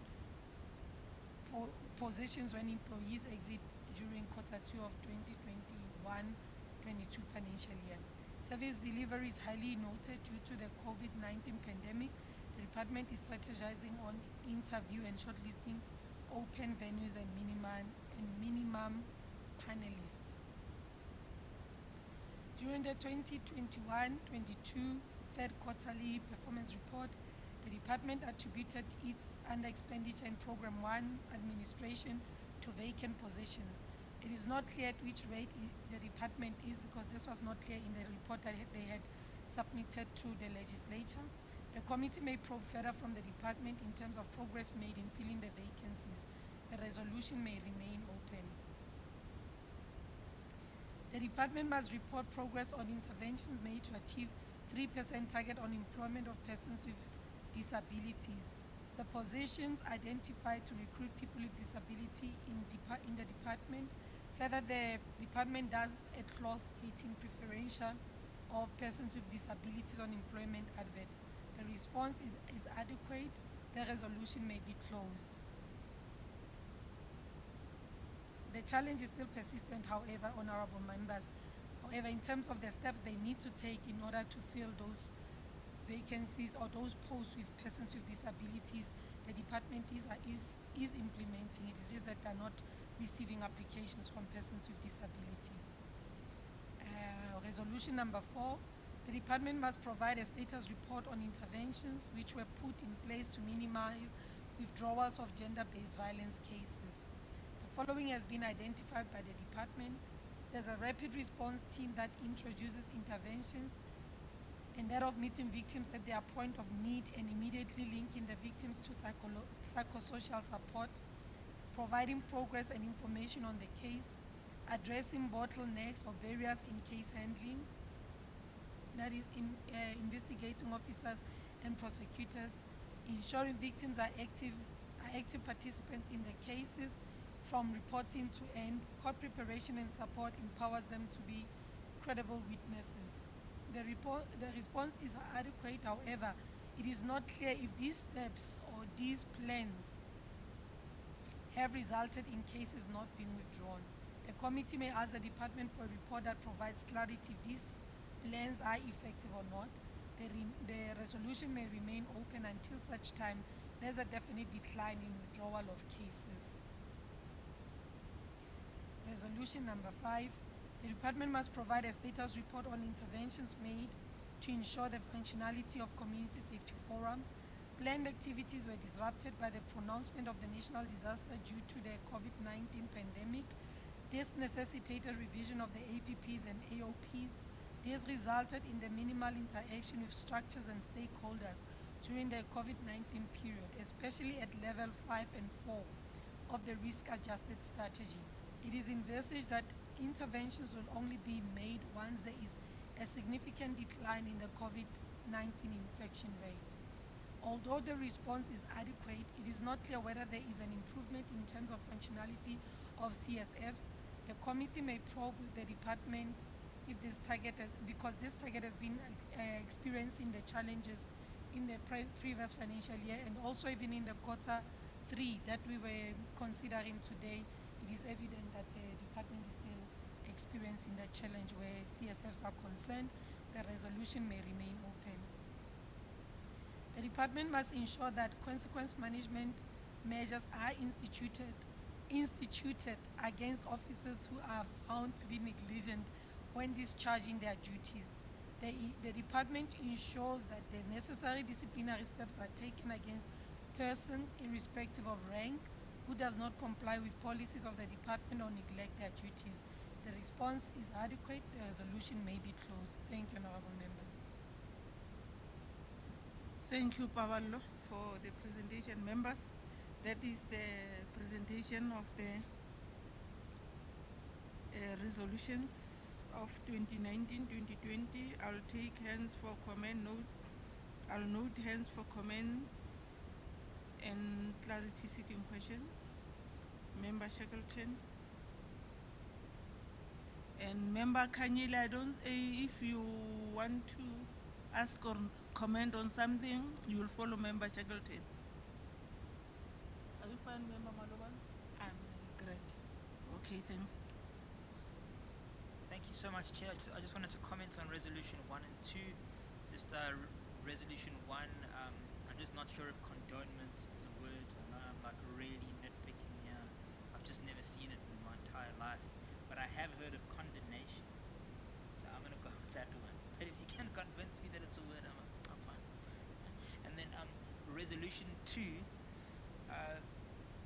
I think maybe the report just wasn't updated to reflect that. I think it was the opening slide of the department wasn't, I don't think we even received it in email, but it was the opening slide that we saw visually. They said the vacancy rate is 15%, whilst the report that we got now said that it's not clear what the vacancy rate was. And they did say that they have some kind of plan. So I suppose it might be good to keep it open from the perspective that we need to ask them what their actual plan is and how long it's going to take. But they did indicate that the vacancy rate is 15% and that they have a plan, but they didn't elaborate on it. Thank you, Chair. Thank you, Member Secretary. Member Kanyile, are you fine? Yeah, Chair, I'm sorry. On the first question, I think that Member Shackleton was referring to the same. The problem is his voice was too low. I couldn't hear, but I know that was talking about the first resolution. But you remember yesterday the Premier said sometimes he speaks fast, so you can't hear him. So I think it's not that. I was going to say that I'm not sure if that's what he was saying. That it's one thing to ask if the on this sister investigation that has the process been concluded. It's another thing to get to know what was the outcomes of the investigation. So, because if you don't know what was the outcome, you won't be able to know what was whether the consequence management followed was appropriate. So I would have suggested that as a follow-up, because we're saying it must remain open, we must ask them to give us the outcomes of that investigation and and also link that to the consequence management. That is going to be my first proposal. The second one is about the CSFs, the resolution on the CSFs. I'm not sure how relevant it is now. We know that over years the department has been finding it difficult to ensure that municipalities implement this thing of the community safety forums. There was one model that was always acceptable, which was I think in Fuleni, but the other municipalities would come with different models, whether it's a Kuruleni, whether it's a Tshwane. I was going to say, Chair, maybe we might want as a committee now to have our discussion at some stage about the community safety forums and the relevance thereof, given also that you know that if you have been following this recent development in municipalities after the local government elections, some municipalities are already pronouncing a different turn on how they are going to deal with issues of community safety. And it would seem that this thing of the CSF is not seen as an important thing. So I'm suggesting, Chair, that maybe in our next meeting or maybe even in the next quarter, let's have a discussion on the CSF so that we as members have the same understanding, and then from there we can be able to determine what should happen with this. Also, given the NCOP workshop that was held some days ago, and the reflections there that relates to issues like this one. Thank you, Chair. Thank you, Member Kanyile. Do you want to respond? No, okay. We will consider, honorable members, the input which have been done and the issues which have been raised with regard to those resolutions which will remain open. We will take the suggestion of Member Kanyile with regard to have a discussion with regard to the Community Safety Forum. Is there any relevance in terms of the setup as we are currently on? Thanks for that. Pawalo, you'll take some of the things further. Members, we are now in agenda point number 7, resolutions. We have dealt with them now. And 8 NCOP matters. In my opening remark in the morning, I've raised the issue of the NCOP. It's just that Member Kanyile you were not here in the morning meeting, but I even raised the issue that we are part of the NCOP with Member Shackleton and myself. Number 9, any correspondence? None. 11, we have dealt with it at 11:30. Am I right? And date of the next meeting, honorable members, we are meeting on the 4th of March, 10 o'clock. The venue will be provided. Is a stakeholder engagement session on the FIS. And according to, I was checking with Ntabiseng honorable members, it seems we are going to have a mass meeting of stakeholders. I'll request the staff members, please take those that are relevant in terms of the FIS, so that we achieve the objective of the day. Please, we don't want to see what we have seen in one of our public hearing meeting, where some of the friend of member Shackleton, they were raising the issue of rent. So I think relevancy will be important on the stakeholder engagement. Honorable members and the support staff, we have come to the end of the meeting. It was a marathon of a meeting today, but I think we have achieved a lot of objectives in terms of the committee issues which were raised. Thank you for your patience to sit the whole day, and drive safe, go well. Member Kanyile, you are owing us a cake because you said that you are going to arrive at 11:30. Thank you. The meeting is adjourned. Okay, sure. Member Shackleton's friends can, with the rent money, they can pass cake. Thank you very much.